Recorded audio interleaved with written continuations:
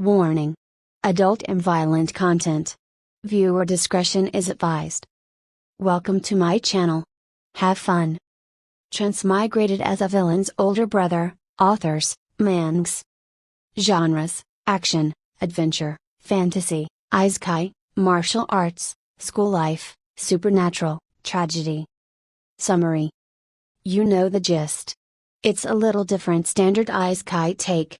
Tragic death, check. Weird circumstances, not the damn truck, check. Aiden is a teenage boy with deep-seated regrets about his past. He had always felt neglected by his father, who was a workaholic and never had time for him due to the trauma of losing Aiden's mother when he was very young. Aiden tragically dies under the guise of a secret cloning project called the Alpha Project, trying to escape with his father. Walking up in a near post-apocalyptic world filled with different species. Humans are the minority of the total population in the world, and varying subspecies of humans are present. Aiden finds himself in a body of a high human that is not his own, and with fragmented memories of his former life as this one as well. He tries to uncover the truth about his past and the artifact that brought him back to life. The artifact that set everything in motion. Can Aiden navigate through this world, seeking acceptance from his new family and stop his obnoxious brother from starting future conflicts and wars in his thrilling adventure? 0. Alpha Project, Prologue. In the dimly lit underground base, the sound of gunfire reverberated off the concrete walls. A lone figure with dead, fish-like eyes moved with mechanical precision through the man-made terrain, dodging the bullets of the sentries who pursued him. Thung. Thung. Thung. The young man's eyes scanned the artificial terrain as he moved with machine-like precision. Sentries fired at him as he took cover behind a tree, but he quickly peeked out, fired a shot, and destroyed his target before returning to cover. With lightning-fast reflexes, he maneuvered through the jungle terrain, using every obstacle like logs and trees to his advantage. His movements were fluid, as though he had been programmed to navigate the terrain flawlessly. He fired off shots with deadly accuracy, his face remaining emotionless and devoid of human feeling. The sentries struggled to keep up with his movements as he moved through the terrain with the skill of a seasoned veteran. On the other hand, with a poker face, a tall, muscular man observes this from the control room, where all sentry controls are located. There are several people in the room analyzing the subject's performance as the man watches from an aerial view of a football field terrain. He is dressed in a military uniform of sorts adorned with numerous badges and holds a cane in one hand. Humphrey, he grunts. He has received excellent training. How long until Project Alpha is finished? We need to get this project up and running as soon as possible. I've asked several times, but there has been no progress other than B1X. He said in contempt. The group of elderly men in lab coats all flinched at the general's harsh tone. The head professor stepped forward, papers in hand, ready to answer the general's questions. B1X is still in development, he said, his voice measured and professional. As you can see, the 5-year Alpha Project initiation was a modest success, but this specimen is a valuable asset. He is the first clone to survive 3 years without decommissioning. It will take time, sir. The program will be completed in 2 years. The general turned to face the doctor, his eyes narrowing in scrutiny. If he shows promise, I might be able to use him. You only provide 1 clone in 3 years, and most die before reaching the age of 2.5 years. I'm thinking about taking this one next year because clearly there is no sign of the quantity which we need, he said, looking at the doctor with a sly smile. The doctor, with a stiff yet stern expression, looked at the papers in his hand before responding. B1X is a high-value asset, and we need to study him to perfect the Alpha Project. I cannot give him to you. It's critical to study why the cloning project is failing and fix it. Furthermore, you have no authority over the project management. The muscular general stared the professor down, his expression is cold and unyielding. How dare you, he said loudly. That is not your concern. I have Class 1 authority over this project. You cannot tell me what to do. With a slow pause and clear disdain in his voice, he continued, You are replaceable. Remember that, Dr. Hector." The doctor did not back down and stared straight back at the general. "That's true, but I am leading the development of the project. This is a delicate process, and rushing it could result in billions of dollars going down the drain. Do not tell me what I can and cannot do, because I know how to get this project fully operational without delay. Take the specimen, and I cannot guarantee any progress in the Alpha project." Boom! Suddenly, a loud explosion shook the room and the last sentry was destroyed on the battlefield.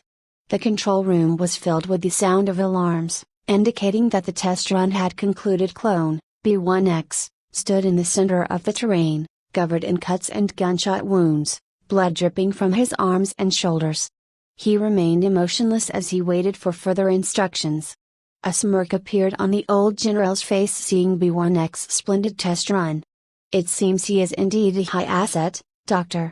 I will give you the benefit of the doubt, but listen carefully," he said, towering over the professor with his height difference, amusement, and disdain on his face. "We, the council, know what you have done. You will answer why there has been no progress aside from B1X. The cloning program should have been operational by now, yet you have only one specimen to show for it."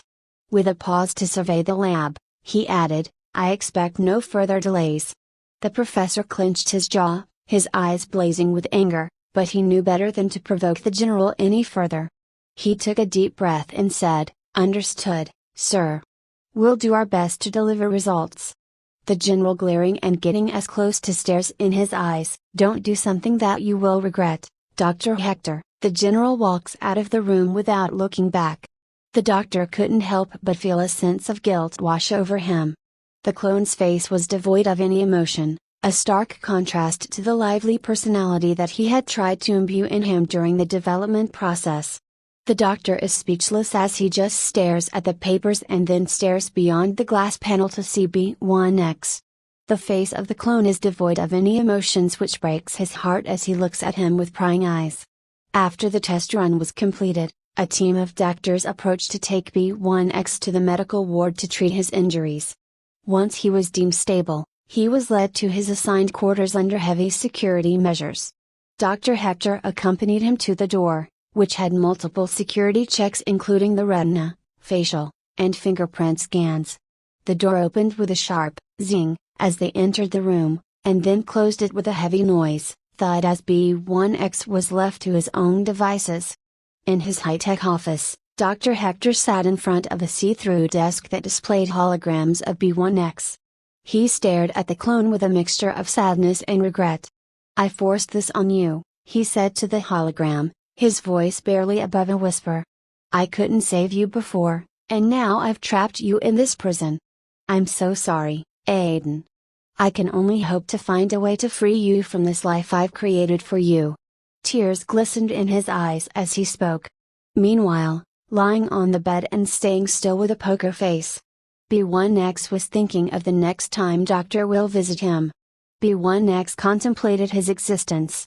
He longed for the connection he felt with Dr. Hector, the only person who seemed to understand him. Everyone else demanded his absolute obedience, leaving him feeling like he had no purpose beyond following orders. With a yearning for companionship, B1X stood up and made his way to a corner of his quarters that was out of sight of the cameras. He carefully removed a loose metal plate and retrieved a book, the only gift he had ever received, from Dr. Hector. As he read through the pages, a barely noticeable smile crossed his lips. On one page, B1X came across the mention of the Dracula family and wondered what it would be like to have a family. He pondered, what does having a family feel like? Am I allowed to have one?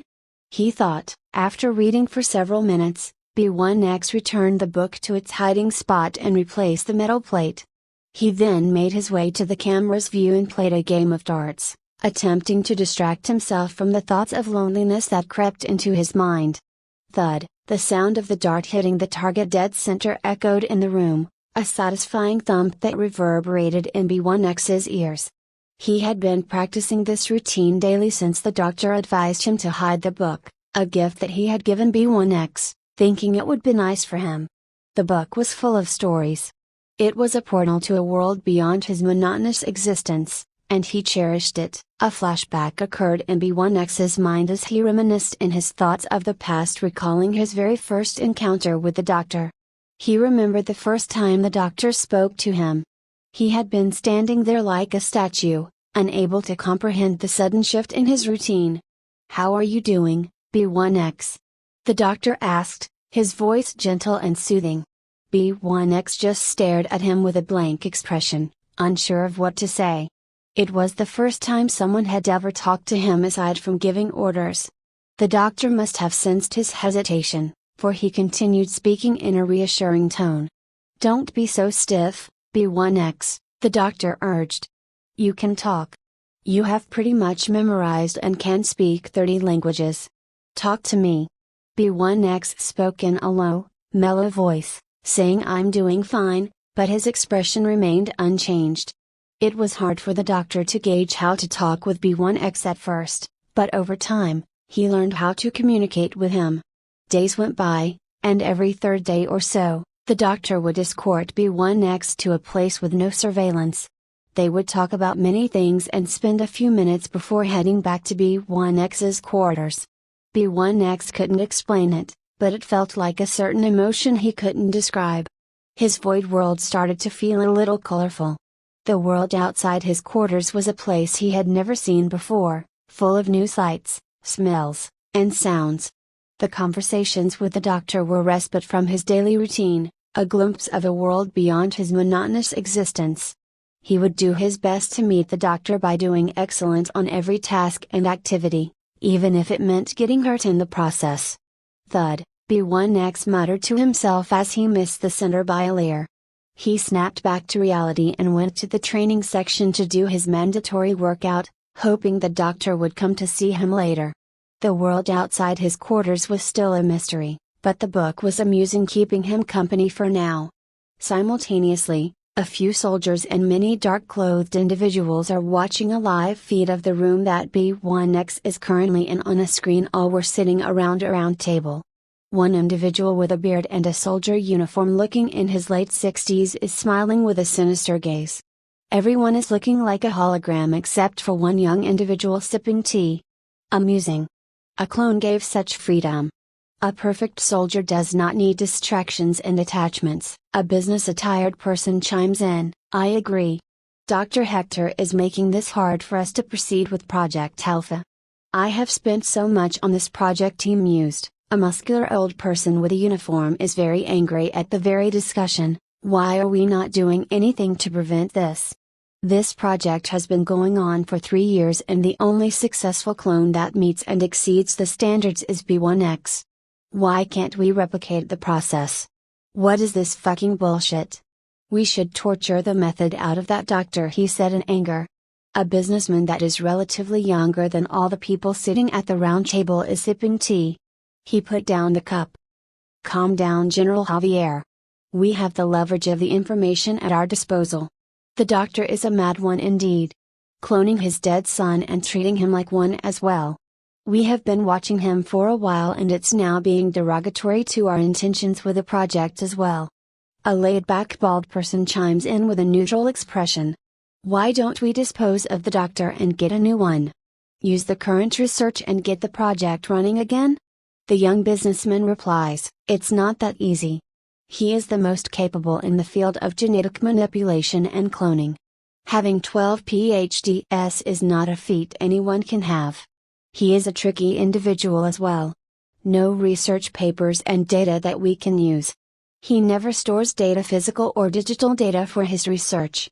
That photographic memory of his sure is handy," he said, amused. He further continued, "The data he has on B1X was extracted not long ago from his database when he started with us 4 years ago and has been tried 40 times in another facility and no results have been shown even remotely close to what he has achieved with B1X. Everyone looked shocked and silent after this news was disclosed. He further added on, "It's quite fascinating indeed. It's actually like magic. We have been watching him from the day he set foot in our project and facilities, yet somehow, he has something hidden from our surveillance." The young business suit individual's smile is full of malice. sending shivers down the spine of anyone who saw it. We will use the clone as bait to obtain the necessary research. It's been ignored for far too long. We've just been observing the Alpha project out of curiosity, but now that the latest clone has been an exceptional success, there's a chance we can salvage the project. We'll capture them both and take what we want. As the meeting ends and the holographic displays of the attendees' faces fade, the young businessman takes a sip of his tea and gazes out the window at the starry sky. His office was dark as he bathed in the moonlight looking through his window. You can't stop progress or greed, Doctor. They fuel the very essence of our existence. On the other hand, the doctor's trembling fingers slowly close the hologram, the blue light fading away as he does so. Making his way to the mirrored balcony of his office. A wave of emotion washes over him, and he lights a cigarette with unsteady hands. The flicker of the light illuminates his face, which is creased with sadness and grief. Tears glimmer in his eyes as he takes a long drag, trying to calm his racing thoughts. He stands near a window with a full aerial view. As he exhales a heavy cloud of smoke, he fiddles with a small stone in his pocket. It's invisible to the naked eye and defies all forms of technology, but he knows it's there. He's been hiding it ever since the day his son died, accidentally discovering the mysterious object lodged in his arm. It's a source of deep regret and pain for him, a constant reminder of the loss of his beloved son. Memories flood back to him, and he takes another drag of his cigarette, the bitter taste bringing him back to the present. He can't change the past, but he can try to make amends for it. With a heavy heart, he places the stone back in his pocket and leans back in his chair, lost in thought. /0.5 Alpha Project P2 Dr. Hector carefully manipulates the invisible stone, his skilled fingers deftly adjusting the minuscule piece of tape with incredibly strong glue, trying to secure the stone in place. As he works, the night sky stretches out before him, a black canvas speckled with distant stars. He takes a moment to pause, cigarette smoke curling from his lips as he reflects on his actions. His thoughts inevitably drift to the past, to memories he has tried to leave behind. Dr. Hector's point of view: I can never forget that fateful day. The guilt and regret still weigh heavily on my conscience. I wasn't the father I should have been. My work consumed me, always coming first in my life. I devoted myself to the pursuit of science, searching for answers that only I could uncover. But at what cost? My wife was taken from me by an illness, a loss that broke me. I did my best to take care of my son, Aiden, but the sight of him only served as a constant reminder of my wife's absence. I tried to escape the pain by immersing myself in my work, every waking moment devoted to it. But in doing so, I neglected my son. Growing up, Aiden never quite warmed to me, and I couldn't blame him. My constant moving, chasing the next big project and job contract, made it impossible for him to make friends and have a stable childhood. That fateful day, January 19, 2099, we were on our way to the USA for a crucial business meeting. Aiden and I boarded a flight in Chongqing, China, where I had been working on a project. He was livid, a 15-year-old boy who felt like he had lost his childhood to my career. I, a scientist proficient in 12 different fields, couldn't even be there for my own son. Why do we have to keep moving? It's so hard for me. I don't have any friends because we're always on the move. You're barely ever home. What's the point of all this? Aiden's voice was filled with frustration and anger as he confronted his father. Dr. Hector sat next to his son, reading a newspaper without making eye contact. He was aware of Aiden's feelings but never truly addressed them. I'm sorry, son. This is a big contract from the government, and I have to be here for the meeting, he offered weakly. Aiden was so incensed that he couldn't bring himself to speak anymore. He knew it was pointless. His father had never been the same since his mother's death. With a voice barely above a whisper, he murmured, I wish you weren't my dad. Aiden turned his gaze from his father to the window view of the private jet, trying to calm himself down. As he looked out, a bright shining light caught his attention, followed by multiple streaks of light. He leaned closer to the window, his arms resting on the windshield as he gazed in awe at the beautiful display. The shining light seemed to be coming straight toward them, changing its direction at the last moment. But just as Aiden was mesmerized by the sight, a warning was broadcasted by the flight attendant, her voice urgent and panicked. "Attention! We are facing a major incident. Brace for impact. Strap your seatbelt." Aiden barely had time to register the warning before a meteor shower hit the plane. The sound of metal tearing, bending, and breaking was deafening as the plane was shredded apart, crashing down near Manhattan, New York.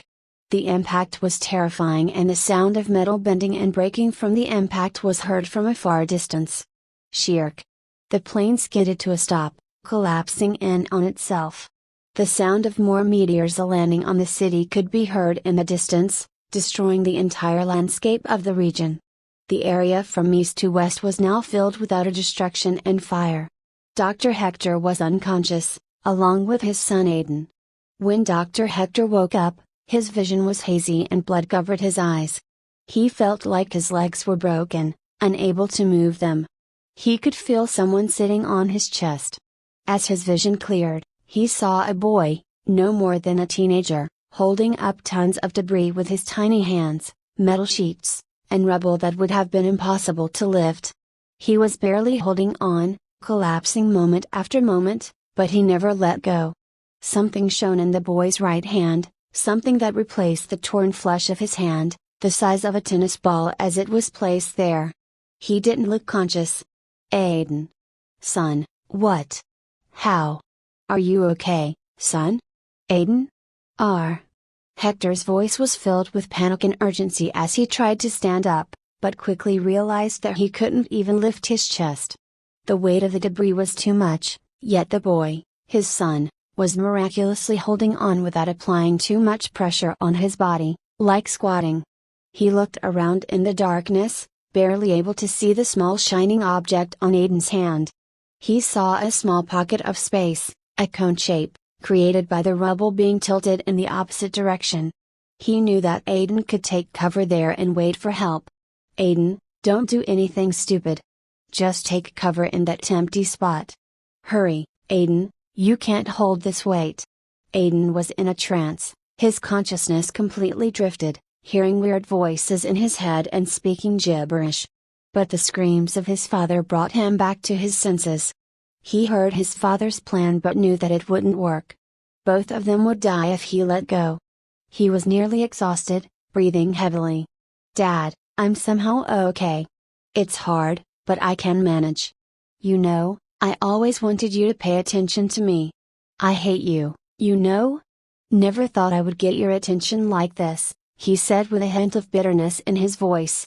Dr. Hector was not listening, as the rubble continued to weigh down, creaking and making terrifying sounds, slowly sinking on top of them. "Aiden, this is not the time. Please, son.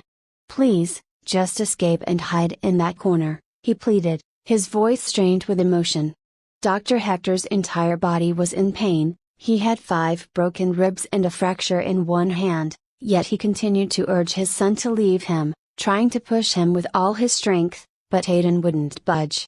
Tears were streaming down Dr. Hector's face as he felt helpless, again. There was nothing he could do but watch helplessly. Seeing his father like this, Aiden, with the help of the glowing stone that seemed to be reading his father's thoughts, spoke. "Dad, did you know that at every single school across the world, I was always top in the region? Whether in sports or academics, I was always on top. But you never noticed me. You never appreciated my efforts. You were always busy with your research. I thought I was lacking a lot because it might have been hard to acknowledge me when you were a son of a genius renowned by the world. You're hurting, Dad. I know you miss Mom. But I don't hate you. You weren't like this at the start," Aiden said with a hint of sadness in his voice. Dr. Hector couldn't deny anything his son was saying, all he could do was listen. He knew he was a terrible father. The rubble continued to weigh down, creaking sounds that were echoing like thunder. "Dad, just remember that I love you, regardless. I'm just sad that you didn't share your pain with me. We are a family. I just wanted affection and a sense of belonging. We moved so much, I just couldn't adjust anywhere. But, Dad, please don't blame yourself. This mess is not your fault. Thanks for everything, Dad. Aiden spoke with the warmest of smiles. His hand with a rock carved into it, glowed brightly as stars lit up the darkness in the area. Dr. Hector's last sight was his son, smiling so happily, in a glimpse of light shining through the darkness. Aiden! Dr. Hector screamed as he saw his son put all his strength into throwing the rebel several feet in the air and forcibly kicking him into the cone-like safe space. Aiden collapsed from exhaustion but still made one last attempt to drag himself towards his father, reaching out with his hand. He wanted to escape but still, he was smiling, knowing that he had saved his father. The rebel that was in the air descended in a roar. Metal and heavy debris collapsing. Boom, clank crack. Aiden tried his hardest to reach the cone, raising his hand to make it out with all his remaining strength. But it was too late, the rebel collapsed on top of him. Dr. Hector could only watch in horror as his son sacrificed himself to save him.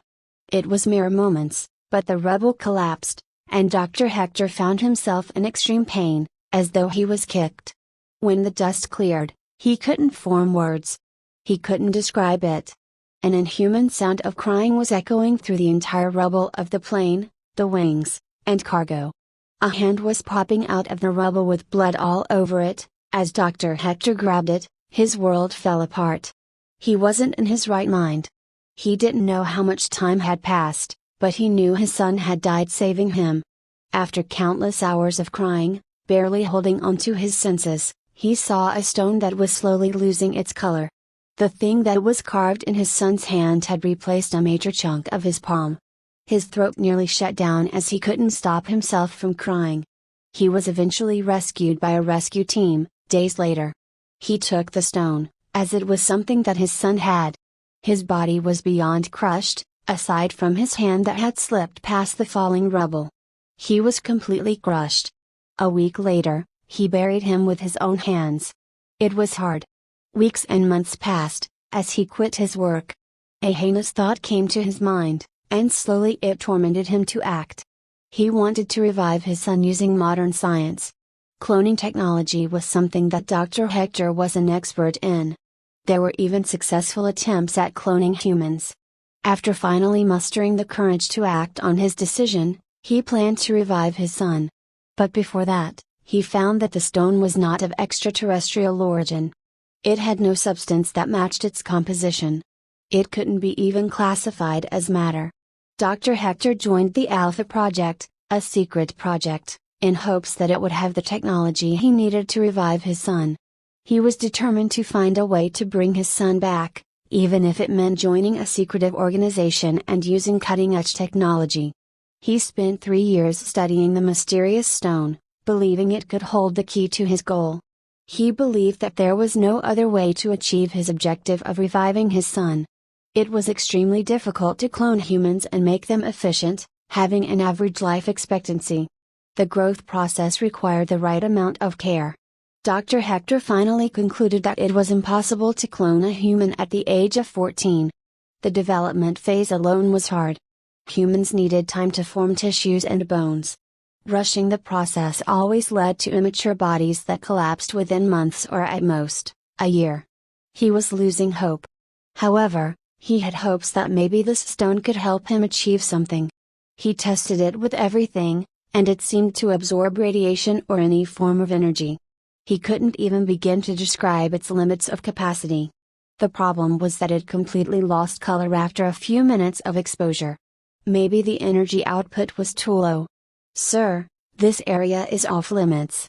You're the chief director of the Alpha Project, but please sir, you can't enter the fusion core," a guard warned Dr. Hector as he entered the restricted area. Dr. Hector, without looking at the guard, handed him a slip that he had acquired from his connections with the higher-ups, stating that he wanted to see the fusion core.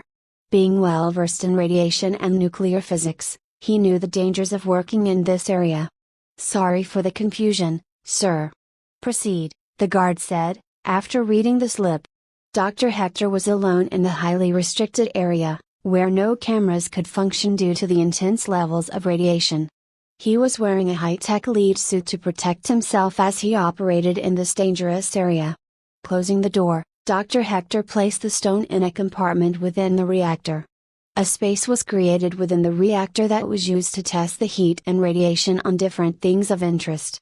It was his last chance. If this failed, he would abandon this project and do something else to achieve his goals.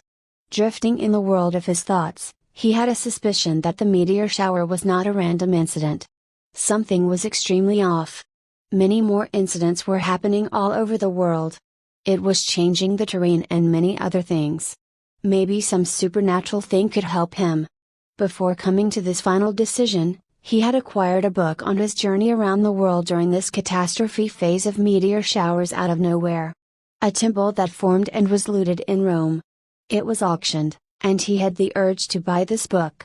Its unique thing was completely blank. He discovered that by placing it in the same space as the invisible stone, a story-like novel seemed to write itself in the book. It was interesting at first, but utterly useless. He looked at the reactor. I should push it to maximum capacity because I know this stone can take it. I can't risk ever asking for permission again, it will be too suspicious, Dr. Hector thought as he calibrated the interface of the reactor. The stone slowly changed to a green and dark pigment color. It was very astonishing. After an hour, he stopped the process as the stone was shining very brightly. Putting on a radiation suit, he came close, but to his surprise, there was no trace of extreme heat or radiation. This was both surprising and disturbing. He didn't know what he was dealing with. I just don't have a choice, Dr. Hector said, looking at the stone. For weeks, Dr. Hector tried everything in his lab to get a reaction from the stone, hooking it to many different apparatuses, and using various materials to make it react, but nothing seemed to work. He knew the stone could give superhuman strength, maybe something like advanced cell generation, which could help him revive Aiden without any drawbacks in the process. He took the final and only risk. He would try to clone Aiden using his DNA as genetic material. He couldn't bear to see him die again. He would rather die himself before that. He worked tirelessly, and months passed by. Doctor, still no progress. The council is disappointed. We will give you more time, but we expect results, the general said, as Dr. Hector was reviewing the research data he had gathered for Aiden. I am trying my best, General, Dr. Hector replied, looking at the tube where a body was floating in liquid. I hope this works. Please, a god, any god, help me. I am just a broken man, just help my son. I will pay any price, Dr. Hector cried out, calling to anyone in an empty room. Unnoticed by him, the stone was slowly blinking very faintly. Dr. Hector placed the mysterious stone within the bottom of the tube containing his cloned son. He observed it closely as it glowed and emitted faint blips in the night. The next day, he noticed that the stone had lost its color and had become invisible. Alarmed, he checked on his cloned son and saw that their development had greatly improved and their skeleton was forming rapidly.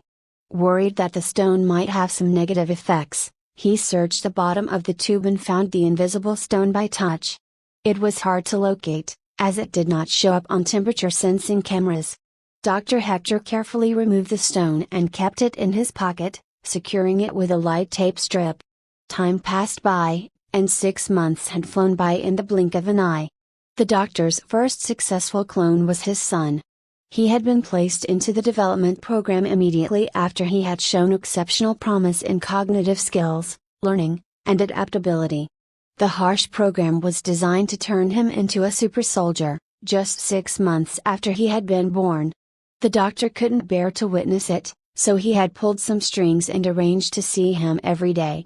He loved him like a son, but he couldn't show it. He had to maintain his cover and keep the secret of his birth a closely guarded secret. The doctor was jolted from his reverie by the sound of his phone ringing. As he answered the call, he listened intently.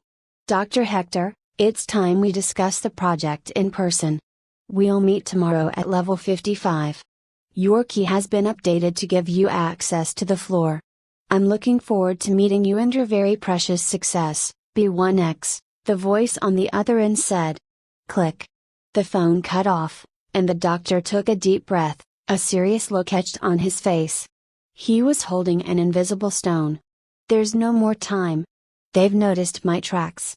I will escape this hellhole and bring my son with me. I can't see him treated like a toy and an object. Tonight, I will make my escape, he thought. Dr. Hector used his time wisely and set up numerous escape routes and hiding bunkers all over the world. He used his influence and financial power, hoping it would be enough to keep them hidden for a while. In a sleek and fancy office, a man turned off his phone, placing it on his desk. He was a well-dressed man, with a slick, laid-back haircut and a small fancy monocle that matched the color of his suit, tied to his pocket. He was a young man, contemplating his actions, tapping his fingers on the fine wooden table. That won't do, Professor. I can anticipate your actions. Very predictable, he said to himself. The young man picked up his phone again and made a call. Sir General Javier. Implement the mass lockdown protocol. We have some troublemakers, he said. The general was amused by the call in the middle of the night. Intruders? Or are we finally going to put the doctor on trial? He replied with a hint of amusement in his voice. The young man in the suit was twiddling with his thumb as he spoke on the phone. Both, General. Search the surrounding 20 kilometers/12 miles radius of the base with a battalion of our armed troops. There has to be someone helping the doctor. I've given him an ultimatum. Just to be safe, I'm thinking of blocking off his escape routes in case he plans to escape. We've invested a lot, and we can't have any mishaps. Check on B1X as well. I have a sneaking suspicion that the doctor might be with him, he said. With a smile on his face, General Javier replied slowly, Roger. Turning off his phone, the young man looked at the hologram screen with the Alpha Project files. Browsing through them, he paused at an individual image that had set everything in motion. It was a man that the world did not know yet, but who had roots in everything. From politics to governments, everything linked to this shadow organization, and he led it with an iron fist. I wonder what your plans are, old man. Surely, dumping this much money and resources on a project like this is stupid and unproductive. What are you up to, you fucking geezer? You know something.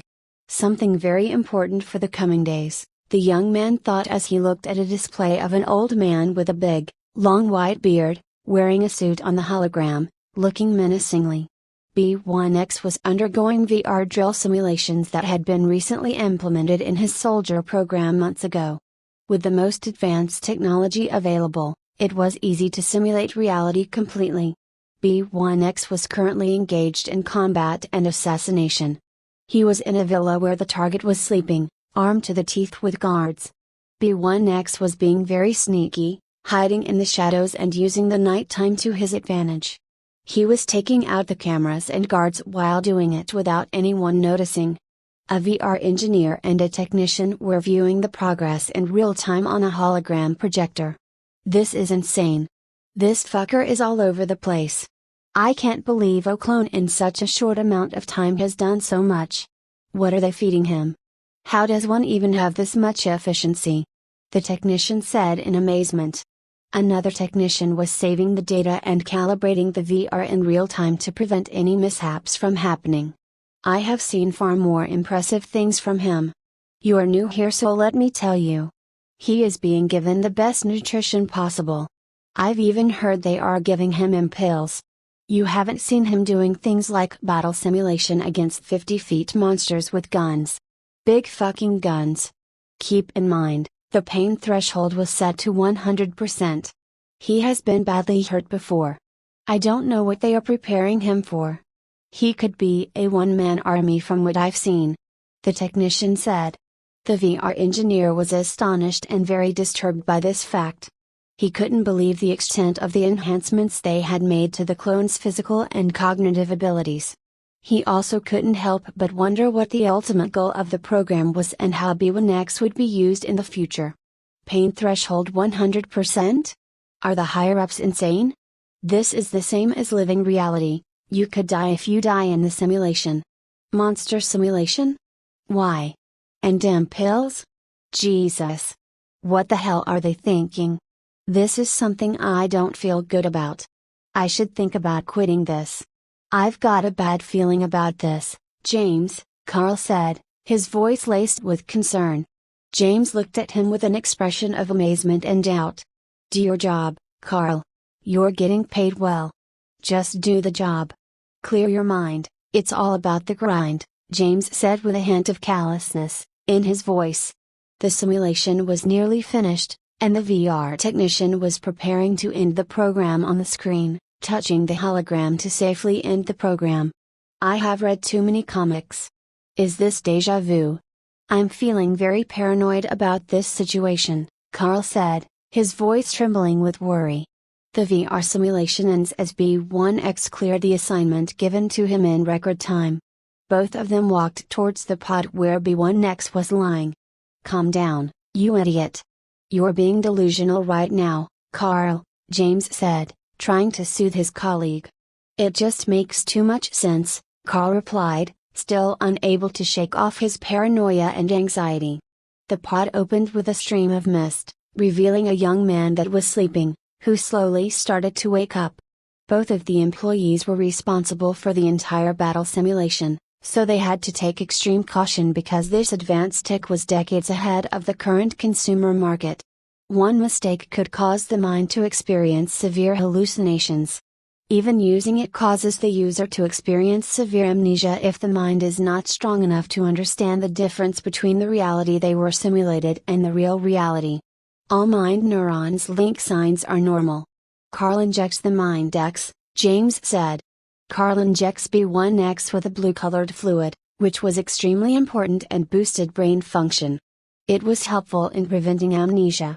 B1X slowly opened his eyes and tried to get up from the pod, but he falls. Carl was confused and worried as he saw B1X falling. Dude, don't just stand like that. Let me help you. Understand that experiences of this kind of deep dive in VR are dangerous and taxing on the mind. Take it slow. Did no one tell him? Carl said, helping him up.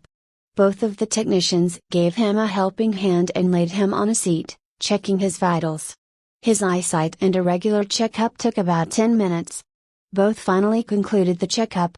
James looked at the papers. B1X, the battle simulation is over. You can go now. Everything is okay, he said, with a reassuring tone. With a mischievous smile, James said, you know what B1X has done to the previous advanced Hyper VR technician? Be good to B1X, or you know. He then made a throat/hand gesture, implying something about the previous technicians. Carl shrugged it off and said, dude, stop fucking with me. I haven't seen him do anything other than follow orders, I think. B1X just stared at both of them with a dead fish stare. He didn't react and just turned around and left without looking back. Amused by this, James had a big chuckle. Carl was taken aback and looked shaken. As B1X was about to leave the big area of the room, James completely broke into laughing at Carl, not amused by this funny spectacle. Aha! Wiping his tears, James cleared his friend's assumptions or whatever he was thinking. Chill out, you idiot. B1X is shy. He has never responded in the past 4 months with me. I didn't try, but he didn't ask anything either. He doesn't even talk to anyone. It's sad, honestly. Don't worry, whatever you're cooking up in your head, it's not happening. He is an extremely reserved guy. James was visibly not amused by Carl's jokes. Jokes aside, this is seriously something off about this Project Alpha as well as this facility. I have a very bad feeling about this, like those NPCs in comics. In his mind, Carl was thinking about putting in a resignation. He trusted his hunches, and they were never wrong about these things. B1X slowly exits the room and proceeds to his quarters, accompanied by a random guard. He was thinking about the unusual conversation. This hadn't happened before. It felt right in a sense, he couldn't describe it. He just thought in his mind, he wanted to talk about it with the doctor. Dr. Hector, after his call, prepares to get things in order. First, he dials a code for the frequency on a walkie-talkie. Midland 99X channel GMRS of 2099, the latest model. making notice of the time on his watch. The channel will open very shortly and close very fast. The college that he employed, and a close friend Ned Weaver is waiting on the outskirts of the base. Hiding behind tall hills covering the terrain of a forest 35 kilometers/21 miles away from surveillance. With a road jeep and some armed people, I'm here, Hector. What's the situation? Dr. Hector replied, I don't have much time, Ned. The higher-ups have caught on to my plans. I need to make my escape tonight, and I need your help. I'll be bringing my son with me, I can't let him be a part of this any longer. Understood, Hector. We're ready and waiting for you. The road jeep and our armed escort are ready to go at a moment's notice. But you should know, there's a high chance that they'll come looking for you and your son. They won't let you go without a fight, Ned said. I know, Ned. I've prepared as much as I could. I just hope it'll be enough. I'll make contact again when we're close. Stay safe, Hector replied. You too, Hector. We'll be waiting, Ned said as Hector turned off the walkie-talkie and prepared for his escape. Ned puffed a big whiff of the cigar he was holding and said, Don't worry, Hector, I got you covered. We'll close at 11:45 p.m. at your exit location. Stay safe and don't get yourself killed, friend. Over. Closing the communication device, Dr. Hector headed to level 40, where his son had his quarters. In a hurry, he rushed to the floor elevator. Time was ticking, and at any moment, the base would be in lockdown. Reaching level 36, the elevator suddenly stopped, and alarms all over the base started to go off. Breach detected. Closing all points. Dr. Hector knew that he had to hurry, the base's security system had detected the breach, and he was running out of time. He needed to get to his son and make their escape before it was too late. Dr. Hector becomes very shocked by this. Fuck. They're mad. Closing the entire base just because of my suspicions? This is madness. Dr. Hector calmed himself with a deep breath and followed what he had planned. Months before he made preparations for this very night. Though it was extremely hard, he somehow got extremely lucky. In the prior months, he got access to the fusion reactor again without any notice. Dr. Hector made the calculation and set the fusion reactor to increase in one go beyond safety levels.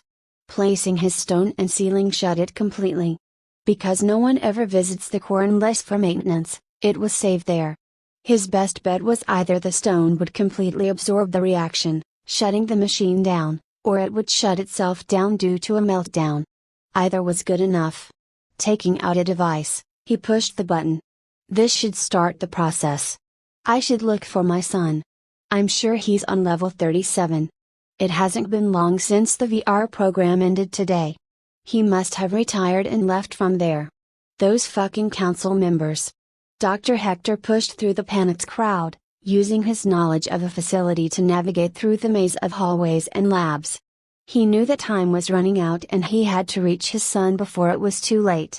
As he ran through the emergency stairwell, he could hear the panicked screams of the staff and workers as they rushed to escape the lockdown. The guards were being overrun by the panicked crowd, but Dr. Hector managed to slip by them unnoticed. Move your asses, idiots. Get out of the way. Dr. Hector could feel his heart pounding in his chest as he pushed his way through the crowd. He knew that he was getting close to his son and he couldn't let anything happen to him. Finally, he reached the door to level 37 and pushed it open. /0.75 Alpha Project, Conclusion, /B1X walked through the 37th floor hallway towards the elevator, but suddenly alarms blared through the building. Confused and unsure of what to do, B1X's heart rate increased, but he remains calm as he continued to walk toward the elevator. The elevator's sign indicated that it was in lockdown and closed.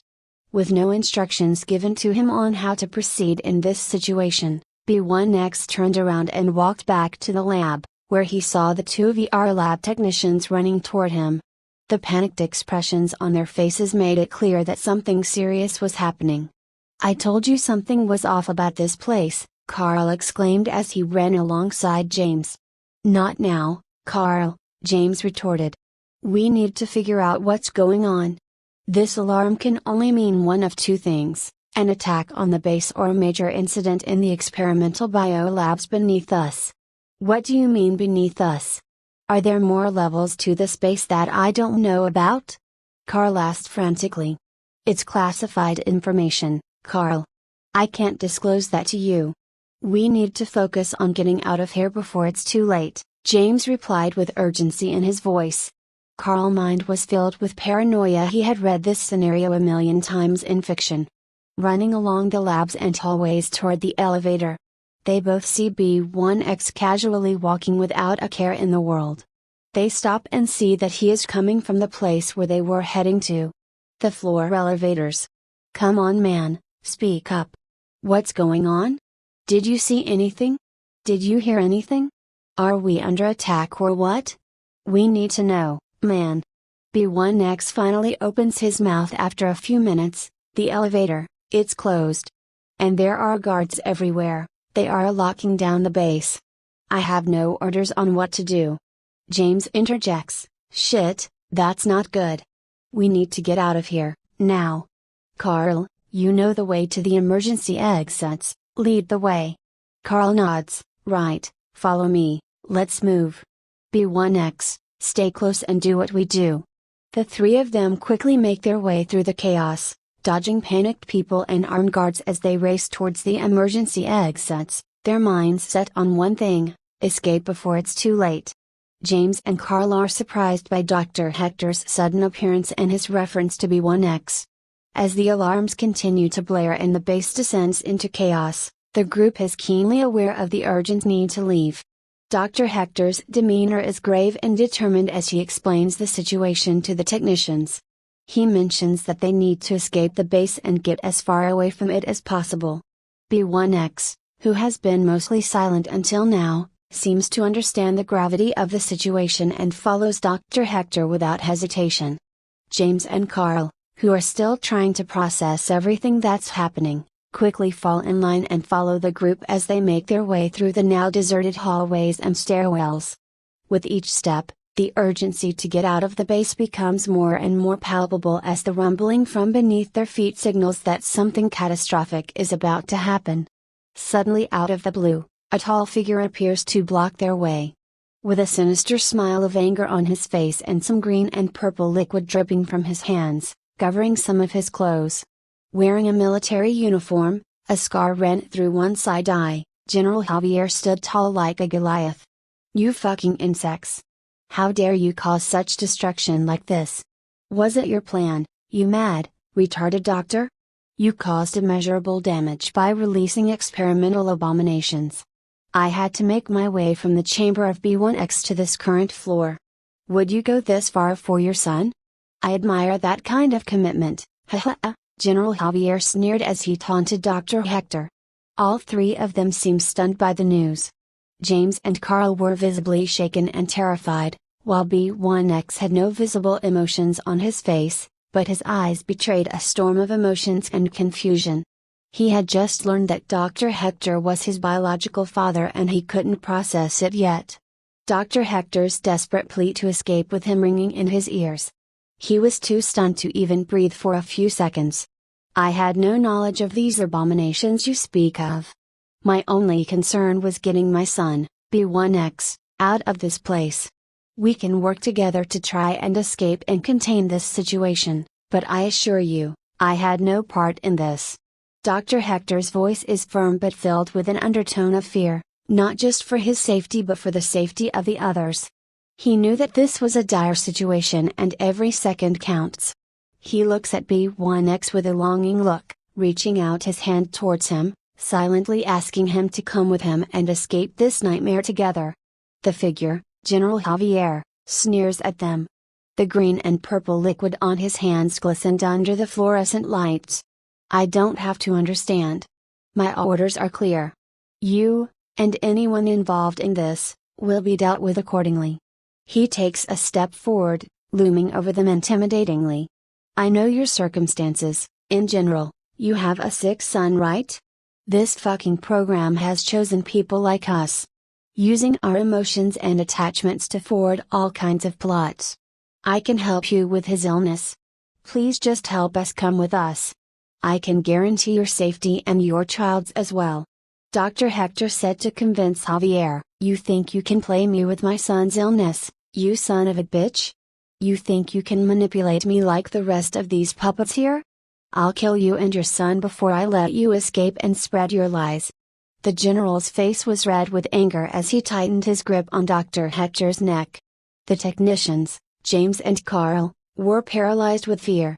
They didn't know what to do or say. They knew that General Javier was a powerful and ruthless man and that he wouldn't hesitate to kill them all if he felt threatened. Seeing the doctor getting strangled for a few seconds, B1 immediately gets restless. Making a fist with so much strength that it's turning completely red-blue out of sheer frustration. Dr. Hector, struggling to speak, managed to say, I'm not lying. I have the cure for your son's illness. Please let me go and I'll show you the proof. Will you not take this chance to help your son? Look at me and what I have been through for mine." The general hesitated for a moment, looking into Dr. Hector's eyes, trying to see if he was lying or not. Finally, he released Dr. Hector and let him go. "Fine, show me your proof. But if you're lying, I'll make sure you and your son suffer before you die." Dr. Hector quickly pulled out a small vial from his pocket and showed it to the general. "This is the cure. It's a new type of stem cell therapy, developed using the latest technology. I've been working on it for years, and I can guarantee that it will cure your son's illness." The general looked at the vial, unsure of what to do. He knew that Dr. Hector had a reputation for being a brilliant scientist, and that many of the breakthroughs in the base were his work. He also knew that he couldn't afford to waste any more time here, as the monsters were getting closer. He finally made his decision. "Fine, I'll trust you. But if you're lying, I'll make sure you pay for it. Let's go." The group quickly followed the general, who was leading them toward the upper floors. All these remarks were making B1X so anxious. His eyes could not focus as he was speaking again and again toward the doctor. He was his son? A feeling he has never felt before. A feeling of belonging. B1X was smiling slightly at the thought that he was not alone. There was someone always looking after him. The sudden appearance of the monstrous creature sent shockwaves of terror through the room. Its massive hand reached out with lightning speed and swiped the general with ease, sending him flying across the room with incredible force. The sound of the general's body colliding with the wall was deafening, like a thunderclap in the quiet room. Thud, the creature itself was a terrifying sight to behold. Its body was a grotesque fusion of bear and something else, something inhuman. Its mouth was a gaping maw filled with razor-sharp teeth, caked with blood and bits of bone. Its eyes were like those of a praying mantis, cold and calculating. A glowing rock pulsed within its chest, as if it were the creature's very life force. It stood at an imposing 20 feet tall, towering over all those in the room. Its mutated form was an abomination, a hybrid of species that should never have been brought together. The sight of it was enough to make even the bravest of men quiver in fear. Except for B1X, who was dead serious and completely ready because he was facing a real threat. All the others were frozen like statues due to fear.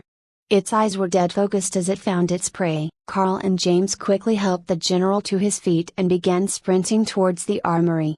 Each floor of the facility was massive, spanning 1,500–3,000 yards in size. They knew it would take time to reach the armory, but time was of the essence. Carl didn't waste a second, yelling out to the rest of the group as they ran. "Run! Armory, hurry! B1X, stall it and lose it. Hurry and meet us at the armory." They pushed themselves to run faster, adrenaline pumping through their veins as they tried to outrun the monstrous creature that had just appeared. Every step they took was filled with the fear of not knowing if they would make it to the armory in time, but they pushed on, driven by the determination to survive. The doctor knew that his son, B1X, was not an ordinary person anymore. He knew that his son could take on this creature, but every fiber of his being wanted to stay by his side. Despite this, he was dragged away by Carl, like a rag doll, as he yelled out, "We will be waiting for you. B1X had been dealing with this type of situation in battle simulations for the past several months. This was nothing new to him. He listened to the doctor's words and took one final look at him, and for a split second, a genuine smile appeared on his face. But then, just as quickly, he shifted his focus and prepared to take on the bear-like creature. He was determined, confident and ready for the fight, knowing that his training and experience would help him overcome this challenge. The monstrous abomination made a battle-ready stance and let out an inhuman howling sound that could be heard throughout the entire floor. It leapt into the air, using its massive 12-foot-long arms like poles, and plunged towards B1X. Shhshshshh, the sound of its attack was deafening, a blood-curdling screech that echoed through the room. But B1X was not intimidated. His incredible speed and agility allowed him to dart out of the way of the beast's strike, dodging it with ease and making strong waves as he did so. As the creature descended from the air, B1X was already moving, running towards the beast with incredible speed. He was focused, determined, and ready for the fight of his life, knowing that every second counted and he needed to defeat the creature before it could harm anyone else. "You want me? Come and get me!" B1X taunted, his eyes locked onto the creature. The abomination let out a deafening roar and charged towards B1X, its massive arms were outstretched.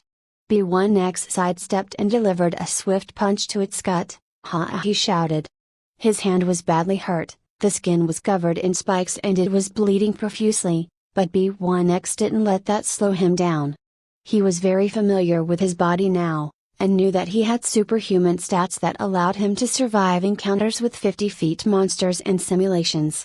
The guns were a major help as well, but he had been trained in hybrid martial arts, combining the best aspects of all martial arts in the world. The bear-like thing was hit with incredible force, launching its huge body a little in the air. B1X quickly positioned himself below the creature and used his hands without hesitation. He executed a judo move, a punsoinage, a single-arm shoulder throw using the opponent's momentum. With all the power he could muster, B1X slammed the bear-like thing into reinforced concrete. The impact was devastating, the reinforced concrete cracked and crumbled under the force of the blow. Boom! B1X didn't waste any time, he knew that he needed to take at the creature quickly and decisively. He twisted and turned the creature's right arm, trying to rip it off with dangerous moves, precise positioning, and brute force. The sounds of squishing, cracking, and tearing filled the air as he succeeded in ripping off a part of the arm. Squish, crack, grab, he focused for a moment, before plunging the arm straight into the glowing rock-like object in the creature's body. A loud screech echoed through the hallways as the creature's screams filled the air. Covered in blood, B1X ran towards the armory. He had always seen it when he was given live rounds for training on other floors. They were always in the same place for simplicity's sake. He knew that he needed to get there quickly and arm himself before the creature could recover. He pushed himself to run faster, his mind focused on survival and the need to protect himself and others.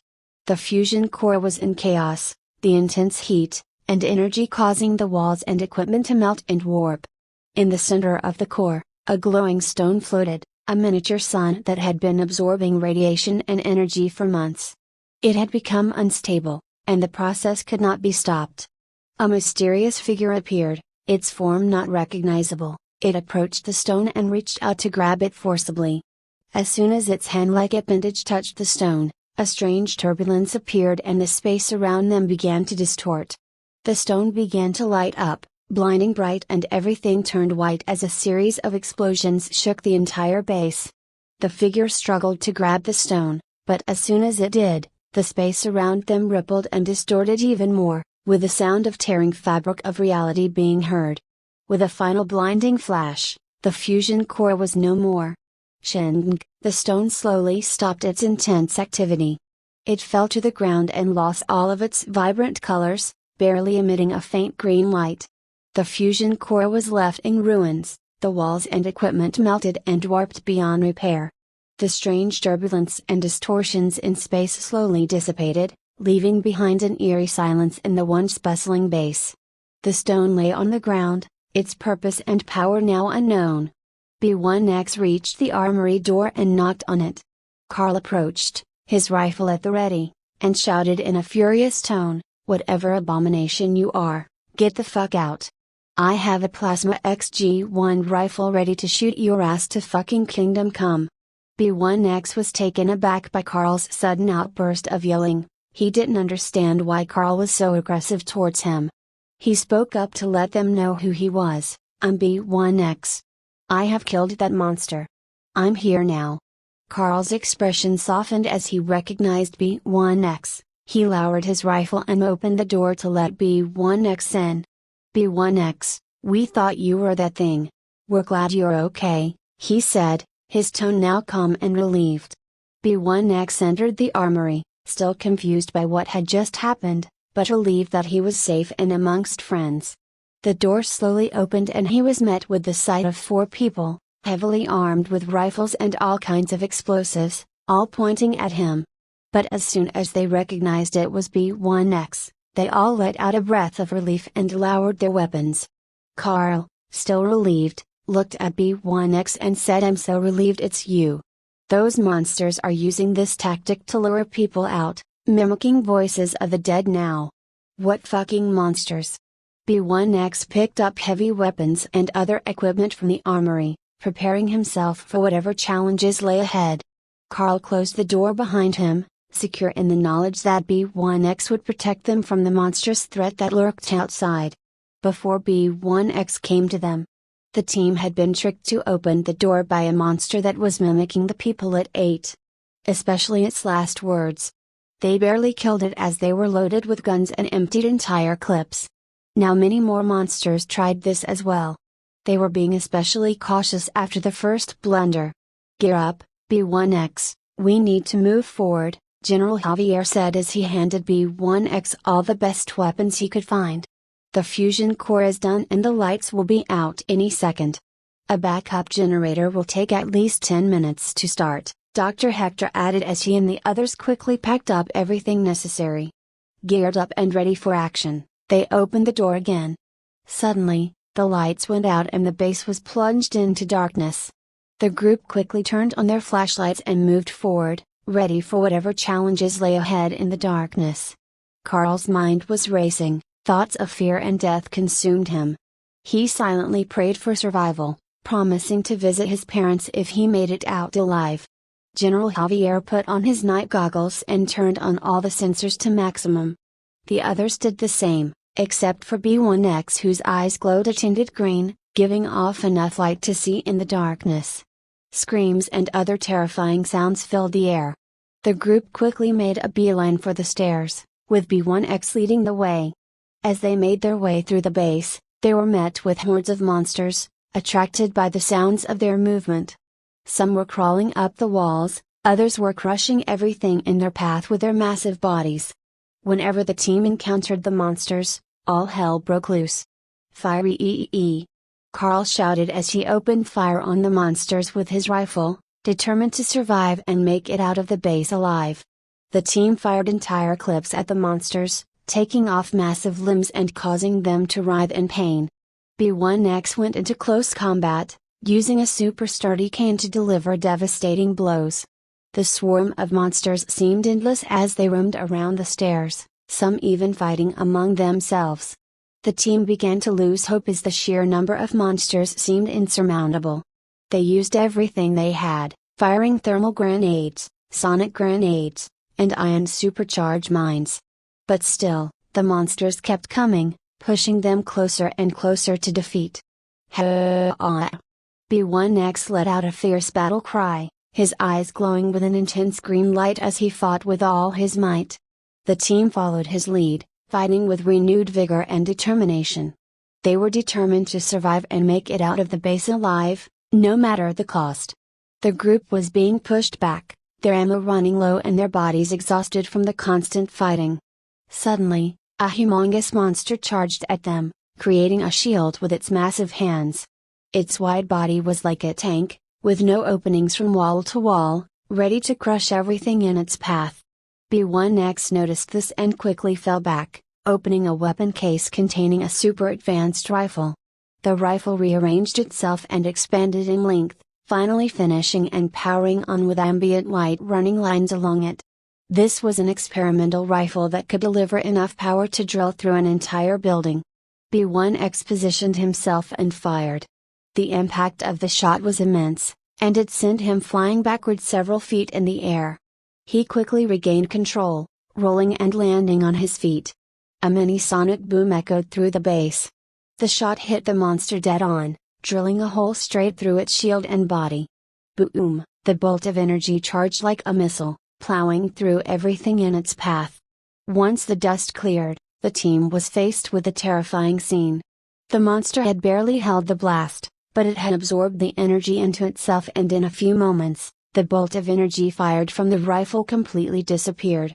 James and Carl, after seeing this display, completely lost their willpower and dropped their weapons.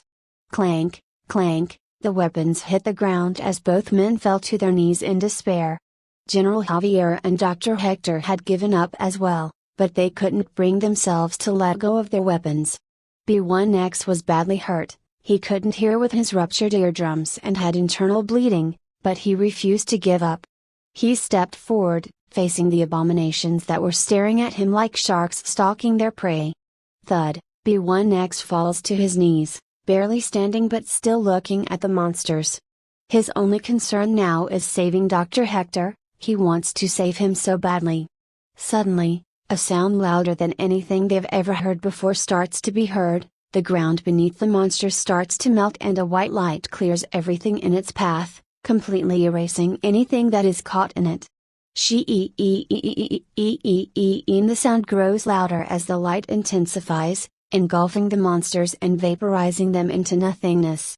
The team is left in awe, staring at the blinding light.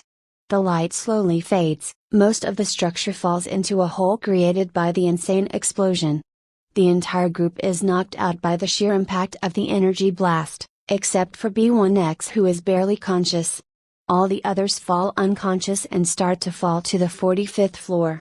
B1X uses all his remaining strength to make one last move, eating a pill that grants temporary boosts in stats such as regeneration, strength, speed, etc. Clank, thung, the entire floor is falling apart and all the group members are falling to their deaths.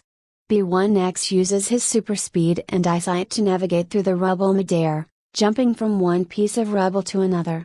He grabs both James and Carl, then the doctor, and the general. He maneuvers swiftly like a cat, but his eyesight is getting blurry each second. He's barely holding on.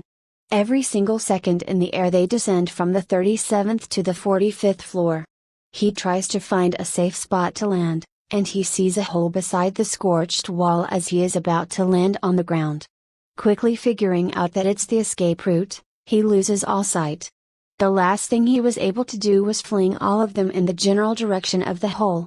Boom! Clank clank. Zeek, tons and tons of rubble descend to the 45th floor. The impact creates a huge sound and dust all over the place. In a few minutes, a deadly silence envelops the entire area. The night moon shines as the beam cleared everything from the 45th floor to the top. Time passes, and B1X barely opens his eyes. As he lay there, nobody could tell what kind of expression he was making, but tears were streaming from his eyes. He made a smile, thinking of his last thoughts. He wonders if this is what a family bond feels like, and he thanks Dr. Hector for everything. He wishes that he had another chance at life, a fair chance to be loved. These were his final thoughts as he closed his eyes and let out a final breath. Losing all response, B1X became silent.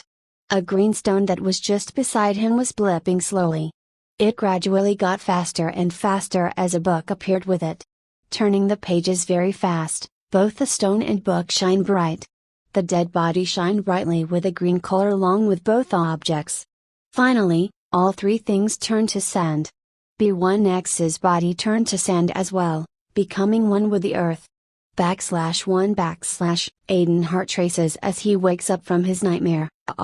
He looks around the room and sees that it is illuminated by strange light bulb looking creatures. He feels disoriented and confused, not recognizing his surroundings. He tries to steady his breathing and calm himself down, but the feeling of unease lingers.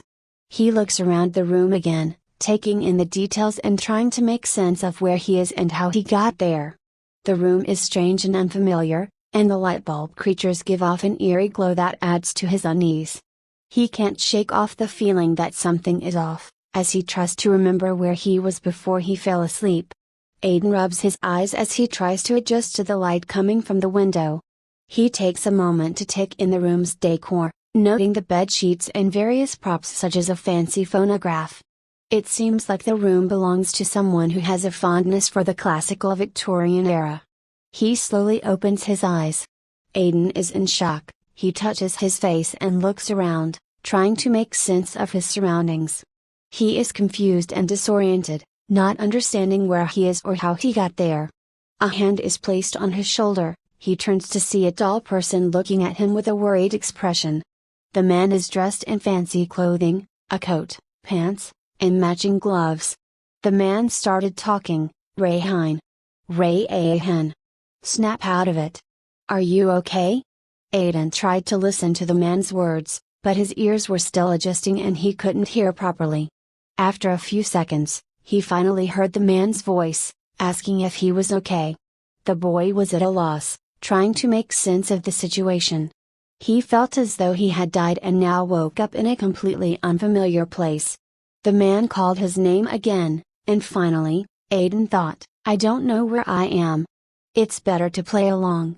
Maybe I'm in a simulation. That's the most logical thing I can think of at the moment." Touching his body and face, the boy looked at the person in front of him and said, "I'm fine." After checking his body and confirming his doubts, he stood up and walked towards the entrance door of the room.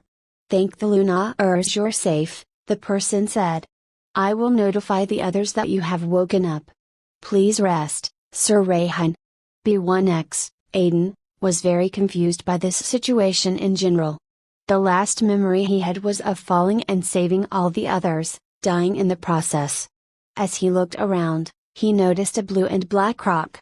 He picked it up, but as soon as he touched it, the rock lost its color in moments. "I know this rock. I've seen this thing before with my father." Suddenly, the boy grasped his head as an insane amount of pain and whispers clogged his mind. Endless whispers of a language he couldn't understand. Barely opening his one eye, he saw a ghost-like figure approaching him. The boy collapsed before the ghost could even reach him. He lay completely unconscious. The butler walked down the stairs from a spiral staircase, then went from the lounge to a specific room, the head of the household. Coming face to face with the door of the room, he knocked to get permission. "Come in," came the response. The butler entered the room. "Yes, Lord Ivan," the butler said. A muscular man sat sipping tea, dressed in a fine suit and attire, complete with a waistcoat, high-standing collar, and necktie tied around it. He had a clean shave and good facial structure, looking elegant and imposing. The individual was sorting papers on his fine-made desk with some sort of glowing orb, which he continually touched to wet his hands so he could grab the paper. The room was decorated with all kinds of skulls of things he had hunted, which was off-putting to anyone who saw it for the first time. After the butler stood in front of him, approaching the lord of the house, Ivan gestured with his piercing, intense eyes. The butler, feeling a sense of unease, couldn't help but feel a little worried. "Tell me what happened?" Ivan asked in a stern tone, his deep voice resonating through the room. The butler, taken aback by the sudden change in Ivan's demeanor, quickly gathered his thoughts and began to recount the events of the day. "Yes, sir. It was just a normal day when I escorted the little lord to the east side of the mansion as Rayhan insisted we explore that part of the area. We were having a casual walk, enjoying the scenery and fresh air, when all of a sudden, a rift appeared out of nowhere." He explained, his voice trembling with fear and confusion. "What?" Ivan exclaimed, his voice filled with shock and disbelief. The butler had a very disappointed look on his face. "Yes, sir. The first thing I did was grab Master Rayhan and make a run for it. It was extremely dangerous.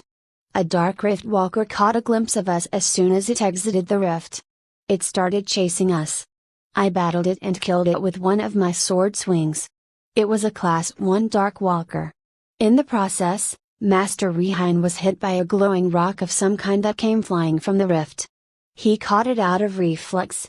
In a few moments, he lost consciousness, the butler explained, his voice filled with regret and worry. As the talk continued, Ivan's mood and face twisted into uncontrollable anger. What is the current situation? What happened to Rehin? Ivan asked in the coldest voice, his eyes fixed on the butler. The butler, feeling the pressure of Ivan's gaze, quickly explained, Sir Rehin has woken up after half an hour. He seems fine, sir. There are no curses or any damage of any kind. I have checked for any abnormalities, and nothing seems out of place. The rift is being taken care of and we are actively trying to find the summoner. It won't be long before we find it and kill it. After explaining the situation in more depth, Ivan calmed his nerves and began to think of what to do next. The situation was a big mess and he needed to clear it up. Meanwhile, in a room, Aiden was deep in sleep. A woman entered the room, moving quietly and gracefully. She was a very beautiful woman, wearing a color-matching bodice with very narrow sleeves and a high neckline dress. She walked towards the sleeping boy, lay down beside him, and gently caressed his head while holding his hand. For a short while, she stayed that way, and after a while, she left. The boy started to wake up, lying on the bed.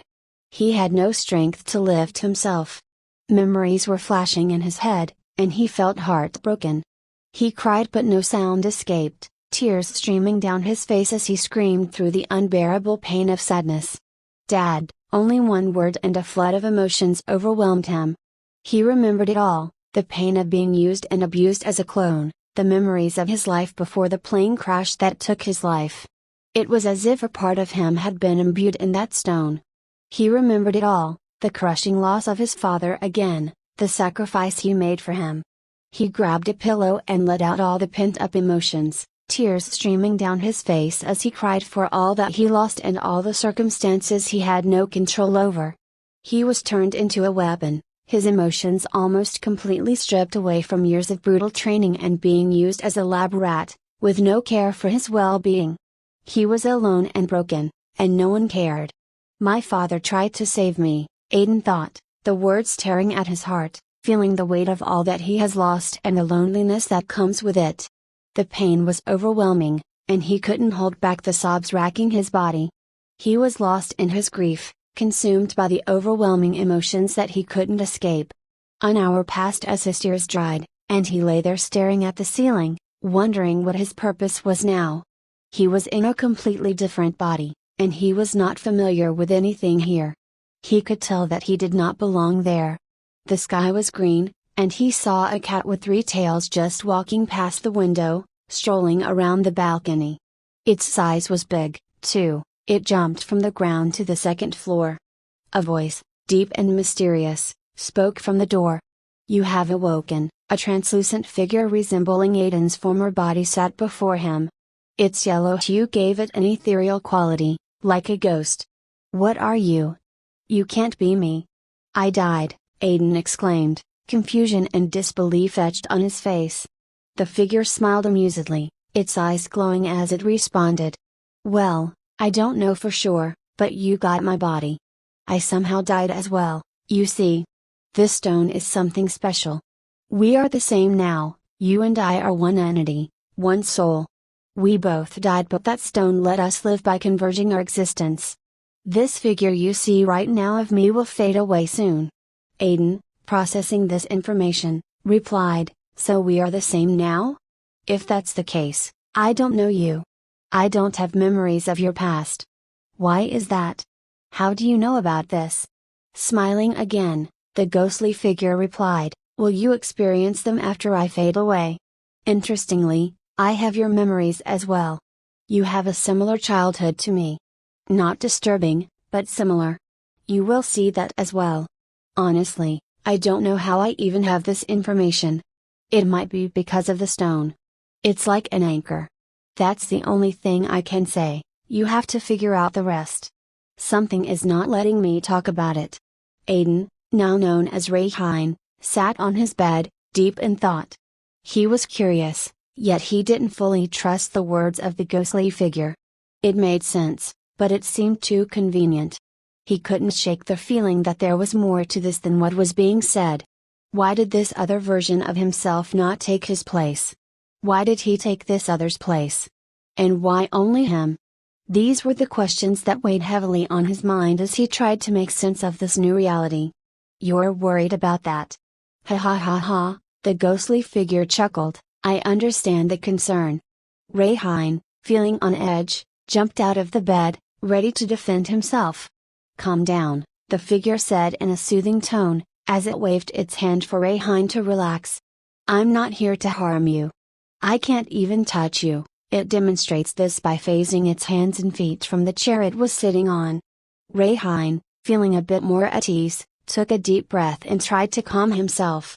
He knew that he had to stay alert and be prepared for anything, but at the same time, he couldn't help but feel a sense of trust and curiosity toward this ghostly figure that claimed to be a part of him. He knew that he had to learn more about this strange new world and the figure's true intentions, but for now, he decided to take a step back and observe. "I know everything about you. It's heart-wrenching to experience your memories. Your precious moments with your father. The Alpha Project. A world without magic. It's fascinating, and yet, it breaks my heart that I will never be able to experience it for myself. It's just my luck. Both our memories will pool into one. You have a more dominant mind than me, so you are taking the lead consciousness. I will just become a part of it with no individuality," the ghostly figure said with a sad smile, looking like the body of Rayhine. Rayhine felt the sincerity in the figure's words and couldn't help but feel a deep sense of sorrow for it. He couldn't shake the feeling that he had robbed this young boy of his life, judging by the fact that he might be 4 years younger than him. "I'm sorry for taking your life like this. I never wanted this," Aiden said, his voice heavy with guilt and remorse. He couldn't believe that he was capable of something like this. He didn't know how to react to this newfound information, but he knew that it would take a lot of time for him to come to terms with the weight of his actions and the loss of the life that was overtaken by him. "Don't be, we both died. No one is responsible here. Look at the bright side, we get another shot at life. I should be the one apologizing here. I'm sorry to be a burden," the ghostly figure said, trying to comfort Rayhine. "You will come to know why." As the ghostly figure started slowly disintegrating, it looked at Rayhine with a very sad look, as if it was about to cry. "I don't want to die. I don't want to," it said, its voice filled with dread and helplessness. It reminded Rayhine so much of himself and his father when they were in the plane crash. Rayhine felt a deep sense of empathy towards the ghostly figure, and he couldn't help but remember the feeling of dying, the feeling of being a burden to his father. He walked towards the ghostly figure, confronting it the best he could. He tried to hug it, even though it felt like hugging warm air. But he didn't give any thought to it and continued the gesture, wanting to comfort the ghostly figure in any way he could. "Let it all out. I'm here for you. I can't even begin to imagine the pain and fear you must be feeling. But just know that you will always be remembered, and honored. I will live for you and myself to the best of my abilities. I will make the most of this second chance you've given me, no matter the challenges I may face. You will always hold a special place in my heart for giving me a second chance." "Thank you, Rayhine," Aiden said, his voice choked with emotion as he tried to comfort the ghostly figure. The ghostly figure broke down in tears, and Aiden couldn't help but feel a deep sense of sorrow for the ghostly figure's pain. He knew that he couldn't do much to ease its suffering, but he wanted to be there for the ghostly figure in its final moments. As the ghostly figure slowly disappeared, its only head remaining, it tried to say one last thing. "Be careful of the light," it said, before fading away completely. Aiden couldn't hold back his tears as he watched the ghostly figure disappear. He felt a deep sense of loss and sorrow, knowing that he had taken the life of another being, no matter the circumstances. He promised himself that he would always remember the ghostly figure and honor its sacrifice. He would be careful of the light whatever it meant, as the ghostly figure had warned him. He knew that he would carry the weight of this experience for the rest of his life. Aiden, now Rayhan, took a deep breath and made a silent vow to himself to make the most of this second chance at life. He would honor the memories of the boy whose body he now inhabited and make sure to live his life to the fullest. He turned to the window, taking in the breathtaking view of the purple and green sky, the massive floating jellyfish-like things migrating that illuminated the sky, and the planet with a ring visible on the horizon. He couldn't help but be awed by the beauty of it all. I will live this life to the fullest. Just watch me, Rayhan, he whispered to himself. He knew that this journey would not be easy, but he was determined to make the most of it. On a sunny day, Rayhan stood before the large window on the second floor of a grand villa. The sun's rays streamed through the glass, casting a warm glow over the room. Rayhan took a moment to admire the breathtaking scenery outside, the lush greenery and the distant mountains. As he looked out, he couldn't help but feel a sense of longing for adventure and freedom. With a sigh, Rayhan turned away from the window and walked towards his bed. The bed was a grand, king-sized mattress, adorned with plush pillows and a soft, silken duvet. Rayhan ran his fingers over the smooth sheets, tracing the intricate patterns on the coverlet. As he examined the bed, he felt something small and stone-like under his fingers, and he picked it up. "What the hell is this?" Rayhan muttered, staring at the invisible object in his hand. "It's like grasping nothing, but I can feel something there. It's completely invisible to the naked eye. Fascinating and terrifying." Rayhan, who had recently adopted the name Aiden, was on edge about his current situation. Most people would believe that they had been transported to another world, one full of impossibilities. But Rayhan refused to leave everything to fate and go on adventures like an idiot. He was in a world that was completely different, a landscape that was mystical and otherworldly. The sky was unlike anything he had ever seen, a canvas painted with hues of pink, orange, and purple, as the sun set. The creatures here were like nothing he could have imagined. Some of them were like giant beasts that walked on two legs, and others were flying creatures that were as big as a house. There was a Saturn-like planet with rings visible in the sky. He had just seen a Titan-like shadow reaching the skies, at least 10 kilometers in height. It had no physical form, just glowing eyes and clouds. Rayhan couldn't even begin to imagine what this world might hold. Rayhan was worried about what was to come. He knew that someone or something had manipulated the scene, some godly entity. He had learned much from his father, who had traveled the world.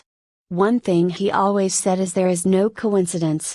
Everything can be explained in due time. Seek the truth always, Aiden, whatever it may lead to. Rayhan remembered his father's words. As he looked at his hand, where the stone should have been, Rayhan knew that he had to take control of his fate. He was tired of being used and abused, and he was determined to create his own destiny. What is this stone? And why do I have it? I need to find out, Rayhan thought to himself, determination and curiosity burning in his eyes. Aiden is very worried about what is to come. Someone has pulled strings in manipulating the scene. He thought, was it fate? It is so meticulously crafted. I might be paranoid, but if someone wants to use me, I will not be used. I have been abused and used for far too long. I am sick of the very thought of it. I will create my fate by my own hands. Putting the stone in his drawer, Rayhan starts thinking about what to do next. This world is truly something that he can't survive. Remembering the head of the household, he recalls a name, Ivan Tepestral. My father. I'm the oldest one of his sons. Tracule. Tracule. Why act? Rayhan sat in deep contemplation, his mind racing with thoughts of this strange world he had found himself in. He remembered the name of the head of the household, Ivan Tepestral, and realized that he was the oldest son of the Dral family. The word Dracul kept repeating in his mind, and he couldn't shake the feeling that it held some significance. With determination in his eyes, Rayhan jumped to his feet and began frantically searching his room. He pulled books from the shelves, tossed aside furniture, and looked in every conceivable nook and cranny. He was convinced that there was something in this room that would help him make sense of this strange new world. But despite his best efforts, he couldn't find anything that seemed relevant. He muttered to himself in frustration, "It should be here. I know the word Dracula. That stone and this book must be related somehow. But where is it? Why can't I find it?" Rayhine took a deep breath and tried to calm himself. He picked up the stone from his drawer once more and held it tightly in his hand, focusing all of his attention on it. He closed his eyes and tried to remember anything else he had read about this world, but the only thing that came to mind was the fictional stories he had read while visiting Japan. They had been amusing to read, but he realized now that they held little relevance to his current situation. Feeling defeated, Rayhine surveyed the mess he had made in his room. Books and other items were scattered everywhere, and he knew that he would have to clean them up before the butler came to check on him. As he began to gather the items, he couldn't help but think, "I thought it would work. I'm starting to feel like this god or whoever it is playing a game with me. It's not going to give me an easy time in this world." Just as he finished tidying up, the butler knocked on his door. "Sir Rayhine, dinner is ready. Please come into the dining room." Opening the door, Hans the butler was met with a chaotic scene. The room was in disarray, as if a tornado had torn through it. As he approached Raylan, the butler's expression was serious and terrifying, catching Raylan off guard and causing him to jump back in alarm. "What the fuck? Is he mad? Did I do something stupid or something?" Raylan thought, confused and a little frightened. The butler grabbed his hand tightly and said, "Calm down. Please give me a moment. This won't take long." Getting very close, he opened Raylan's eyelids to inspect his eyes and then checked his pulse and took one of his fingers. "I'm sorry, but I need to verify something. Please bear the pain," he said, as he pulled out a small dagger from his pocket sleeves and made a small cut on Raylan's finger. As he examined the blood closely, he let go of Raylan's hand gently. "I'm very sorry, Master, about the pain. I just had to confirm my suspicions. It seems you are all right." He suspected something had happened before he took over the original Rayhine body. Something very serious. Rayhine was very interested in asking him, but he put it off as he was about to meet his family. Having an expression of concern and doubt. Something like this was important. "What happened? Can you tell me, Hans? Why did you act like this?" Rayhine asked, his voice shaking with emotion. The butler, after hearing, denied speaking and tilted his head sideways to show that he wouldn't speak. Wondering how to break the news. Struggling with a sorrowful and regretful expression. "I'm sorry to startle you, Master Rayhine. Just know that now please do not act suspiciously. I will inform the maid to clean your place. Just tell me if anything happens. For a month just don't do anything out of the norm.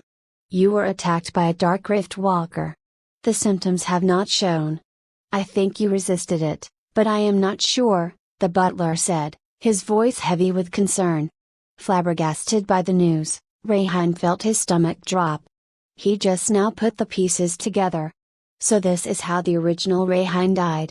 Something like this dark walker virus or something killed Rayhine. But how did the body survive and how do I not have the symptoms? Does this stone cure things? So many mysteries. His mind raced with thoughts, fear and uncertainty creeping in as he struggled to process the revelation. Standing up, the butler, Hans, grabbed Rayhine's hand to give him support as he stood. "Let's go to the dinner, Master Rayhine, everyone is waiting for you at the table," Hans said, trying to sound cheerful, but the worry was clear in his voice. Rayhine had too much on his mind to process. The recent events had been overwhelming, and he was filled with paranoia about the situation. Everything was a mess in his head. In a moment of impulse, Rayhine did something that made sense to him in that moment. Slap! The sound echoed through the room as Rayhine slapped his own cheeks, trying to snap himself out of his thoughts. Hans heard the sound and immediately turned around, heading towards the door. "Huh!" he exclaimed in surprise, as he had never seen the master act in such a way before. It was both off-putting and concerning for him. Looking a little calmer after slapping his cheeks, Rayhine just walked forward towards the door, with Hans following closely behind. "You're coming, Hans?" Rayhan asked, his voice still shaking with emotion. A little stunned by the remark, Hans responded, "Ah, yes, yes, master. Let's go." Hans was worried that the recent events may have had a negative impact on Rayhan and had a dark taint on him. He could see the master's behavior was not normal. It was kind of refreshing but concerning at the same time. He made a mental note to keep a close watch on Rayhan in the coming months, just to be safe. Rayhan was relieved and thinking as he walked from the stairways from the first floor to the ground and then to the hallways leading to the dining hall. I can think of the complicated things later. Let's just focus on one thing at a time. This world, its origin is very mysterious. I can only do so much, but slowly and surely I will get to the bottom of this. The book with the history of this world. That stone with such a mystery. This family and this fantasy world. Something tells me this is not as simple as some random history of heroes and villains. Something has big plans. On Earth, I had been drilled to my core everything about tactics, history, martial arts, critical thinking, technology, and science. It has given me some insights to think out of the box in dire situations. Hopefully, these hellish experiences and scars on my psyche will help me survive whatever is coming. Opening the door, Hans lets Rayhan in and closes it after he passes. A fantastic view of a dining hall is presented before him. It is decorated beautifully with lights and dining props like candles and very uniquely shaped dish trays and tablecloth that seems to be made out of animal skin. It's not a very big table and only a 12-seater. Many kinds of foods are present on the table. 4 figures are present on the table: the head and Rayhan's father sitting on the front corner of the table watching Rayhan very carefully. As soon as Rayhan sat on the chair, he felt a sudden pressure in the room.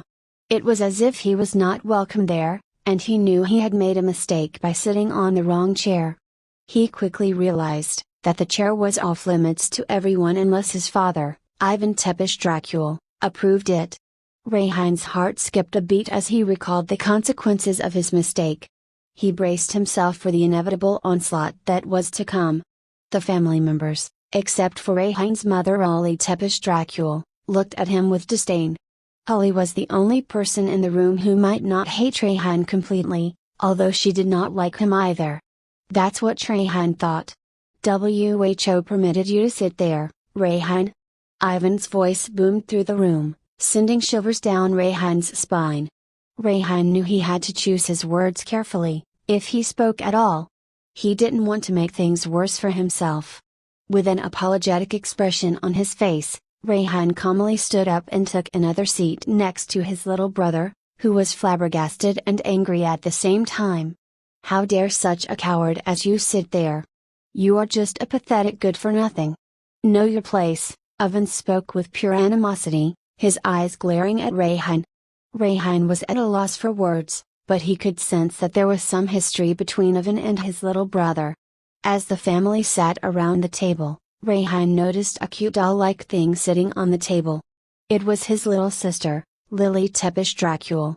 Their eyes met briefly, but she quickly averted her gaze with a scornful expression.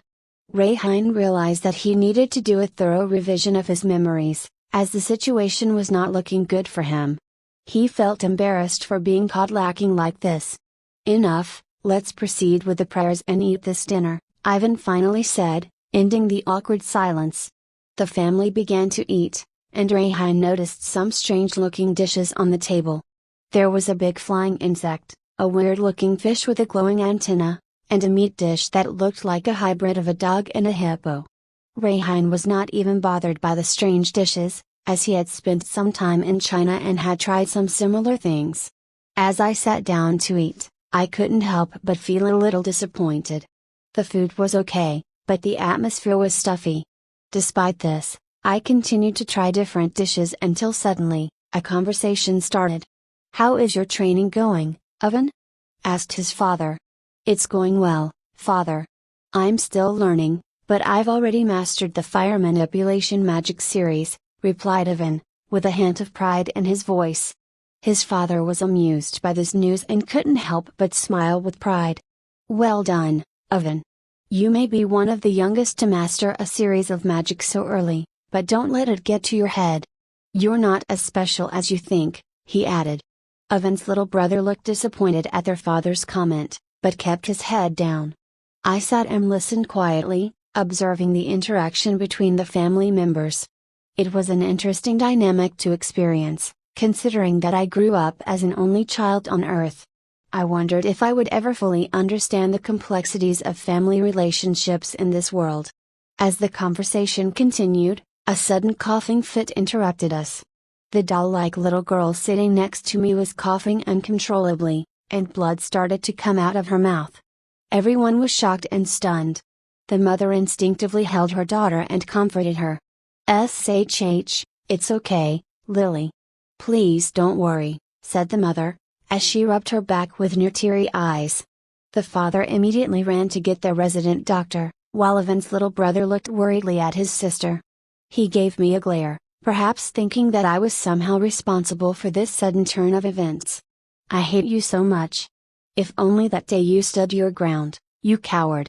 Now you're a failure, a leech using our family name," Evan's little brother shouted as he stormed out of the dining room and ran towards his mother and little sister. Rayhan was left speechless, unable to comprehend what had just happened. He quietly left the table, feeling overwhelmed by the situation. He wanted to approach his little sister so badly, but seeing her with red eyes and coughing uncontrollably broke his heart. He just stood there, with a sorrowful expression and a glimpse of seeing his sister looking at him with pure hate. Rayhan eventually left the dining hall without looking back. As the night took over and the skies became darker, many creatures, including animals and things that glow in the dark, appeared. Rayhan lay in bed, thinking about the events of the evening. "Rayhan, poor guy. I understand why you said those words," he thought to himself. "I'm a burden, huh?" he continued. Rayhan wasn't disappointed or concerned. He was simply overwhelmed by the sad events that this poor guy had gone through. As he revised the memories he had obtained from Rayhan, he slowly began to understand him. It was unfortunate that he had to endure such pain.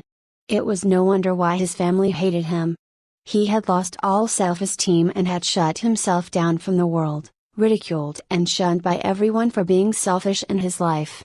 Rayhan could understand his pain and the mistakes and choices he had made. He had acted like a brat, but deep down, he had lost all motivation and was barely hanging on to life. Rayhan closed the door to his room and the maid who accompanied him handed him a blanket and a glowing light. He collapsed onto the bed, closed his eyes and tried to recall everything he had experienced. After an hour passed, he opened his eyes with a sad expression on his face. He clenched his fist and gazed at it with determination. Rayhan was now determined to do everything in his power to change the circumstances that he had just witnessed. With the knowledge he had recalled, he knew that this family was doomed to be torn apart.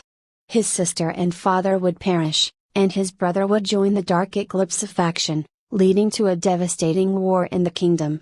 In just 7 years, everyone in the household, including Rayhan, would die one by one. I can't even begin to imagine how events will play out, but if what I read in that book is true, I have only 7 years to save myself and my family, Rayhan thought to himself. The book he had read on Earth contained some general information about the history of the kingdom, including a possible future where the hero and the villain were his brother and the Eclipse of faction, respectively. There was much more to the story, and Rayhan knew that these events would set off a domino effect that could not be stopped. Rayhan stood up slowly from his bed, his eyes transfixed on the glittering stars outside his window. His heart felt heavy as he remembered his father, wishing he could have him by his side in this moment of uncertainty. "Dad, this is such a mess," Rayhan whispered, his voice barely audible. "I wonder what you're doing now. But I'm going to let you go now. I have a family here just like how I had you on Earth. If I don't do anything, then many more people will die. This world is harsh, but I will survive. I owe this life to both Rayhan and you, Dad." He took a deep breath and turned to face the room. The maid who had accompanied him handed him a blanket and a glowing light source. Rayhan sank onto his bed and closed his eyes, his mind wandering to the events he had witnessed. The memories played like a movie in his head, vivid and haunting. After an hour had passed, he slowly opened his eyes. His face was etched with sadness as he stared at his clenched fists.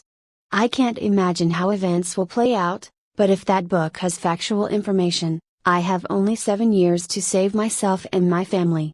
The thought of losing his sister and father and watching his brother join the dark eclipse of faction to wage war in the kingdom was not a good one.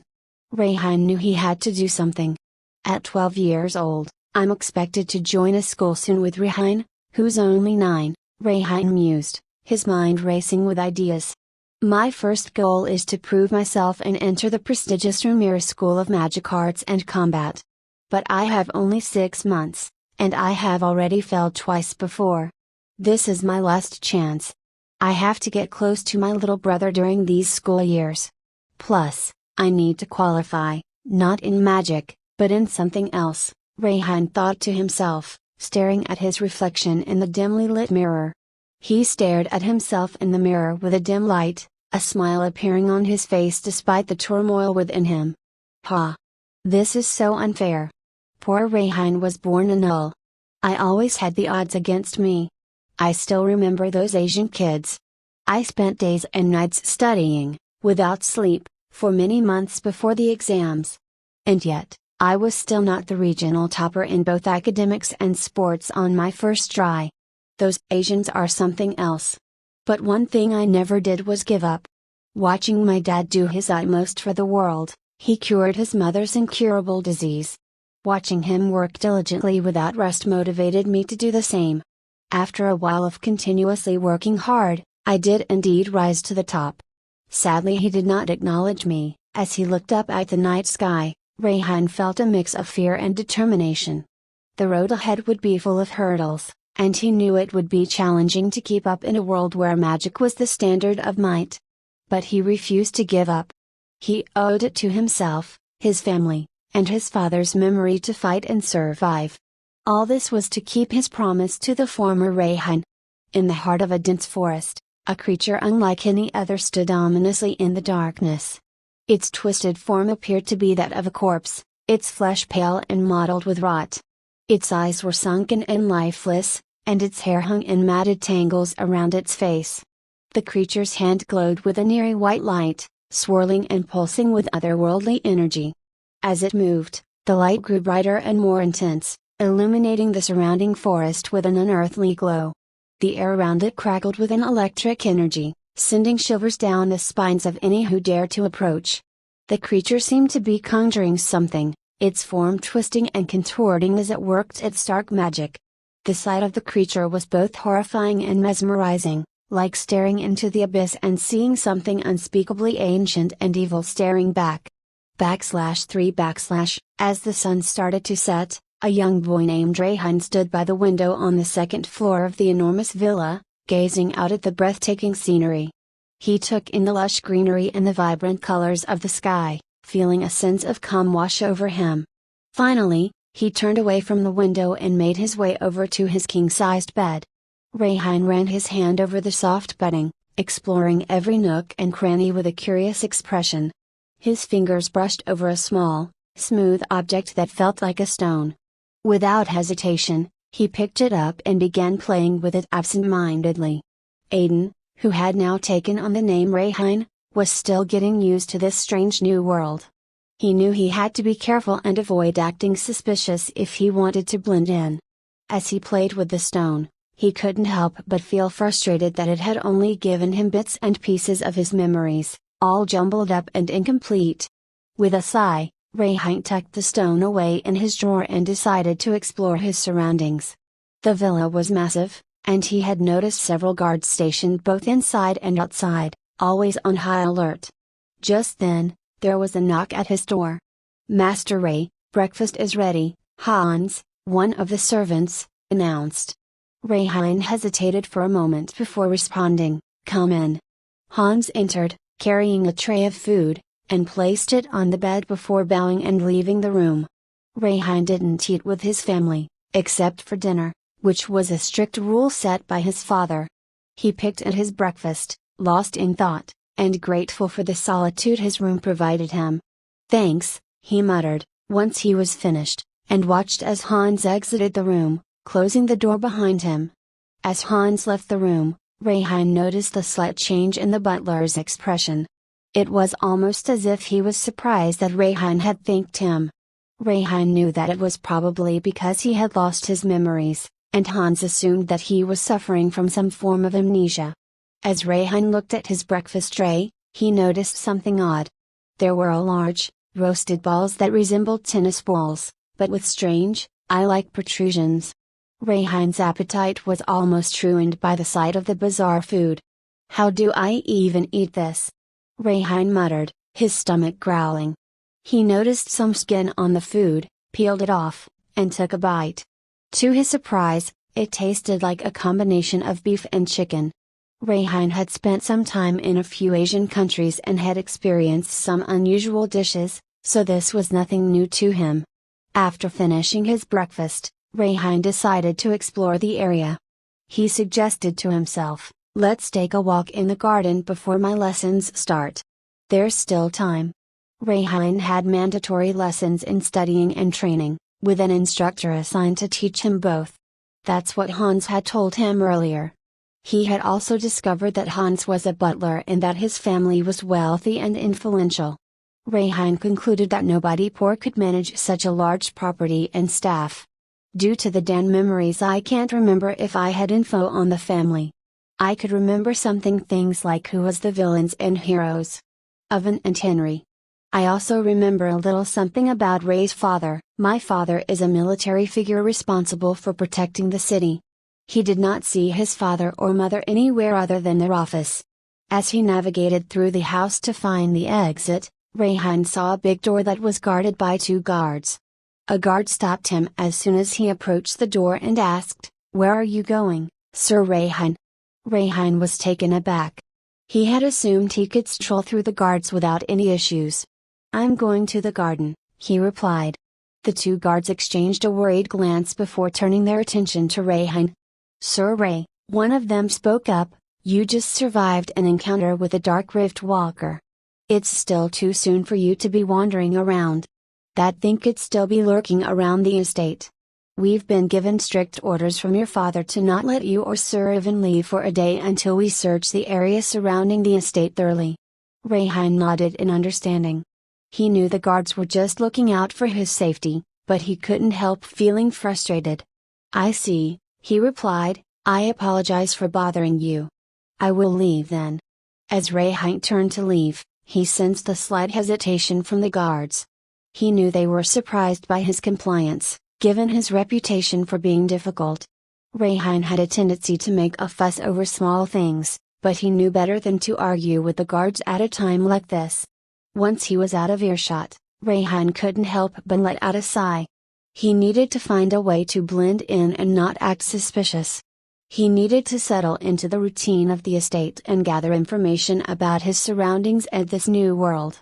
"I should try to settle into the routine," he thought to himself, "and use this time to gather as much information as I can." /4 The morning sun rose over the villa and surrounding buildings on the hills, casting a golden glow over the city. The fortified walls were lined with guards, their crossbows at the ready. The entire city was on high alert following a recent incident where a Dark Rift Walker had infiltrated the city, bypassing the walls and security. As one guard's night shift came to an end, he fished a stone out of his pocket. With a soft glow emanating from the center, he turned to his fellow guard and said, "I'm done for the day. Time to retire." His colleague replied, "It's strange to see so many patrols. Did you hear about the Dark Rift Walker that was spotted in General Ivan's estate? That's probably why." Rumors had been spreading throughout the city that General Ivan Tepsi-Darkil's estate had been attacked, and one of his sons had been injured. The tired guard let out a yawn and said, "I don't think that's the reason. It's concerning if these monsters can just walk into one of the most secure cities in the kingdom.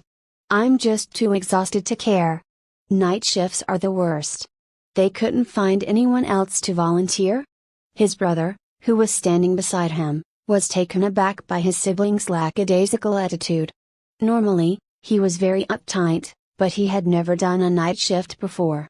"All right, "Tell Mom I'll be back before dinner," the guard said, turning to leave. Standing at the highest point on the walls, the guard looked out towards the distant lands beyond the city. He felt the wind gently stroking his golden hair as he contemplated the gravity of their duty as the protectors of the city. "I hope you're right, brother. We must remain vigilant in the face of the looming threat. Only 4 kingdoms remain, and the darkness threatens to engulf us all," he thought to himself. Rayhine woke up early, eager to explore his new surroundings. He excused himself from the guard and took a stroll around the estate, admiring the beautiful garden and the grandeur of the buildings. As he walked towards the training barracks, he scanned the area, trying to familiarize himself with this new world. He felt a lack of information and wanted to learn as much as possible about his surroundings, from the geography to the wildlife. Aiden's memories were a mix of fragmented pieces of his and Rayhine's life. "Most of my memories are hazy," he explained. "I only remember the 3 years of the cloning program. It seems that only the strongest memories have survived, the ones that had an impact on the individual." Rayhine's childhood memories were particularly vivid in Aiden's mind. He remembered how Rayhine was born without any magical talents, which made him a target for abuse from his family and the people living in the estate. Despite his hardships, Rayhine tried his best to cope with the situation and even attempted to enroll in Remuti, one of the prestigious schools of the kingdom. However, he failed due to his lack of magical aptitude, which was highly valued in the school. The pressure eventually forced him to abandon his dreams of becoming a knight and enrolling in the Champions program. As he walked along the pathway in the garden, he saw strange birds staring at him with their beady eyes. They were massive creatures with long beaks and a huge build, almost resembling crows. Looking around, he noticed the huge walls surrounding the estate and the city beyond.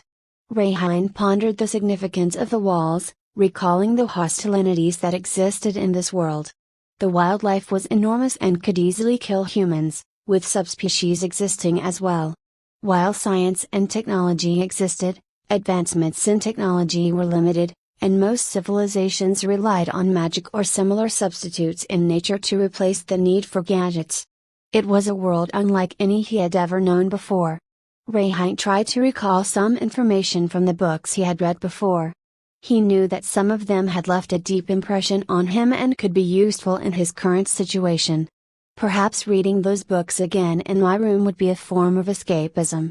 But it could also prove to be very helpful, he thought to himself. As he walked around, Rayhine kept a keen eye out for anything that might catch his attention. He noticed some exotic birds flying around that had feathers that looked like they were on fire. "I can't help but wonder how the humans here managed to survive for so long. It's honestly surprising," he murmured to himself. As he continued to explore, the sounds of people waking up and going about their daily routines started to fill the air. Guards and other personnel could be seen going about their shifts.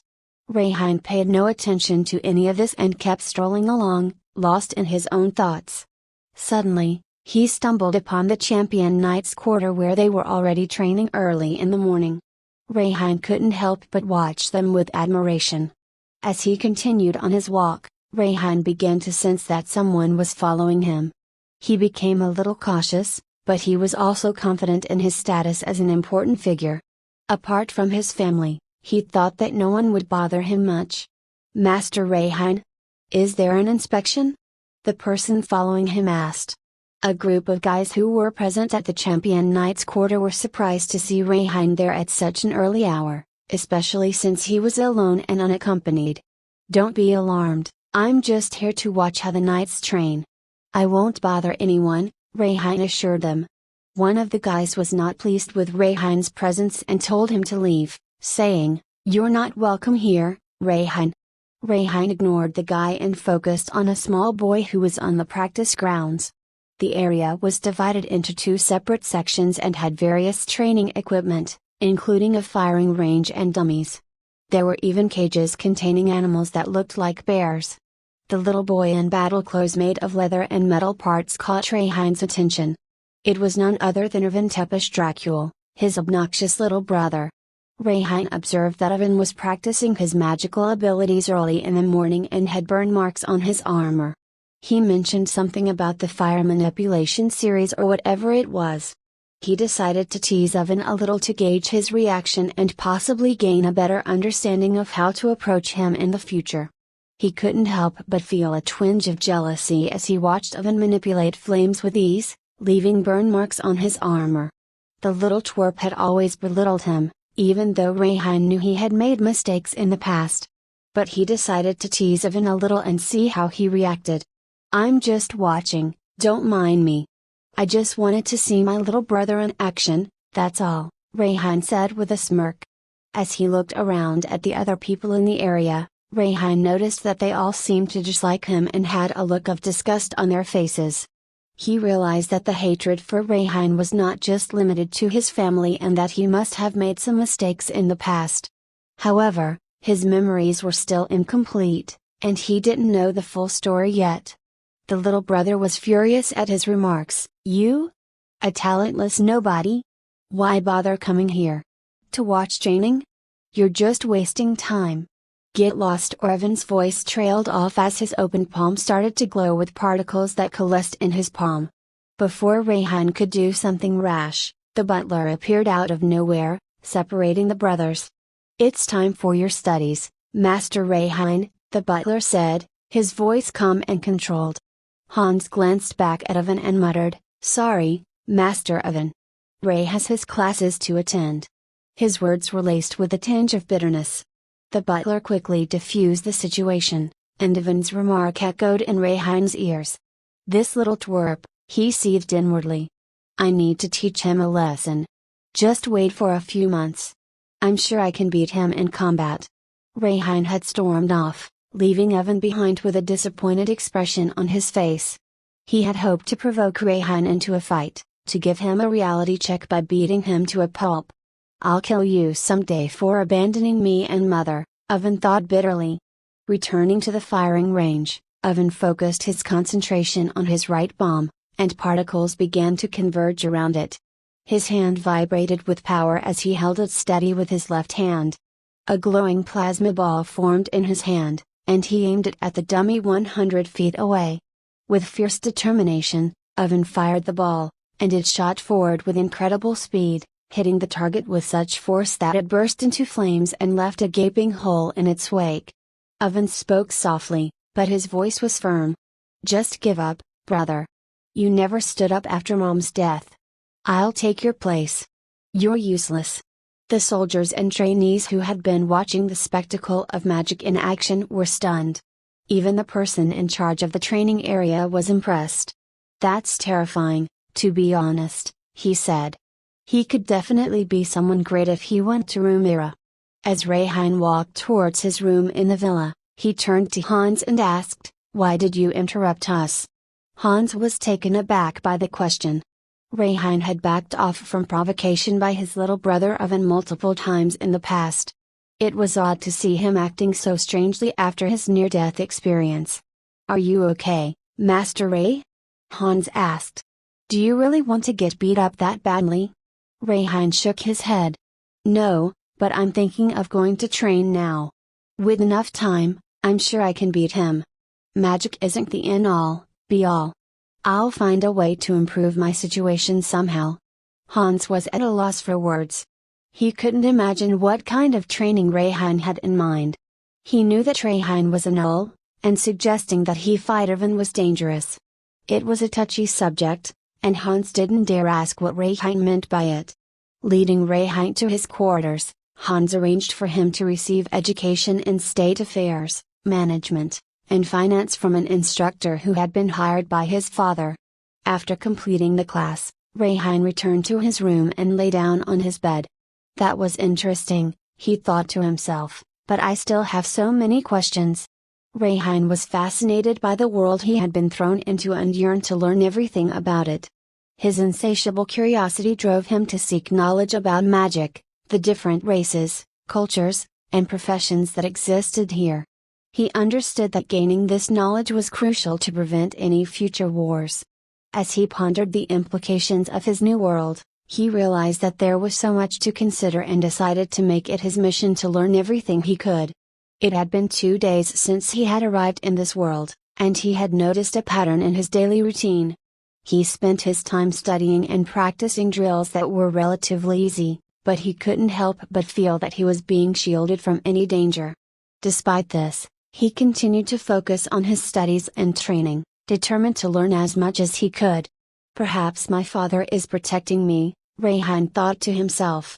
If that's the case, I should enjoy my time here, but if the future brings war, I can't stay put. I'll need to get into that school as a knight to be close to Aiden. How do I start training to become a knight, though? As he pondered this question, he decided to observe the knights in the training area again. It's time to put the brutal battle training I received in the Perfect Soldier program to use and get my body in shape. I don't need magic to excel in this world, I just need a better understanding of it. There must be tools to negate it. Everything has flaws. I'll work on myself for now. Rayhan visited the training area again in the evening, an odd time for training. To his surprise, he found only one person there, a young man practicing sword strikes. He watched in awe as the young man's hand movements and breathing were calm and controlled, his concentration intense. The young man's perfect battle stance was a testament to his skill and dedication, and Rayhan couldn't help but be impressed. Rayhan was awestruck by the boy's speed and agility. The way he moved was like a blur, and it seemed like he had teleported from one position to another in the blink of an eye. Ray had never seen anything like it before, not even with his old clone body and drugs. The sound of his movements was deafening, like a thunderclap echoing through the training area. Thud. Boom. Ray couldn't believe what he had just witnessed. The boy had struck the dummy so fast and so hard that it seemed to have vanished into thin air. Ray was about to approach him when the boy suddenly changed his posture again, this time with such lightning speed that Ray couldn't even see him move. Did he vanish? So fast. I could not even see him changing positions, Rayhan exclaimed in disbelief. Hey, are you a knight? Ray asked, trying to get his attention. The boy didn't seem to notice him at first, still in the midst of his training. But eventually, he turned to face Ray and replied, "Huh? No, a trainee." Rayhan was eager to learn and wanted to see if the boy would be willing to teach him. The boy was about the same height as him, and though he looked a few years older, he still appeared young. Rayhan could tell that he had an advanced level sword art technique that he could learn. "Yeah, hello, I'm Rayhan. Sorry to bother you. Can you tell me what that combat style was and how you moved so fast?" The boy, who was roughly the same height as Ray, and a few years older, looked at him for a moment before answering. Champion Spark Battle Style. It's kind of complicated to explain, and even if I did, it wouldn't be of much use to you, Sir Rayhan. You know my name? Oh, interesting. How much time does it take to learn this battle art? Can I learn it? I can't use magic though, Rayhan asked, his interest piqued. It doesn't use magic, but something different. It's more about using inner and outer force. To learn the basics, it would take you 2 years. This technique is an advanced level sword art. My dad drilled me in these things since I was a child, the boy replied. Despite the daunting amount of time it would take to learn, Ray was excited at the prospect of mastering this technique. He knew that Champions Knights would have a significant role to play in future battles, and if he could learn this battle art and add that kind of speed to his already impressive hybrid martial arts, the application would be fascinating for close combat. As he touched his chest, he felt 2 separate heartbeats, thump, thump. Ray was thrilled at the prospect of making use of this one and only gift both brothers had inherited as a trait of being a rare subspecies. He had better physical stats than most when it came to physical capabilities, and that was the only thing he had to make use of currently. Who needs magic when I can squash anything with might? Ha ha ha, Ray said, chuckling to himself. The boy looked at him with confusion. Is he okay? What did I put myself into? And why can't he call me by my name? Did he forget about me? He wondered. Unbeknownst to them, a person leaning on the wall diagonally hidden from eyesight had heard everything. Hans was smiling as he walked away. /5 / in the estate of Ivan Tepesh Dracul, A lot of soldiers and guards are searching every nook and cranny of its premise. From the building to the near hill caves and houses. Many guards and soldiers are wearing an insignia badge of the city defense unit called the Night Order. The Night Order was sweeping all the areas where the recent sighting of a dark rift walker had occurred. From the window of the first floor, a muscular man was overseeing everything. Ivan Tepish Dracula was one of the generals that had the responsibility of protecting the east side of the kingdoms. Currently, his main assignment was to protect the city he was living in as well as the east side where many small towns were located. Looking into the distance of the landscape, many pillars were standing still with irregular shapes. Many houses and district markets were covering the spaces between the big monuments. This city had a history not known by many. Ivan sat on his chair looking at the reports sitting on his table. Hans the butler poured him so dark green hot beverage. Aquinas, the lost city of the magic. This city is built on the rubble of an ancient civilization. I wonder if they had to face these monsters that plague us like a disease. Has was listening to his comments. Ivan was very vocal about many things. Protecting the city was not an easy feat and his worry had led to him learning everything about this city. What are its geographical advantages? How many races live in this city? Food consumption and production. The biggest fear was the demons, dark rift walkers, and dangerous monsters. Sipping the beverage slowly without sound, Ivan asked. Hans, any updates on where that summoner is hiding? There is a rift that is still intact and has not disappeared. It is slowly getting bigger. That thing is hiding now. Hans had a very apologetic face. He was a retired knight. He couldn't find that damn summoner that opens rifts in space. He had a duty to save the young master's life. The best way was to clearly hide from the threat, but even with all his precautions, he got hurt badly. Surprisingly, Ray didn't die of the dark taint. These abominations are especially a threat. Sneaking into an uncharted area, they open rifts. This acts as a gateway where these corpses like pouring endlessly and overwhelm anything by sheer numbers. I'm sorry, Sir Ivan, but sadly no results in finding that repulsive creature. This is not good news. People are already terrified by the recent news of the sighting of these things. It was very hard to control this information about the rift being present. We had to hide by using construction as an excuse in the area. This is terrible news. Where is that piece of shit hiding? Ivan was getting very anxious. It has been 2 weeks since the incident, and still, even after searching the entire estate with all the manpower and even sweeping the surrounding area, it was not found. A summoner has many abilities, including exceptional stealth like cloaking and even some degree of intelligence comparable to humans. These dark rift walkers are the recent threat this world has seen. The most deadly one at that. 2 kingdoms had fallen. Ivan was worried about what is thing planning. That thing is on the move. He has to act now. Hans, contact the knight and order the church and all royals of this city. We need to prepare for a siege. Ignoring such a threat is stupid. I won't lose anyone because of my arrogance ever again. Ivan was looking at the picture of his wife and his 2 young children that was hung on the wall. It was the only painting he had of his late wife. He had a sorrowful expression.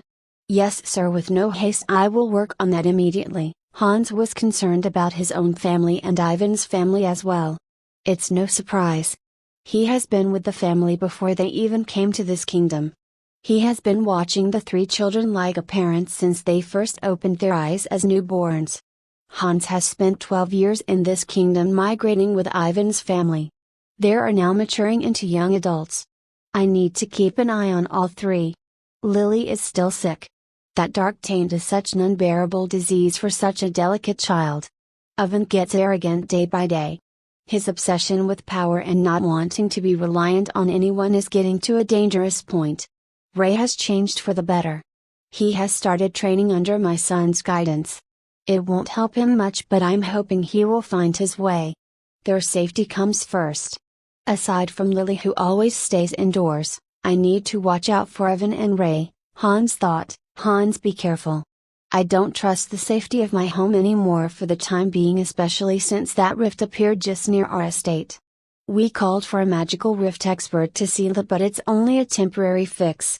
I think we should make a personal sweep with our entire estate manpower again." "Gladly, sir." Hans was very glad that Ivan has not changed. He may not show it, but he cares deeply for his family.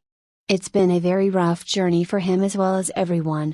He has put a lot of pressure on his children, but in his own way, he wants them to stand on their feet. It will only get tough from now on, he thought. A week had passed since the day he met the boy that was training all by himself. Ray had done a lot of things this past week. Looking through the books that the former Rayhan had. Trying many experiments with that invisible rock. Trying to get a better understanding of his abilities as well as differences in biology and race. Some answers were found, some still a mystery, but still, Ray had made some progress. Running and sweating on the sunny day, Ray was having a training exercise with his friend. His first goal was to train his body to the very limits no matter what. The boy he met was kind enough to let him tag along with his running exercises. Ray was kind of astonished to find that that guy was Hans's son. After seeing him one day after coming back from running. Talking to Hans, he approached him. "Hello, Hans? What are you talking about with him? Do you know him?" Hans had a small chuckle. His son, with a blank expression, was dumbfounded as to what he just heard. Ray had met and played with him when they were younger, yet this idiot still can't remember him. "Have you seriously forgotten about me, or are you just fooling me? I was just going to act stupid to surprise him by giving a few hints when we met, but this guy still has not picked up in 3 days. I mean, it's been years, but still, how could he forget me?" "Huh? Fooling? I'm pretty sure I have not met this boy. May Rayhan did, but if he did, at least I would have a memory of him. Maybe I did not inherit the memory." "You seriously don't remember me? We played a lot together. You, Ivan, and I were always playing pranks and games when we were little." Still no clue. Ray had an expression of pure blank. He was being honest. "Alistair, you dumbass. My name is Alistair. It's so rude to forget me like that." Hans was trying to hold his laughter while his son was fuming with anger, wasting so much time thinking that Ray would catch on. Since that day he has been very cranky. He has kind of been touchy since then. Running for so long, Rayhan's legs were giving up. They were running around the entire city corner to corner every day. Tackling different terrains like rocky, mountainous, forests, and even city streets, etc. "Are we there yet?" "It's been 4 hours, Humphrey." Without looking back to check on Ray, Alistair just ran like the wind. "Oi, the hell? At least respond. This is infuriating. It's been 3 days, just let it rest already. Is he trolling me? He just doesn't respond. The only response I get is yes and no from this guy. I should just apologize." Ray noticed something very interesting. This city was extremely oval-shaped. Every day it took a different time to make it back and circle around the entire city. Ray was sure he had been using different routes each time, also the distance varied each time as well. It was a very hard challenge to even keep up with Alistair. Ray was taught a lot of things through the Super Soldier program. There was this drill run around the entire base that he had to complete with the least possible steps, using terrain like trees and building to his advantage. He learned with a lot of punishment how to count steps as a second-hand nature in his mind. I still remember most of those experiences. Most of my memories are from the clone program. Still, I can't remember much from before that other than the crash. I can't even remember more than 3 countries' names. It's very interesting how my memories are like this. Somehow I still have that feeling engraved into me. It's like second nature to me even in this body. In the last 3 days, Ray has counted more than 268,000 steps. The first day was insane with 100,000 steps. That's nearly 64 miles/100 kilometers, give or take. We ran from dawn till dusk. It nearly broke me. For the first day that was my absolute limit. These subspecies genetics are something else. Stamina-wise I was not expecting myself to keep up. Still, through sheer willpower, I pulled it off, huffing and puffing. My actual height is 6 feet at this age, which is interesting. The next day 168.000 steps, nearly 107 miles/174 kilometers, give or take. The entire day we were just running around.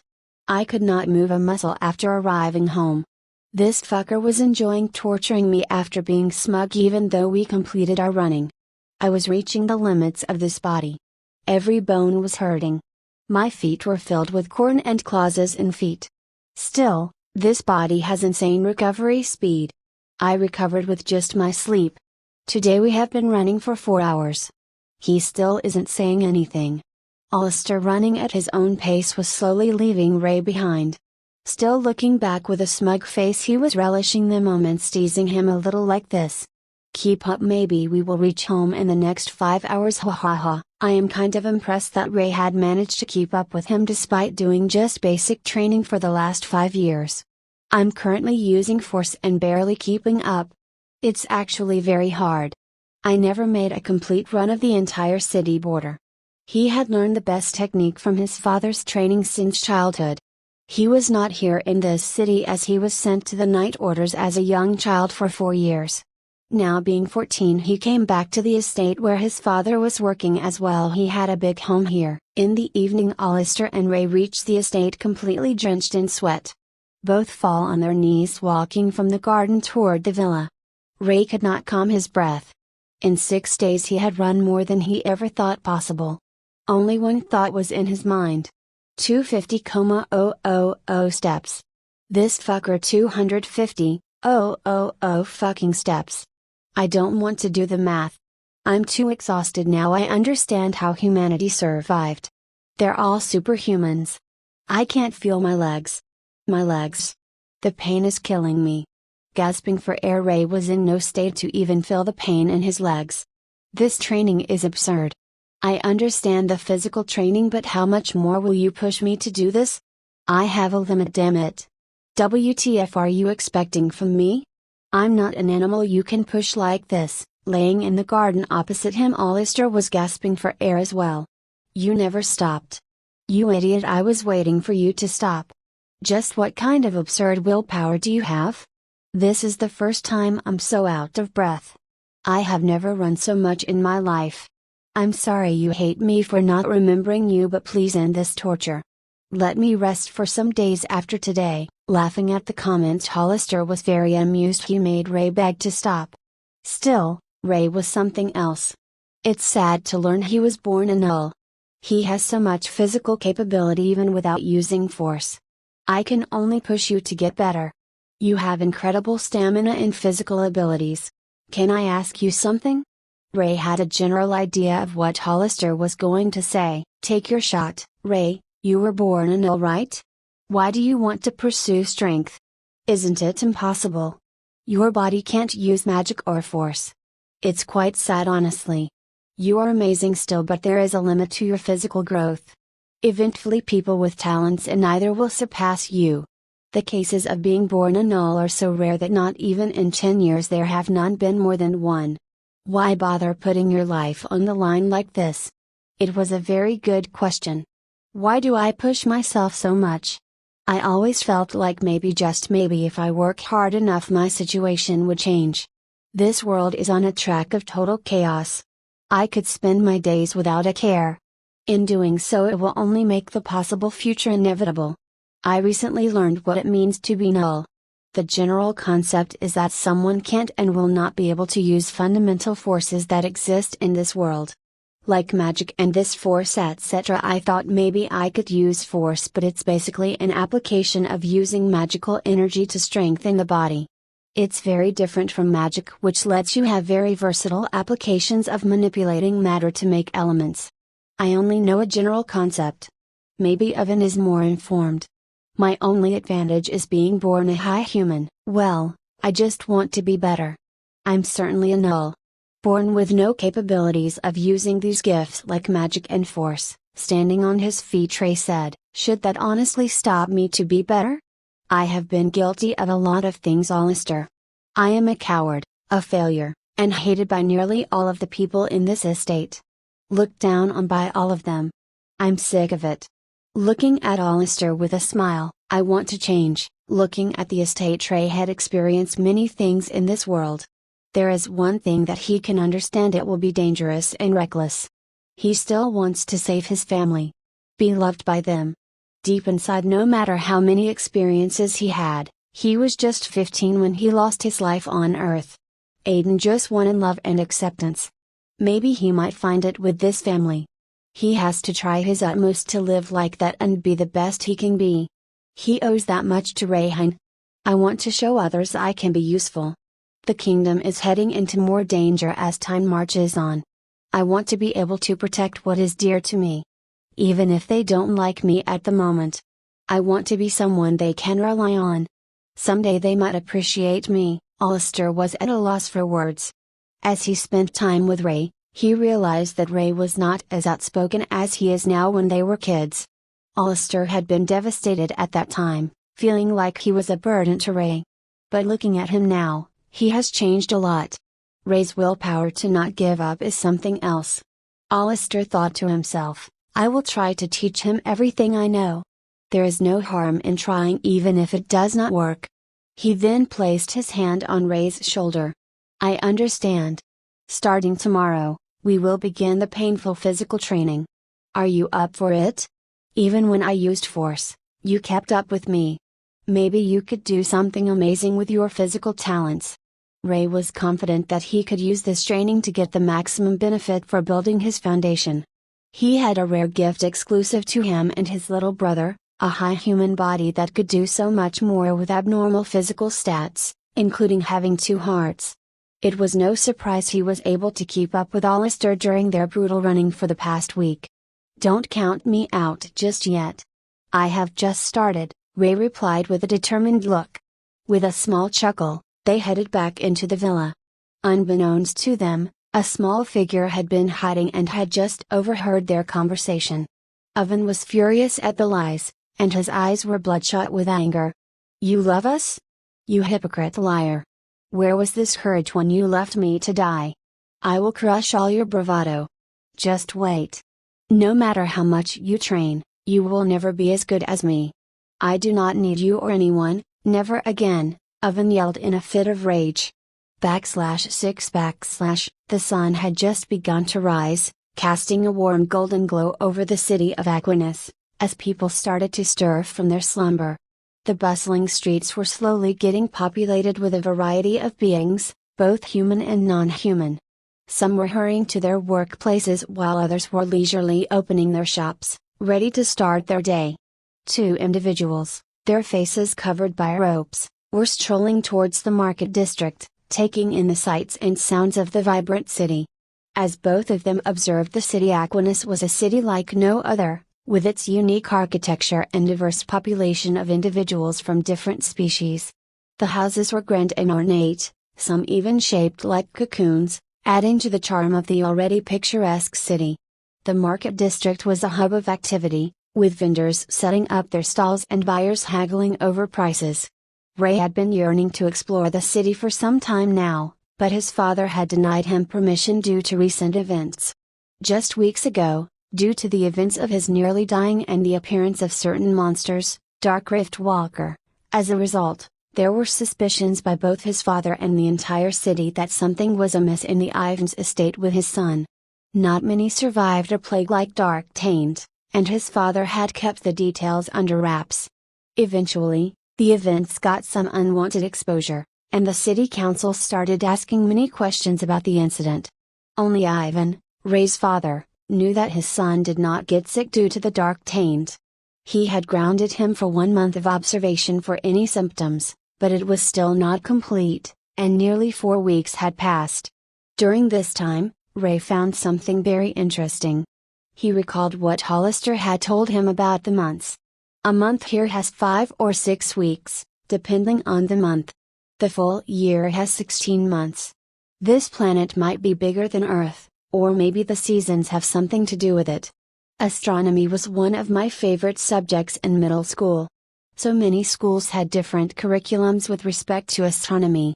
Ray and Alistair continued walking towards the stone pillar, their footsteps echoing against the cobblestone streets. The market district was bustling with activity as vendors shouted out their wares and customers haggled over prices. Ray couldn't help but take in the sights and sounds of the city, from the fancy houses that seemed to shimmer in the sunlight, to the strange cocoon-shaped structures that dotted the landscape, As they approached the stone pillar, Ray couldn't help but feel a sense of awe. It was unlike anything he had ever seen before, with its imposing presence. The strange-looking big stone pillar had diagonal and vertical geometry shape. They were like tall pillars of intricate design. He couldn't help but wonder what purpose it served in the city's architecture. Alistair, on the other hand, seemed more concerned about the potential consequences of their little excursion. He grumbled under his breath, his annoyance palpable even through the robes that covered his face. Ray had snuck out today and dragged Alistair with him because he was not familiar with the city or any routes. They also had to get some gear for training, so it was a win-win situation for Ray. Alistair's annoyed expression was clearly red even while covering his face with robes. "You know I could have just got those dummy weapons. Why did you tag along? Are you aware of how much trouble we could get in? You do know that we are not well received here, right?" Alistair said with a hint of irritation in his voice. Ray knew what could happen, yet he still wanted to check out this city. Training and studying for weeks were taking a toll on him. Still, as a precaution, Ray planned to just take a very small trip in and out of the city. Alistair mentioned he wanted to train him with dummy weapons. A good opportunity, I think. Ray thought, I know, but come on, it's just a one-way short trip. We will be back at the villa before breakfast, Ray said, trying to persuade Alistair to join him. Ray had a realization in the past 2 weeks. While having their daily running session around the city, both Alistair and he were being looked at with animosity. At first, it did not bother Ray, but getting stares like that was making him question something. This was not targeted at him specifically, but more at both of them. Ray had considered asking Alistair a question, but he realized it might make the gullible boy suspicious, even with the lie he had fabricated. Ray was concerned, but he needed to focus on what he could do to get into Rumira. Many future events were somehow linked to his little brother, and he hoped to influence some of them by keeping his twerp of a brother in line. If he just stayed close to him, Alistair was very annoyed. He knew that Ray had the potential to get him into trouble. Despite his father's warning to avoid going to the city without supervision, Alistair found himself there with Ray. After spending a few weeks with Ray, Alistair had grown increasingly annoyed with him. He acts like an idiot, constantly asking about the basics of things and excusing himself by saying he had amnesia after his near-death experience. I understand that he had some problems recalling many things, but forgetting nearly everything was still quite annoying. Alistair thought. Alistair looked at Ray with a mixture of pity and sadness. It was as if he was mocking him, but Ray clearly did not give a shit. He noticed the look from Alistair, he saw it a little as both were the same height. So peeking in his face from the ropes was not difficult. "Don't pity me, you gullible idiot," Ray snapped. "You're making fun of a sick person. Show some decency." Ray's attitude and remarks had a way of getting under Alistair's skin. Alistair was a gullible guy who had learned the code of champions in the academy as a child. Ray's remarks always seemed to poke fun at the chivalry code that Alistair had adopted. "Sick my ass. It's been nearly 3 weeks. How can you not remember anything?" Alistair replied, his annoyance evident. After a moment's pause, Alistair wanted an apology for Ray's offensive remark. "Be grateful, you idiot," Alistair added. "I know. It's a work in progress. Now, let's just lead the way." "You're wasting time with all this chit-chat," Ray said, a hint of mild annoyance in his tone. With a mild annoyance, Alistair picked up the pace and headed towards the market district, with Ray following close behind. Ray knew that he had to make use of Alistair because he knew very little about this world. Most of his memories were of family relations and some history of the kingdom, which he had received from Rayhan. Only very strong memories are present in his mind of Rayhan. There might be many things that are a little different since it's a completely different world. I still miss Earth. Having to figure out everything is intriguing, but it's difficult. I've got nothing going for me. Searching for knowledge in books is a hassle. Most contain useless information about politics and kingdom formation. It might be useful later, but right now, I need to learn the basics. I died, and there is no turning back. I wish that stupid stone gave me some working memories, not these broken and jumbled up versions of both Ray Hines and my own idiots ones. It's a pain to ask Hollister every time now, Ray thought to himself. As they arrived at the store, Ray couldn't help but feel intrigued by the insignia of a strange humanoid-looking rock on the billboard. He slowly read the sign of the shop, Hardstone Shop? What is this, Hollister? Hollister had a mischievous smile on his face as he replied, you will see. The door of the shop was pure stone, and the entire shop was a well-carved rock. It was fancy and looked nice using only rocks to build the structure. Ray felt a sense of wonder as he looked at the intricate carvings that adorned the walls and the ceiling. A proper shop with tiles, floor, billboard, windows, and everything made of stone. Every detail was expertly crafted, and Ray couldn't help but admire the skill of the stonemason who had created this masterpiece. He noticed that the stone had a unique texture, rough to the touch yet smooth in appearance. Ray was excited and had a curious smile on his face as he tried to push the door, which was also made of fancy colored stone. However, the door wouldn't budge. Ray had a confused look while Hollister was giggling. Huh. Maybe there is a button for it? Ray suggested as he looked around, but he didn't find anything. The door was smooth with no handles. Come on, open it, Hollister urged, still amused by Ray's struggle. Not funny. Just open it. I don't know how to open this door, Ray said, clearly not amused as he gave up trying to open the door with brute strength that was not helping it even budge from the spot. Hollister had a satisfied look on his face as he placed his hand on the stone wall and closed his eyes to concentrate. Focusing his magical energy on a singular point on his middle index finger, a faint purple glow appeared on it. The stone then reacted to it, making lines that looked like a cracked mirror from a singular point on his index finger reaching the end of the door's edges. The door split into many different pieces and started to diverge from the focal point, clearing a path for them to enter while levitating in the air. As they walked through the doorway, Ray was amazed by the interior of the shop. The entire place was made of stone as well, just like the outside, from the tiles on the floor to the windows. The stones were expertly carved and the shop looked fancy and well crafted. Ray felt a sense of wonder and awe as he explored the shop, taking in every detail. He noticed that the shelves were lined with various stones of all shapes and sizes, each with a unique texture and color. The air was filled with the earthy scent of the stones, and Ray felt a sense of calm wash over him. There were even luminous stones used as light bulbs. Amazing! Ray whispered in awe. I know you have questions, but not now. You hear me? His companion said, cutting off Ray's train of thought. Yeah, sure, Ray replied, his mind still reeling from the experience. As they walked into the shop, Ray was struck by the sparkling stones and illuminating stonewares that filled the space. Suddenly, a slow reverberating voice filled his mind, with a stone grinding quality to it. Welcome, humans. How may I be of service? The voice intoned. Ray was stunned. It was like a sound in his head. A very tall figure loomed before him, with a broad and wide body that towered over both customers. It stood at roughly 12 feet tall and was made entirely of rock, with hand-like limbs that floated in midair without any visible legs. The body was covered in carving of scars, emitting a strong, dark blue hue from the markings. It was a formidable presence, and Ray couldn't help but feel a sense of awe. It has many scars that looked like they do not belong on that rocky body, and something caused it. Ray thought. We're from the Champions Academy, Hollister said, showing the badge he had acquired. We need some Hearthstone practice dummies weapons. Could you show us some that we can purchase at a reasonable price? The floating body turned around to go deeper into the shop, and Ray and his companion followed closely behind. As they walked, Ray couldn't help but notice the intricate details on the rock body.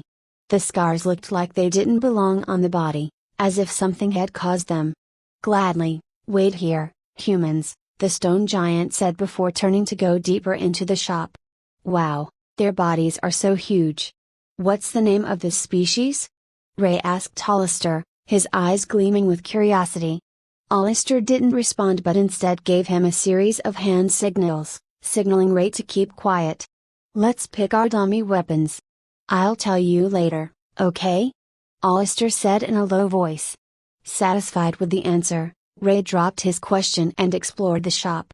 The place was adorned with various weapons made of stone, some of which had colorful stones engraved into their hilts, making them look particularly intriguing. These are the weapons that you might find useful for dummy practice, humans, the shopkeeper's voice echoed throughout the shop. Ray quickly made his way back to Alistair's side, and they examined the weapons together. Alistair picked up and examined each one before settling on 4 to purchase. "We'll take these 4, please," Alistair said, holding up the selected weapons. The shopkeeper rang up the purchase, and Alistair handed over 5 lunar stones to pay for them. 5 lunar stones, humans. "No bargains in Tia's shop," the stone giant said. "Fine," Alistair said in response to the shopkeeper's no bargain policy. Alistair took out 5 pebbles that had the exact shape. They had a somewhat transparency with the hue emitting from the. He had a little stingy face, but Alistair was at least convinced it was the best quality that he could get for practice weapons. They left the shop, carrying the goods as the friendly shopkeeper waved goodbye. "Visit again to get more goods, humans," the shopkeeper said with a reverberating voice. As they walked away from the shop, Ray couldn't help but feel curious about the species of the stone giant and the origins of the shop. He wondered what kind of secrets it held and made a mental note to ask Alistair about it later. For now, he was content with the practice dummies they had acquired and couldn't wait to use them at the Champions Academy. As they left the shop, the door suddenly creaked open on its own, revealing a strange and unexpected sight. A colossal shadow loomed on the horizon, approaching the city with an impressive height that seemed to stretch up to the skies. Ray was awestruck, recognizing the same shadow he had seen when he first arrived in this world. Concerned, he turned to Alistair, who wore a surprised expression. "What the hell is that?" Ray asked, his voice tinged with worry. Alistair looked at him quizzically. "Huh? Don't you remember the Sky Festival?" Ray was confused by Alistair's response, feeling no relief at the mention of a festival. What does he mean by festival? Is he insane? Ray thought, eyeing the absurd giant shadow figure that looked as though it could crush the city with 1 foot. Cloud-like shapes trailed behind it, or perhaps the opposite. Despite his misgivings, Ray decided to trust Alistair, who appeared unperturbed by the looming shadow. "Yeah, remind me what it was?" he asked. Why not ask him? Maybe he won't be pissed and might answer. "What's the harm?" Ray thought. Before Alistair could respond, people began pouring out of their homes, wielding spears and weapons of all kinds. Humans and non-humans alike stood uneasily as the colossal figure closed in. Some non-humans and humans were heavily armed to the teeth, while others relied on their massive bodies to defend themselves. The air was thick with tension as everyone waited for the shadow to arrive. "Do you see all these people with weapons?" Alistair explained, pointing in their direction. "They're here to catch sky fish, a huge, delicious fish that flies in the sky within a giant cloud storm. These beings have existed for millenniums, roaming the world in search of super-concentrated magical areas. Every region has such areas, where the concentration of magic is so strong that it can warp the environment and make it uninhabitable for all living things. Some believe the sky giants are protectors who help all of us. Skyfish feed on the pure raw magical energy that the sky giants consume from the environment. Since the scale of it is large, there is bound to be residue. The fish fly in the storm and descend to rest. I've heard they're very delicious." "Alistair, the sky giant is enormous. How can you say it's no threat?" Ray asked, still feeling uneasy about the whole situation. "The sky giants are harmless. They can't touch anything, and their presence is like a festival in every area they appear. From what I learned at the academy, they don't have a physical form. I forgot the detail though." Adding to the conversation, he explained, "It's rare for them to come here, that's why I was surprised. We only have 10 occurrences each year in the East, but this year there are a lot more. People are willing to pay serious cash for a delicacy like a skyfish. Do you want to try and catch one? It won't be easy, so let me do the heavy lifting. You haven't even begun combat training, so stay back, okay? Alistair said, offering Ray an apologetic smile. Alistair and Ray stared in awe as they watched the skyfish glide through the air. This is amazing, but are you sure it's safe? Ray asked. This is amazing, they are like national super filters. Eating the raw excess energy and making the world stable. Skyfish just follow them. Huh. That interesting. Wait, didn't he say they existed after that dark era, whatever it is? Well, let's just catch one. I'm a bit disappointed that the food is not as good as I thought it would be in this world. Maybe this will be different, Ray thought. Alistair drew his sword from its hilt and positioned himself, ready to catch one of the skyfish. The sky giant figure loomed above the city, its massive foot nearly touching the ground. Ray couldn't help feeling uneasy at the sheer size of the creature. Some of the people around them were chanting and screaming, caught up in the excitement of the Sky Festival.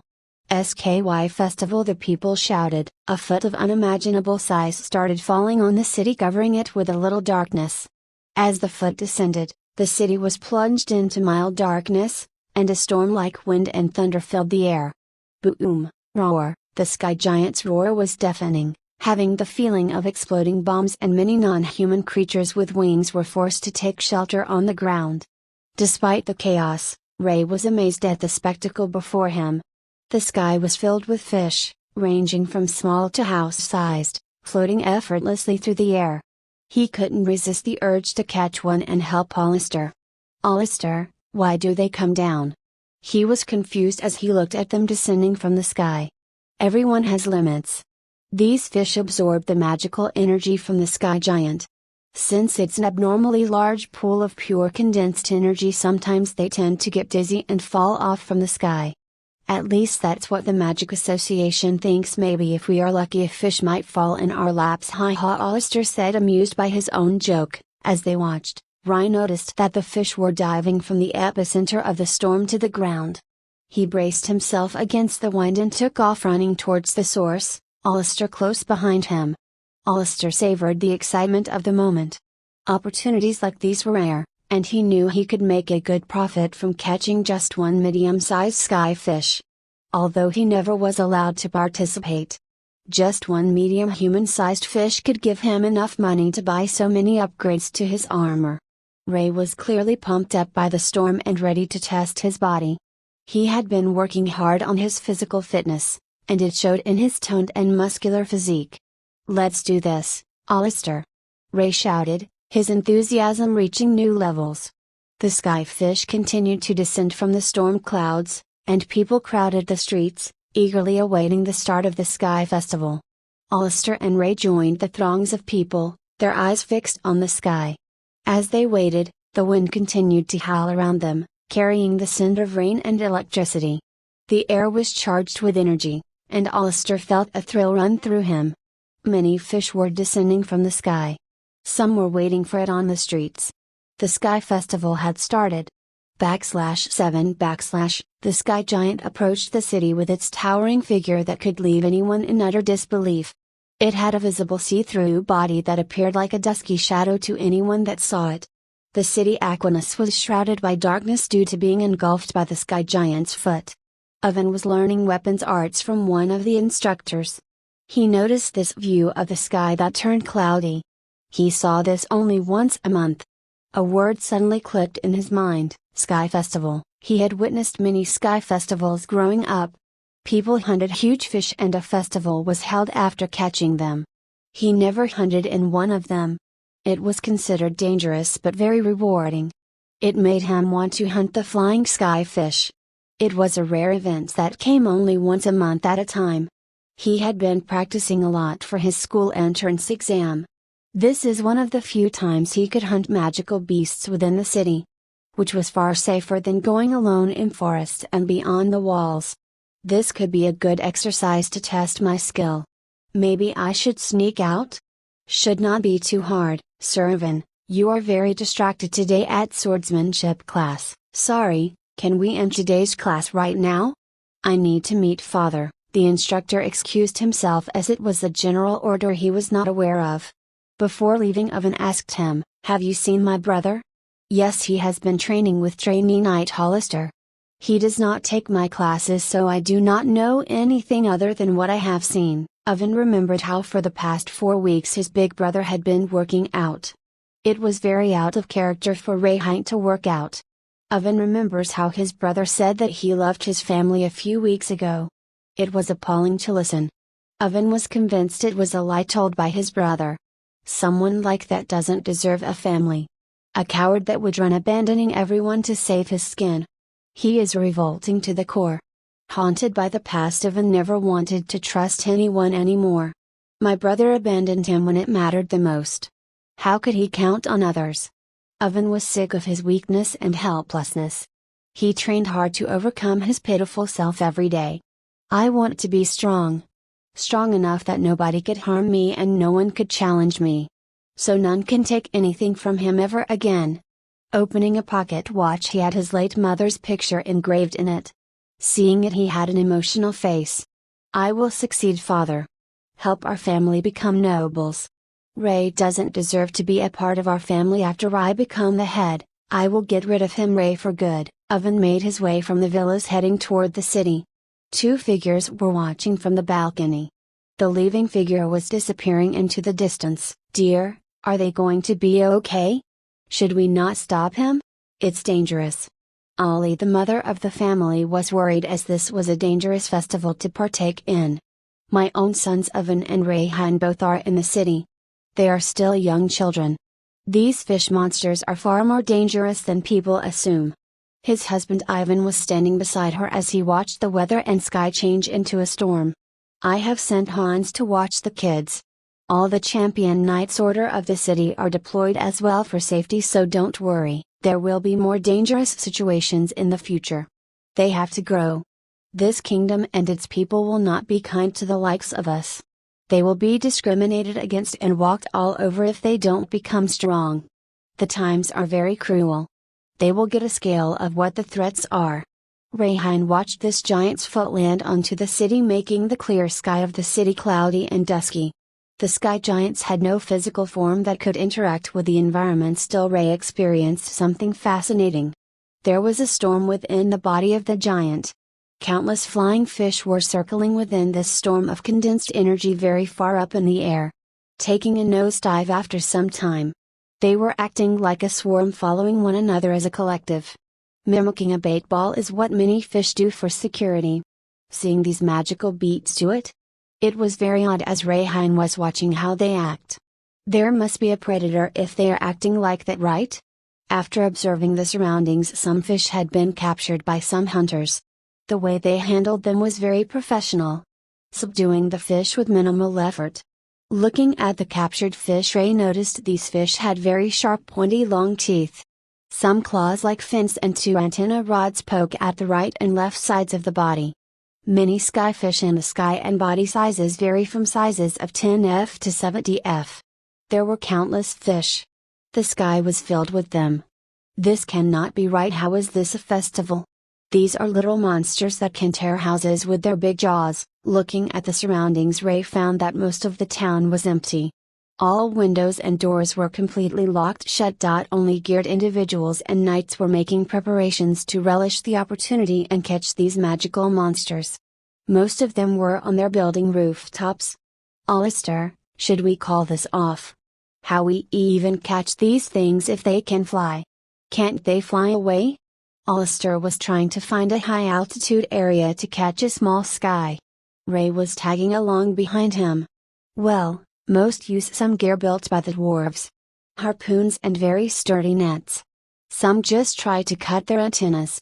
I know the general basics, but if 2 antennas are cut off, they fall to the ground. The problem is they have very hard bones and skin. It shouldn't be hard. Can't we use the home ceiling? No, we will get in trouble, plus we will be held accountable for any damage. Trying to find an elevated position to catch the fish, Ray and Alistair were scouting the city streets for any places.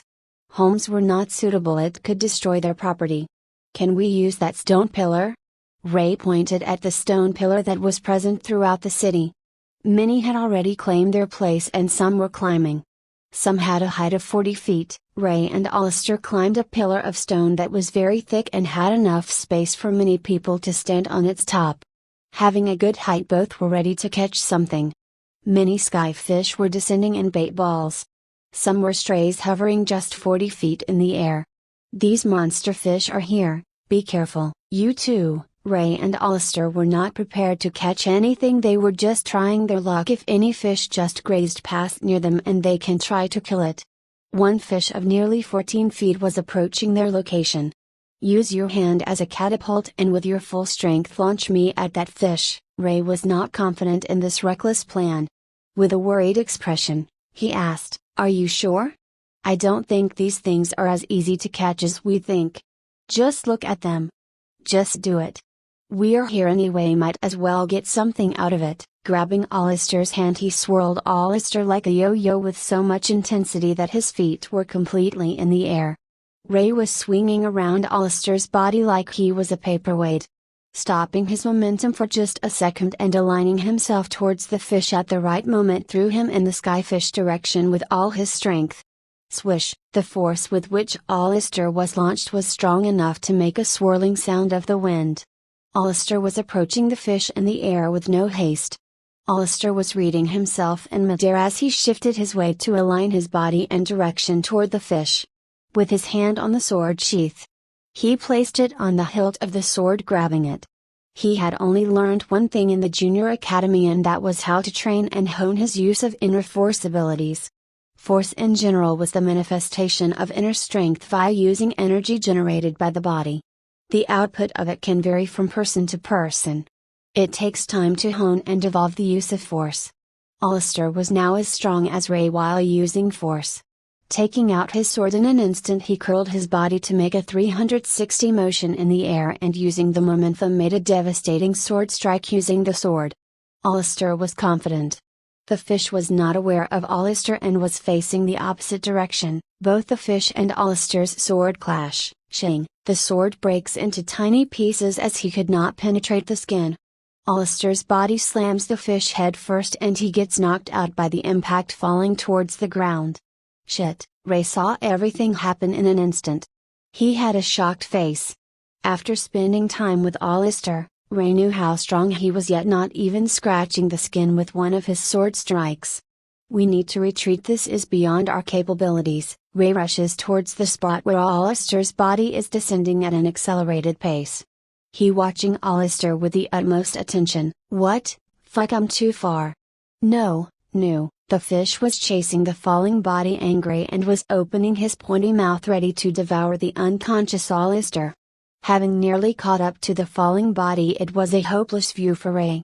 Having a glance around, everybody was dealing with their mess, battling the fish. We seriously underestimated the threat. No one was willing to step in. Ray was sprinting with everything he had, but the distance was too much. Boom! A sudden energy blast hit the fish dead center in its eyes, making it completely disoriented and fall onto the ground. Its eye caught on fire, burning as it was wobbling, and destroyed the ground. A young boy was standing out of breath as he had his right hand that was half burned by flames. Owen was hurt. Both Ray and Owen's eyes met. They could not talk as the shrieking of the fish was too loud. The fish quickly stood up, using its antennas as support like it was using legs, and was looking at all three of us like food.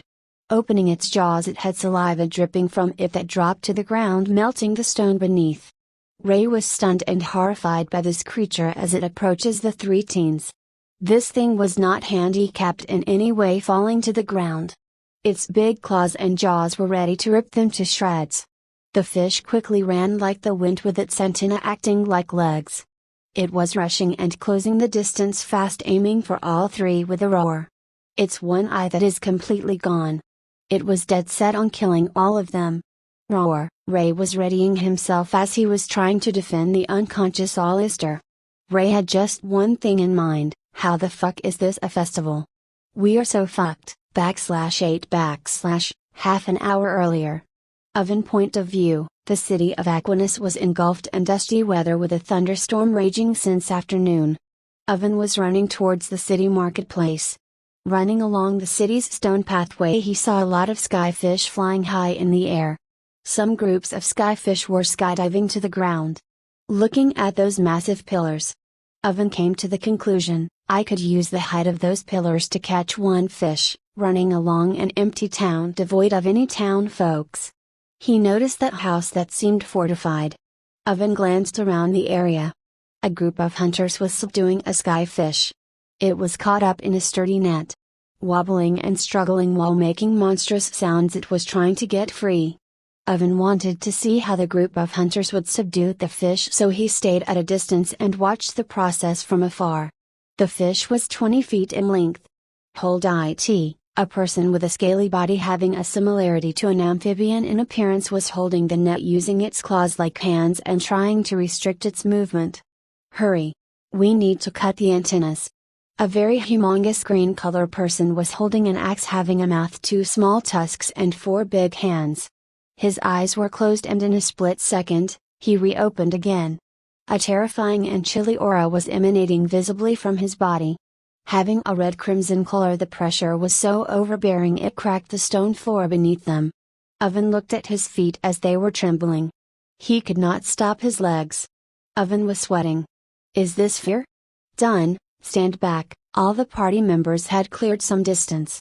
With a full swing of his huge battle axe, he aimed at the antennas. The fish noticed this from one of its right side eyes still struggling in the net. Struggling, it successfully turned and centered itself to save its big antennas. Facing the blow head-on with its hard scaly body. Boom! An explosion happened that made a dust cloud from the sheer force of the impact. The dust settled and the fish was loose from the binding of the net. The fish had a deep cut on its upper abdomen, but it was still alive and standing on its antennas, acting like legs. The entire group of hunters was alarmed and all changed into battle formations. Fuck, it escaped. Everyone battle formation. Oven was shocked to see the fish escape. This was not even one of the big ones floating in the air, and a group of 4 could not subdue one. Both the skyfish and the hunters had seen him now. He was now in the fray of the battle. TSK, Oven had a very sour and angry expression. Oven had been made painfully clear now he could not handle a skyfish alone. He was too close to the battle now. The skyfish landed near Oven and it turned its attention towards him. With no choice, running would be giving the skyfish a chance to bite his head off while he tried to escape. They are fast on land and air. The fish had a sneer with its pointy teeth towards Oven as it knew it had food on the table. Don't mock me, you fucking animal. Oven made a very quick circular wrist motion with his right hand and held his right hand with his other hand. The surrounding space was warping and small particles were condensing into his hand. The fish did not wait as it charged at Oven. The 4 hunters were not moving an inch from their position. The human in this group broke from his formation as he saw Oven getting attacked by the skyfish. With a shout, the bearded man, "Rookie, WTF are you doing? Come back, we need to help him." A small person with a very big beard was furiously trying to stop the rookie human by gripping his hands and holding his neck in a choke. The armored rookie broke free and was running toward both Oven and the skyfish. Shing, he equipped a long stick that was expanding and forming a blade. A dual scythe was formed in his hand. You will die. You can't do shit to a class 3 level monster. Come back. An energy ball having a yellow glow was aimed at the skyfish. The fish dangerously close to Oven. Oven released it near point blank. Inferno impact, pointing his attack at the fish. A ball of fire was launched at blistering speed, hitting the fish as its entire body engulfed in flames. It launched both of them in the opposite direction as an explosion happened. Boom! Oven was too close to the blast, so he had some small burns. Being launched a few meters, had a rough landing on the ground, grinding the floor, barely stopping. The rookie hunter human immediately came to defend the recovering fallen Oven. A champion knight killed a skyfish rampaging in the streets, destroying houses, cutting it clean in the middle. He was a few blocks away, but his keen intuition sensed magic. His fellow unit helped the civilians. He ran in that direction. Oven was knocked and stunned but was standing up. The skyfish was covered in flames. It was knocked back by the blast, but it didn't seem to have sustained much damage. Oven and the rookie hunter were very uneasy. The skyfish was gaining on them. With head-on confrontation, the skyfish opened its jaws to eat them whole. Both ducked a ferocious attack from it. The fish passed above him and using his agility Oven ducked and made a reverse 180 sweep kick at the fish with full force. Thud, it did not even feel the impact. Continuing its onslaught on the rookie trying to bite him.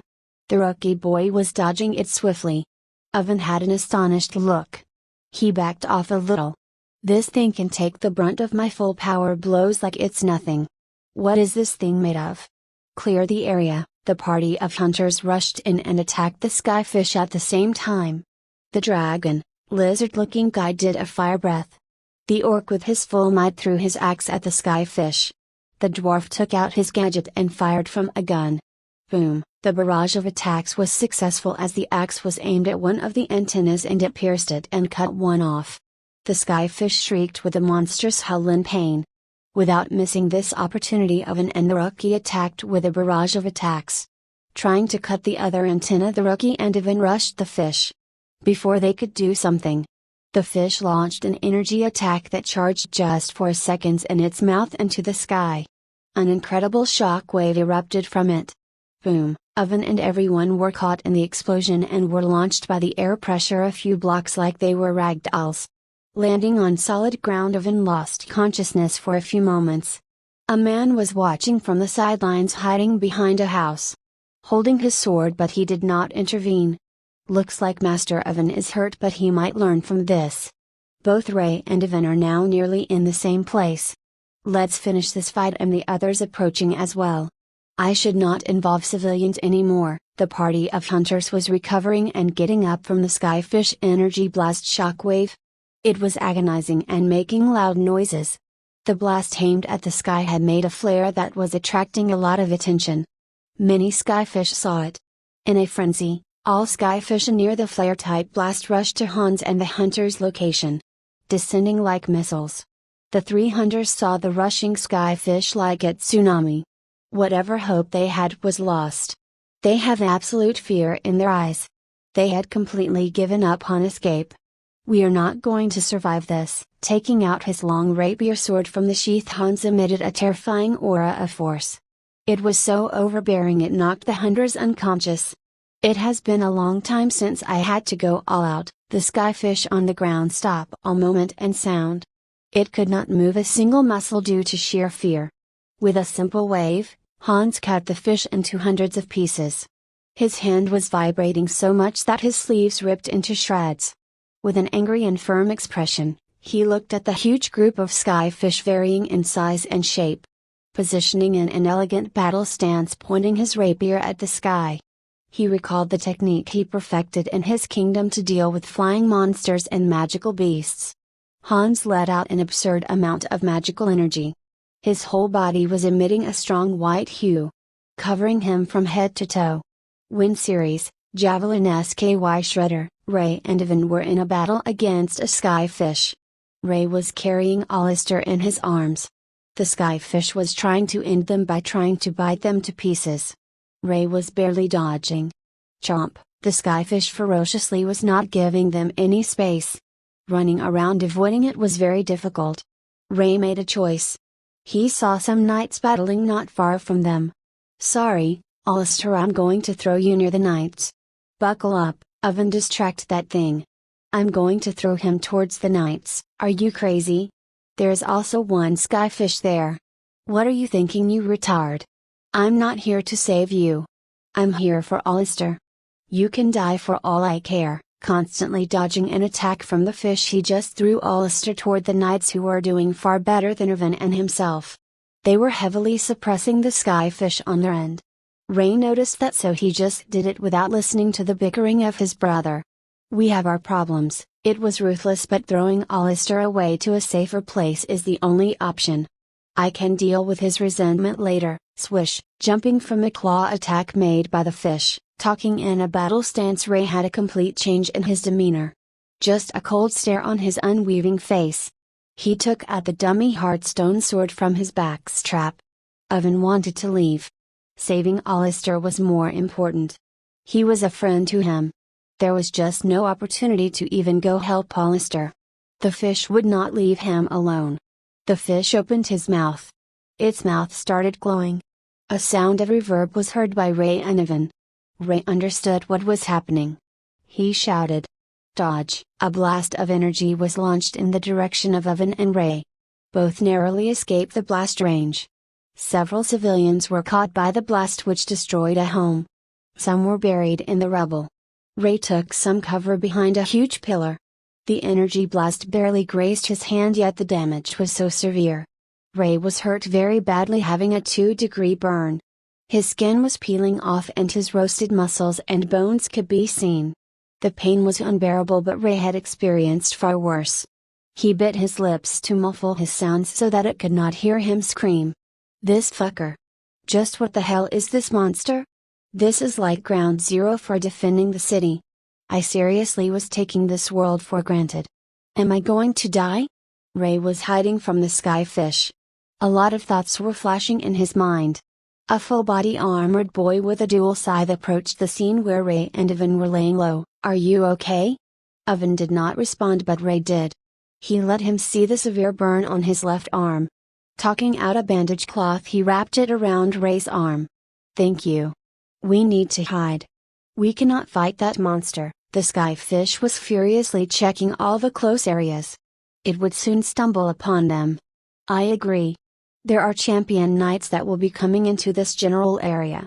We need to stall for time. All three nod in affirmation and wait to ambush the skyfish as soon as it discovers them.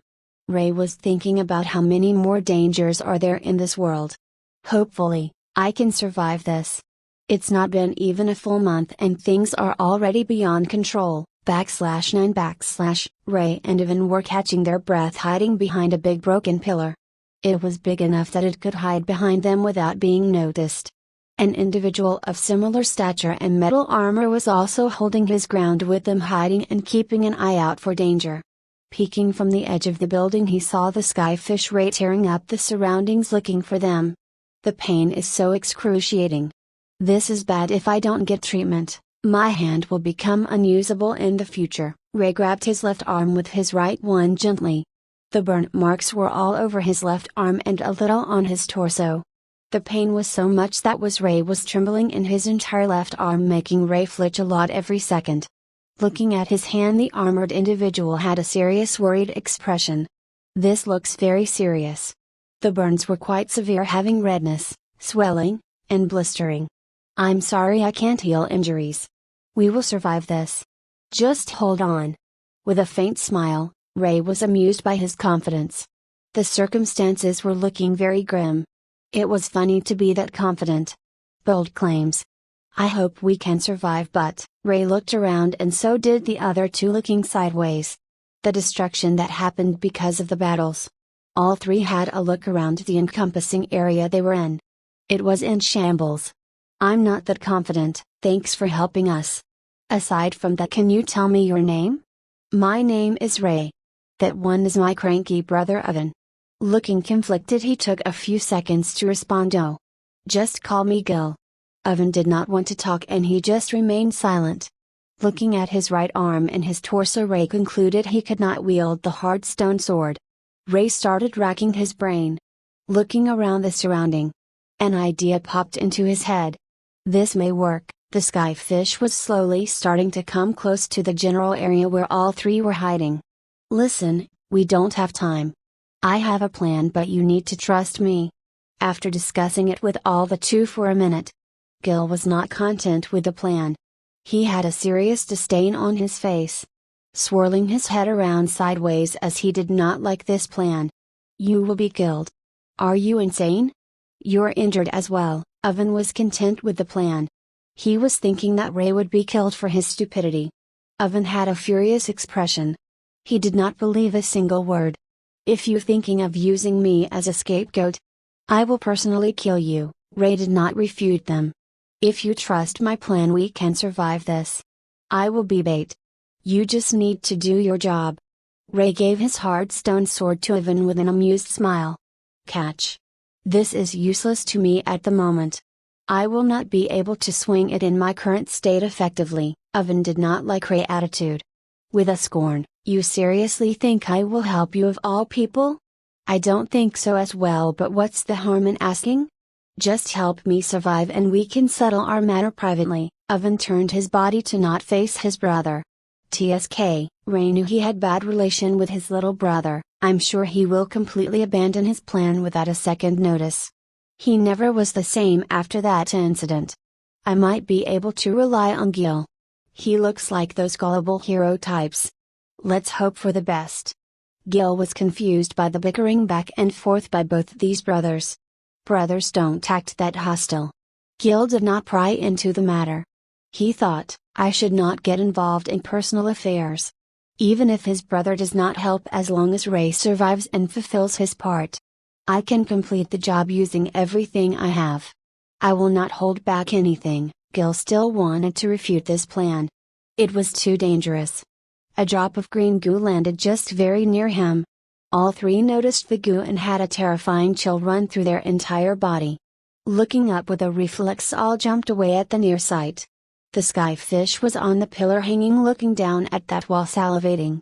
Ray shouted, "Scatter now!" All three dispersed with speed in different directions. The skyfish with a roar descended from the pillar's high peak, landing on the ground with a bang. Thud. Ray was slow compared to the others. He did not cover much distance. If this thing has basic intelligence, it will target the injured prey. Hopefully, it will come towards me. Ray looked at the V-shaped pillar that collapsed. It was a few 100 meters from their general location. Even with a head start, he was certain he would get eaten alive. The skyfish was on his tail as soon as it saw him. Running, he was slow enough to get noticed. Roar! With a battle cry, the fish was running using its pole-like legs. It was on his trail, getting dangerously close. He did not look worried. With a calm, collected face, he looked sideways, right and left. Two individuals were running on the rooftops of homes, keeping up with Ray's pace. They were sneaking up on the fish from behind, slowly getting closer and closer. Ray was closing near the pillar. The fish opened its mouth and attacked Ray as he was in its bite range. Chomp! Ray ducked barely. His shirt and some skin of his back were caught and ripped by the teeth of the fish by force. Ray forcibly tore away himself from the grip at that moment and slipped below the skyfish's body as it launched itself and jumped to bite him. Passing below the fish, both Gil and Oven used their strongest attack behind its back as they timed it perfectly. Oven, while running, used the hardstone sword to swing in a spiral motion, making a spiral energy swirling construct in midair that had 3 symbols engraved on it. Making a complete dead stop and doing a 360 motion, rotating his entire body and shifting his weight to make a stab motion with his full might. He stabbed through the center of the spiral construct that was in front of him. The sword passed through it and was enveloped fully in all the swirling energy, heating it exponentially as it passed the spiral magic construct. The speed and heat were exponentially growing after passing through the construct. He let go of the sword completely. I hope this sword can survive the spiral circle. The sword, after passing from the magical spiral construct, was still intact and all of it trapped around the sword, changing its shape and launching it. In less than a second of casting the attack, his sword was launched like a missile toward the fish. With blinding speed and a pure red glow that showed just how hot it was. Eat this, you fucking fish! Fire series, ignition flare strike. In the same instance, Gil was rotating his dual scythe using his hands with incredible speed. His magical aura enveloped the dual scythe and the blade had a clear yellow glow, continuously growing bigger. In a moment he stopped and threw 3 waves of energy. One was diagonal and one was horizontal. One was placed diagonally between them. Wind series, Gil did not stop there. The attack was slow and it would not do anything substantial, but he invented his technique. Before his wave attack could even leave a few meters away, he already used every ounce of magical strength and concentrated it in his hand beforehand. His hand glowed and started shaking. He positioned himself to throw a punch with full force and a circle appeared in front of him. He punched through the magical circle, having 4 symbols in the center of the Gale/attack. Wind series, Meteor Gale/.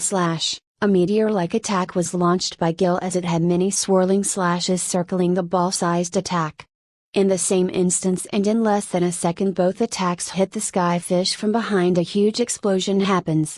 Boom! A blast wave sweeps the area and Ray is hit by it, launching him far into the distance. Ray was a few meters away from the fish, so it had a considerable impact. The surrounding area was devastated. Trying to stand up, Ray saw that the fish, it was hurt, and the impact force plunged the fish into the V-shaped pillar. It was stuck and the pillars were too big and thick to break through. It was desperately trying to break free, but it could not do anything to budge the pillars. I'm so relieved. That stupid fish is trapped, Ray laid on the ground. He had never seen proper magic, and witnessing for the first time, he felt genuine astonishment and sadness. The sheer power of magic was on display. Sadly, I can't use magic. It's honestly essential to survive, if I'm being honest. I barely survived this ordeal. Gil ran in Ray's direction as soon as the dust settled. Ray was bleeding a lot from his back. He had a deep bite wound that looked like the fish successfully tore some flesh from his back. Gil tore his shirt and bandaged his back. I'm sorry I could not do much, just don't talk. You losing a lot of blood. I will do some first aid as best I can. Gil was very glad that Ray survived. It was because of him all three did not die and became the food of the fish one by one. If had they stayed in the group, the fish would have torn them to shreds regardless. You're the reason we survived. Don't worry about the small stuff. You are braver than most. Oven was standing behind Gil watching the fish just in case. He listened to the conversation as well. A knight approached the scene as the blast alerted him after he dealt with a threat in his general patrolling area. Kids? Are you okay? What are you doing here? The knight approached the three kids. He saw one was badly hurt and the other two had some injuries, but not severe as the one laying on the ground. The knight did not wait and took out glowing berries from his pouch having gold color. Carefully placing his hand and gently lifting the bloody body of Ray from his back, he fed him the berries. Eat this. This will heal your injuries and slowly recover your wounds. Ray ate the berries and slowed them slowly, the pain subdued. Ray was facing the sky and he noticed something. The storm was slowly starting to calm down. The sky giant's feet that were covering the entire city were starting to lift off from the city slowly. The storm was slowly moving away as it was the epicenter is the sky giant itself. The sky fish were also following the storm, so they were slowly leaving the city area. The knight had a lot of questions. When he saw the sky fish that was stuck in the pillars, he could generally guess what happened. Hold him. He took out his sword and went towards the sky fish. Facing its month direction, barely 1 foot away from it. The aura that was emanating was so strong it was making the air shake. So you were the one that hurt this child, and the other children, huh? The fish felt much buried by the pressure the knight was giving off. It could not even roar at the knight only feet away from it. With no escape, the fish made its final attack, charging an energy blast in its mouth. With a slash that was so fast that only a click sound was heard. Click, the wind pressure from the slash was so strong it sent a shock wave and pushed all the kids back a little. He had just sheathed his sword in an instant and walked back towards the kids. The fish roared, but in just a second it completely fell apart into pieces. Its guts and all internal organs spewed were cut into pieces and scattered on the ground. Ray and the others witnessed something astonishing. Even after everything all three did, they could not pierce the skin of the sky fish. The knight just did it with one swing of his sword. Oven was looking at the knight with envy. Ray just had a blank face of astonishment. He had just one thought. Just how can I even approach this level? What will it take? Gil had just a blank face as well. The knight approached the kids. First, tell me, why are you kids here? You should have been hiding in the churches, so tell me everything. What happened? A group of hunters and a man covered in scars that had torn clothes had appeared and walked into the conversation. Both Ivan and Ray said one word, Hans. The bearded dwarf made a loud fuss as soon as they arrived close to the kids. Oi rookie, WTF are you doing here? Are you okay? Checking his condition thoroughly, I told you to stay with us. We could not hurry to your location. You made quite a mess of the situation. Grabbing by the collar, the drafter relentlessly cursed him. Gil did not shy away and took it head on with a firm expression. The dwarf, sigh, I'm sorry Mr. Knight, that armored kid is with us. He ran off to help the other two kids. We were caught in an ambush by a group of sky fish. This person saved our lives. The group of hunters was very thankful to Hans for helping them survive. They discussed what happened on the battlefield and gave the answers to the knight. Ray, after realizing it was safe, he slowly closed his eyes.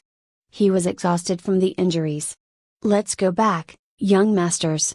/10 / A few hours had passed in the city of Aquinas after the Sky Festival had started. The dark and gloomy sky was slowly changing to a calm afternoon once again. The figure of the sky giant governing the sky slowly started to move away from the city. The uneasiness that everyone felt was gone now. A group of hunters was handling a few fish that they caught, cleaning the mess with the civilians as well as receiving gifts from them. A person after finishing his work looked at the sky. He had a smile on his face as finally, the dreadful event had passed. It's finally calmed down. The festival is over. Honestly, I expected more from what the people said about it. Maybe it was exaggerated? A person standing near him was tying knots with a very thick rope on the dead sky lying on the ground. He faced the other hunter with a serious look. His eyes had a look of terror. He faced the young hunter that had scales and a demi-human physique, having a tail and arms with claws. He was wearing gloves on his hands. He had a tall humanoid dragon-like appearance. This is no festival, rookie. It would be best if you thanked the lunar that this was very mild compared to the regions beyond the Eunuch's kingdom I have seen. The Sky Festival is a big blessing, but it bears curses as well. The person who gave him this advice was a Sphinx, a subspecies of elves, having a massive body built full of muscles and near white hair. He had covered his face only. His hair was on display. The young Draconite was confused. He made an eerie face. He was just joking. He just peeked at the hair of the old Sphinx. Their tentacle hair changed color the more they aged was a clear indication of how old they were. This was mild? How? We barely survived. How did other cities in other regions survive? The old men looked him dead in the eyes. A loud voice interrupted both of them. Guys, don't waste time in the useless batter. We need to clean this mess and help get the corpses out of here. Or else we will be stuck cleaning it in the night as well. Get to work. The old Sphinx just dropped the chat and got to work. He picked up and put the 17 feet length skyfish on his back like it was a sack of potatoes. The 8 feet Sphinx paused before turning back and just glancing with an emotionless look at the young Draconite. The young Draconite was very caught off guard. For a few seconds, he just stared at the Sphinx going towards the trailer to load the fish. He just had no words to describe the situation. Just what did he see? Breaking his train of thought, he went to work before his boss would yell at him. Many people were returning homes as they were hiding in the nearby churches and temples of the holy gods. A group of hunters was discussing something with a knight near the market district of the city. That is all we know, Mr. Knight. So are we free to go? Yes, you may go. Before that, the knight approached the young armored boy. Placing his hand on his shoulders, he said, Rookie, don't make the same mistake again. Saving lives is a great feat of courage and determination, but you had the blessing of Lunar that you survived with your lives. Most are not lucky enough. Never underestimate a magical beast. They are unpredictable. Have some concern for your own safety, kid. Patting his back with a gentle smile on the Captain Knight's face, he said, grow strong if you want to save lives. Currently, you will just be a burden to others. But who knows what the future awaits? You have talents and guts. That takes most very far if you use them wisely. The young boy put his head down to show respect to the one that saved his life. Thank you, I will grow strong. To save others by using my strength, Ray. I will repay your kindnesses for saving our lives. The knight captain liked his answer a lot. Most would avoid being in danger and rather save their life in the face of death. The world was full of dangers and threats. There are not many who would bear arms to protect others. What's your name, little one? The boy had a worried look after the knight captain asked this question. Looking at all the other senior hunters and finally the dwarf. All four of them nodded with a smile. My name is Henry. The knight noted that he did not want to give his last name, so he did not ask out of respect for Henry. My name is Strangelion. A captain knight of Champion's Order. Both shake hands after greeting themselves. In a big room with lots of space. Ray is lying unconscious on a table in a prone position. A person was using a thread and stitching a Ray wound on his back. The person then applied some glowing water to the wound and wiped the rest. How is he? Will he be fine? After excusing himself from Ray treatment, the doctor faced a woman. She was watching with Hans standing a little far away in an upright position. Ray's mother had a worried expression. Hans did not react. The wound on the back will heal in no time. The problem is his left hand and some area on the torso.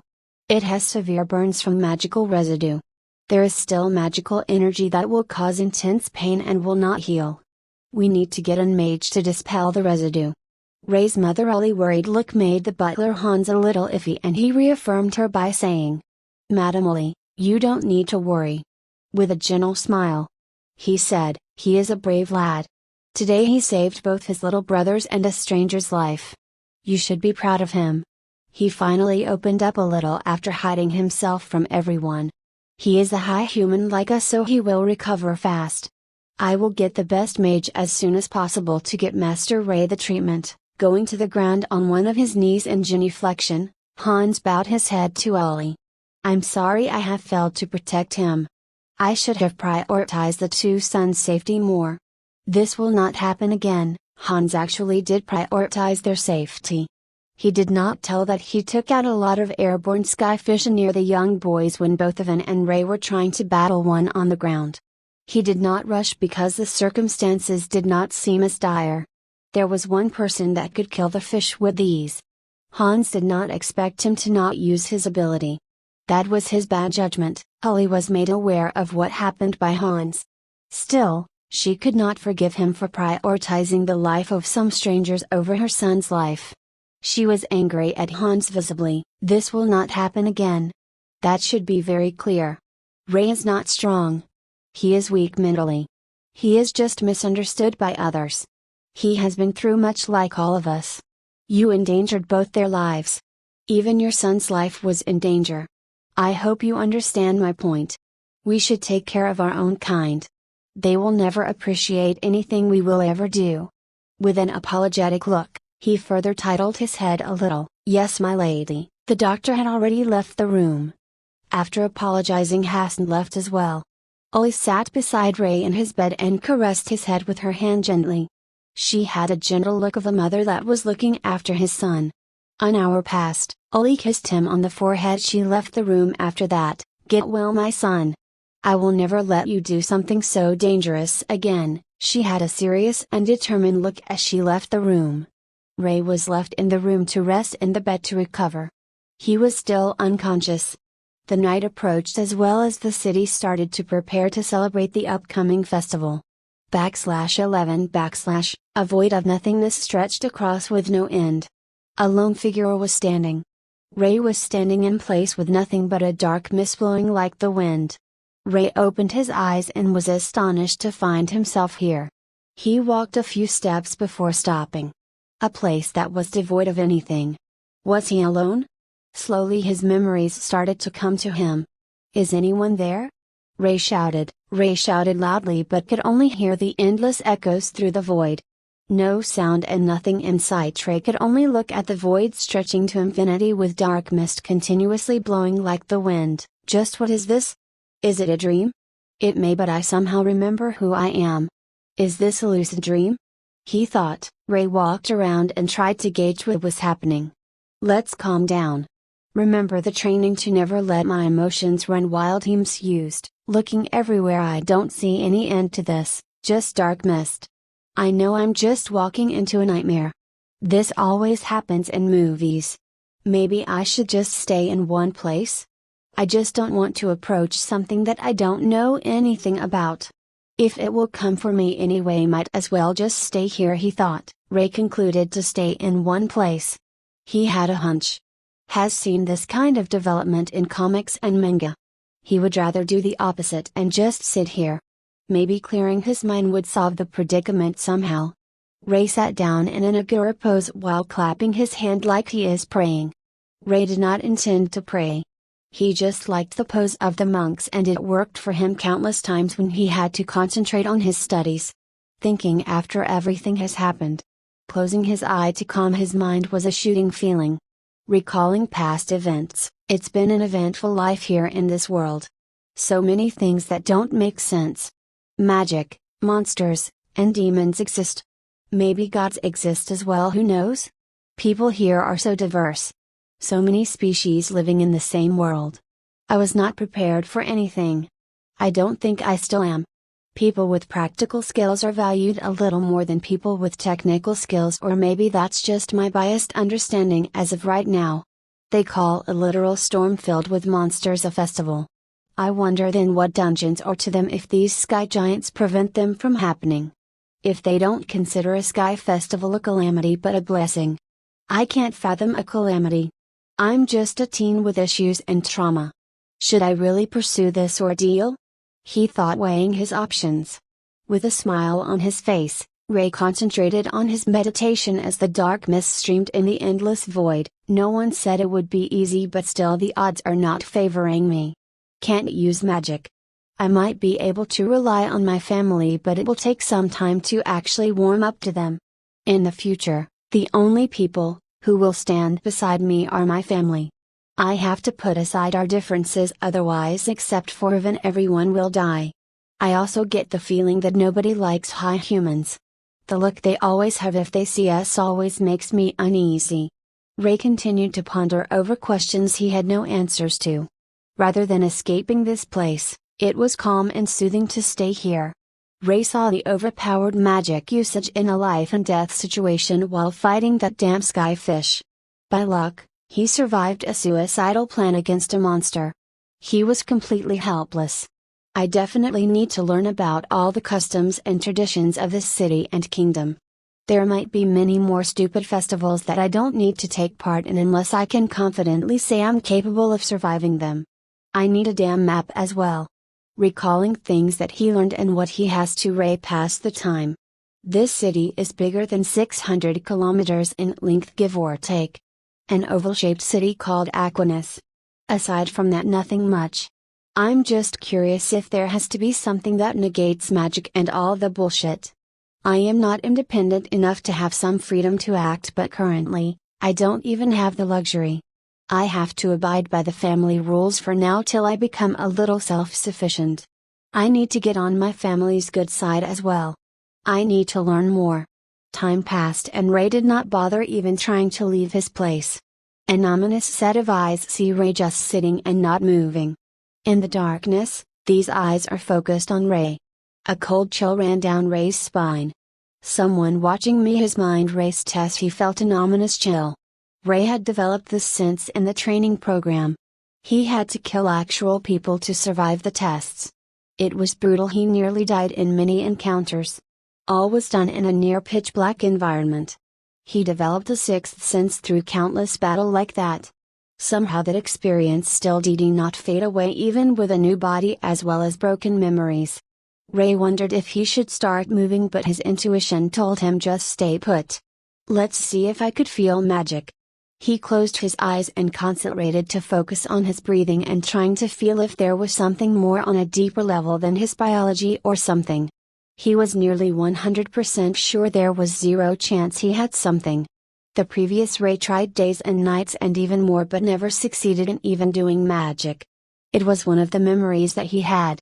Still, he tried. No harm in doing it again. Maybe I'm different now? After merging with the previous Rayhan, my personality changed. Maybe for the better. I had no concern for my safety before. Even at that time I was planning on ditching both my brother and Gil if the fish did not come for me and the plan failed. Ray put a stop to thinking and concentrated on trying to feel anything. Something felt like it was creeping into his body. Ray concentrated a bit more. A hand emerged out of thin air. A hand made of bones and ragged clothes grabbed Ray's neck. Ugh, Ray could not see the one that was holding him. He struggled and tried to grab and break the arm's hold, but his hand passed right through him. He barely formed a sentence, struggling as the grip was getting tighter. What th voice said. Barely able to utter words with a cold and reverting voice. That creature was like a mist of darkness swirling around its entire figure, in a voice that did not seem human. A vocal sound that reverbed through the void. Ray nearly went deaf as it spoke. How are you alive? How human? With a slow pause, he said, you. Who does not have it? Why is your spirit so strong? Ray did not want to answer anything. There was something seriously ominous about this thing. Even responding would be stupid. Ray continued to struggle, trying to break free and hit it using his legs. Fuck, I can't even touch it. Ray's throat was getting crushed slowly. He could not feel pain, but somehow his will to struggle was fading away. His movement slowly started to slow down. It was as if he was paralyzed.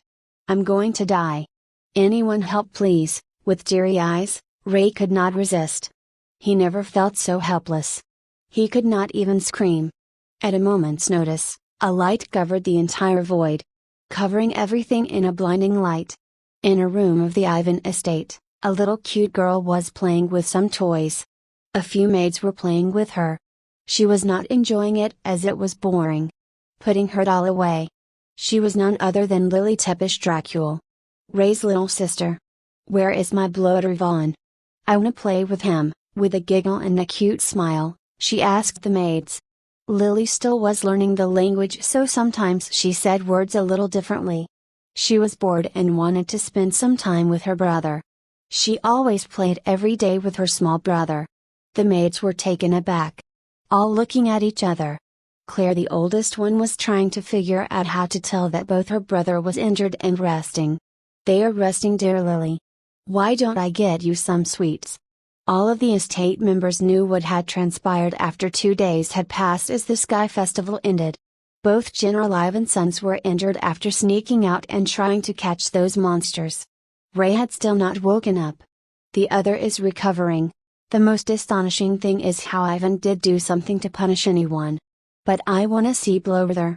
I wanna. The cute little girl threw a tantrum and had a pouty sad face with tears in her eyes. Oh, dear. What should I do? Lily was putting a cute little tantrum and the maid was in dismay at what to do. Another maid came close and whispered in her ear. Maybe that will work. We need to ask the head butler Han. Go and speak to him. A maid went and exited the room to ask for Han's approval. After a few minutes, as the head maid Claire tried to console Lily, she came back. Hans entered the room as well. Mr. Hans said he can take her to Rain's room. Ivan was being treated right now by a mage. The head maid asked Lily, Lily, Ivan is busy getting healthy. Do you want to see Master Ray? None, Han. She clearly denied it. She did not want to meet her big brother. She hated Ray because he was mean and did not like her. He never treated her like a sister. Lily, he is sleeping. You should visit him. He's hurt badly. You can just check on him, sweetie. He has changed. He will not be mean. Most had seen some changes to Ray. Especially the head maid. She had raised him along with his new mother. Claire thought he changed a lot during the past month. It was odd, but Ray was a reserved kid. After his awakening coronation at the age of 6, he changed completely. Maybe he finally accepted his faults and will move on and try to pursue something different. Really? The cute little girl asked curiously with a pouty face. Yes, really. Lily made a nod with an affirmation and Hans was right behind her. Let's go, little lady. Hans held her in her arms and carried her. Lily had a rare condition and was weak, so she was taken care of a lot. Walking in the hallway, they approached Ray's room. Hans sat Lily beside Ray on his bed. Ray was sleeping. Lily was shy and looked at Hans, grabbing his hand tightly. Hans wore a smile and told her. Did you know, little Lily? Your brother saved Ivan and got hurt? Lily had a cute, astonished look. She did not say anything. Hans took out a fancy carved oval stone with marking on it. A dim light rose from its bottom and stooped at a certain mark. Hans was busy managing the affairs of the festival. He noticed the time and had to attend to a matter urgently. Lily, could you stay here for a while? I will be back after I do an important errand. The little girl nodded with a wobbling head and a cute manner.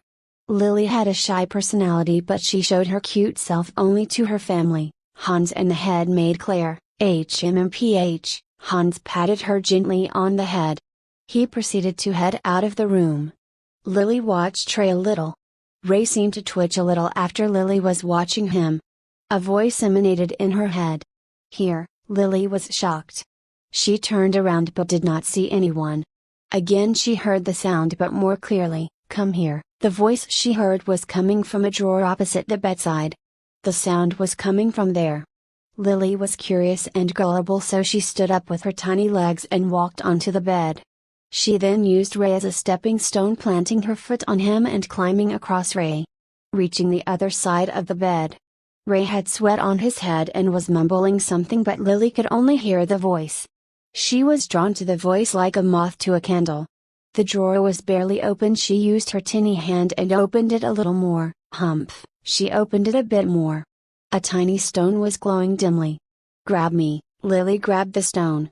Talking stone? Lily just grabbed the stone and sat on the bed. She looked at it. It was a green glowing rock. Lily had a confused look. "Put me on, Ray, brother?" She was confused but did it anyway. A small glow illuminated the room. Lily was surprised as the rock just lost all its color and glow after putting it on Ray. Ray jumped up in shock from his bed as he grabbed his throat, coughing continuously. This scared Lily a lot. "Why?" She started crying. "Huh, what? Lily?" Ray finally came to his sense. He saw Lily crying and himself in the room. Looking around, it was a nightmare. What was that? A figure manifested in the room with being surrounded by fire that was white in color, screaming in agony. Ray immediately saw that thing and covered Lily's eyes and ears as he held her in his arms, trying to protect her. The grotesque and vulgar image of a ragged skeleton screaming loudly was standing in his room. Ray had a serious look and was watching that thing. "I need to protect Lily, /12 / from the rooms of one of his sons of Ivan Tepish Dracul." A loud eerie voice of crackling and screaming was echoing throughout the entire estate of the Dracul family. A burning dark rift walker was screaming in pain as a white color fire was continuously burning it down. The rift walker was a 9 feet tall skeleton with rags of black and white having glowing yellow eyes. Ray was holding his sister in his arms with a horrified and astonished expression. Lily was terrified by the sounds and continued to struggle in his arms. Her eyes and ears were covered by Ray to not let her see the monster. Wah! Lily could not stop crying and continued to struggle in Ray's arms, trying to break free. Ray was too busy trying to think at this time, not noticing Lily. He had his senses completely overclocked, watching the monster without even blinking. A serious threat to both him and her was just standing there.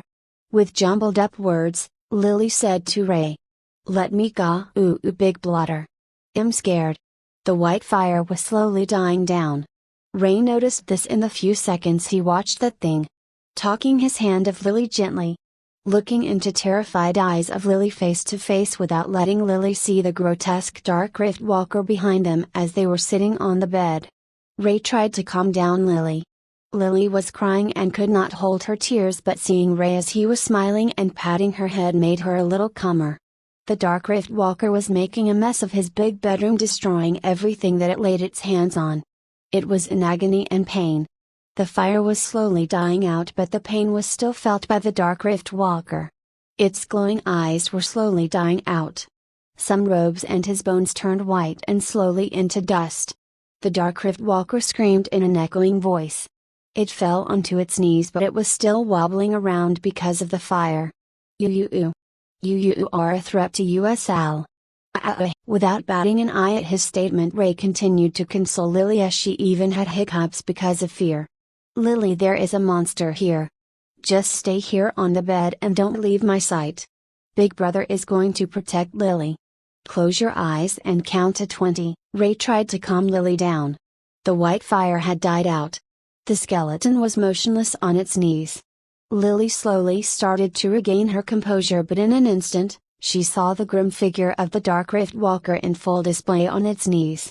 The thing that haunted her dreams and the reason she was sick.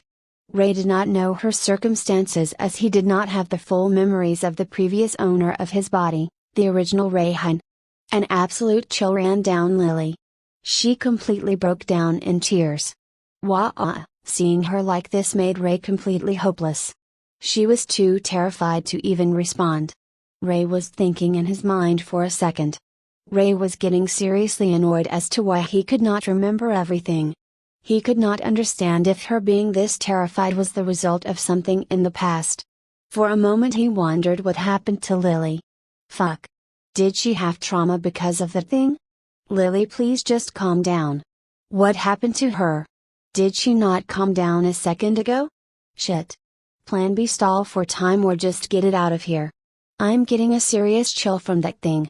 The dark rift walker was slowly regaining composure, standing up. Its eyes still did not have the glow, but Ray was not going to wait for any second longer. He sprinted at full speed toward the thing. I'm not stupid enough to give you any more time. I hope Lily does not leave the bed. I need to get this thing out of here. I can't even sleep in fucking peace. This is definitely that fucker that attacked the previous Ray and killed him. With a strong step that dug into the hard rock floor surface, Ray lunged, picking up the pace tremendously, and jumped in the air, rotating his body and creating enough centrifugal to launch a spin kick and break it into pieces. The skeleton did not see it coming, as it was still recovering from the white fire and trying to standing up. Thud, with his full strength, Ray delivered a spinning kick that connected to its chest area, sending it flying into the wall. Bam, splatter. The impact was so strong that it caused the wall to have several huge cracks and the entire room shook. The dark rift walker's body pieced the wall with enough force that its body was dug deep into the wall. Lily was still crying, but when she saw what had happened to the monster, she stopped slowly as she saw his big brother kicking it away. It gave the little Lily some relief from her terror. Lily's eyes met with Ray. She still had tears, but she was holding them a little. Ray glanced at Lily one last time to see if she was okay. Lily still looked terrified and sacred. Ray was just glad she did not leave the bed area. Standing up, he felt extreme pain in his legs. Shit, my leg. Ray felt that he had fractures because of the kick. In his mind, he thought, that thing is too dangerous, even kicking it hurt me more. It is far too durable. My sixth sense is telling if that skeleton stands up, he will 1000% die along with Lily. Fuck it, I'm ramming your ass through the wall. I can't count on reinforcement. That thing will kill us 100 times before they come. He put up a battle art stance and ran towards the monster, just bearing the pain in his right leg. Coming within feet as he rushed, he swung a powerful right karate punch with an improved posture that he learned in hybrid martial arts. Ray bet everything on the fact that he would find guards below if he punched this thing out of there. Crack, crack, crack, the punch landed on the skeleton and the 3 feet thick concrete wall was destroyed with a single devastating punch launched by Ray in the skeleton's stomach area. Ray had completely broken his hand after landing the punch. The skeleton was falling, but its eyes socket glowed yellow as it finally regained consciousness. Before nearly falling, it grabbed Ray's leg in a split second. Ray had one thought on his mind: that thing grabbed my foot. I'm so dead. Both Ray and the dark rift walker fell from the second floor of the building to the ground. Hans had left Ray's room and was going to report to Ivan. Knocking in his quarters, he awaited the confirmation to come in. Pardon my intrusion. Ivan was working on some documentation and saw Hans enter the room. Ivan looked at Hans as he came and stood in front of his table. Ivan had a scowling expression on him as he confronted Hans. Why did you do it? Why did you have to make such a scene at that Sky Festival? Hans already expected what he was talking about. He was going to be questioned about it eventually, and now was the time to be truthful. My sincerest apologies. I did not expect this would have such consequences. My task was to save both Ray and Ivan. I failed at that as well. I have made a mess. I am sorry, Ivan. I did not expect the city council to be involved in it this much. Ivan's face after hearing his explanation, his expression mellowed down. With his hands, he rubbed his eyes in a little disappointment. The entire city is in an uproar about what happened. You killed more than a few dozen skyfish and several witnesses confirmed it. Usually, the night takes care of the threat to the city. Why did you interfere? We are new here. You know how this entire Eunuch's kingdom loathes our race. Even if you had good intentions, the city council is demanding an explanation now. Your display of power threatens their position and rule. You should have just stayed close to Ray and Ivan. Whatever we do, we cannot change their minds, Hans. You know that, right? Hans was sad to hear Ivan say that. He did not want to be a burden to the one man that saved his life and his family's lives. He owed him a lot. It was one of the reasons Hans wanted to serve his family. Hans still wanted to improve the image of their race. I'm sorry for acting with my selfishness. I just wanted better to help my fellow citizens. Our image is already bad. Maybe this gesture would have helped lift the dilemma. I did not think this through. This caused more problems. Kneeling on his knees, Hans truly was sorry for what he has done. Tilting his head to the ground. He just felt too bad. Ivan always helped him more than he could ever repay. It pained him that he was not that useful. Ivan stood up and faced the window, looking out of it and seeing the city in view. His estate was on a hill, so it was a great view of the city. Let bygones be bygones. We will deal with the situation somehow. Don't blame yourself. You are just a kind man. Our moral standing is different from our own people. We both lived on the outskirts of the main city in our kingdom. Ever since we escaped our fallen kingdom, it has been hard to adjust. With a pause, looking out the window, he talked again. We have the stigma of slave traders. Our people were truly monsters. You should not expect other races and even other humans to change their views. We have centuries of history of being a race that enslaved others. The concept itself was abolished and many kingdoms banned it outright. Yet our empire had slavery as its entire economy. We were doomed to fall. Ivan had a sad expression as he recalled his memories. We can't even hide among other humans. Our physique and hair color always remains the same. Complete pitch black with red eyes. Our average height is 7 feet. Many sacrifices were made and we got sanctioned by this kingdom since I had some connection in trading. We are not welcome here, Hans, just accept it. We never will be accepted. The grudges run too deep. Hans placed his hands on his shoulder and made him stand up. Let's just think of a way to tackle this situation. Ivan and Ray are fine. They will heal in no time. I know you protected them. You would never endanger their lives. I have to be hard on them because they will face a lot of struggles trying to adjust here. They need to grow stronger. You did well and protected them from serious harm. I had informants that told me the whole ordeal of what happened. They nearly jumped to save Ray in one instance, ignoring my orders, but decided not to as Ray survived a near-death experience. Ray changed a lot after that incident. Hopefully, he will find his path in life. A serious tone shifted the conversation. Did you find that summoner? That rift we found has continued to expand near the estate. With a serious expression and concern, the estate personal guards have looked everywhere, but we have yet to find that thing. It's clever. After hurting Ray, it just disappeared. Disrupting the conversation was a loud sound of eerie voices that was heard by both of them. What was that? Ivan interjected with his voice. That came from the hallways near Ray's room. Hans immediately ran out of Ivan's office trying to reach Ray's room. A few guards that heard the loud voices patrolling the hallways also ran behind him to accompany him. Following the voices towards Ray's room. Ivan also did not waste time. The sound was too familiar to him. It was the sound of a dark rift walker, talking out. His sword from his sheath was going to go to Ray's room as well. Then suddenly, a loud sound and a reverb were felt in the walls as if something hit them with incredible force. He looked out the window if something struck his estate, but he found a figure and Ray falling. He immediately broke the window and jumped down as well. /13 / boom, thud. The sound of something hitting the ground was heard by everyone in the villa. Ivan was getting treatment from a mage that specialized in healing and medicine. A sort of mix between a doctor and a magician. Ivan heard many sounds in his room where he was being treated. Ivan was sitting on a chair as he was instructed.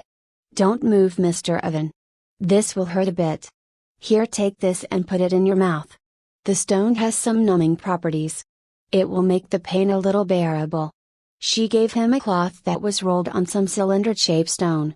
The magician also strapped him on the chair with a magical cloth lace for safety.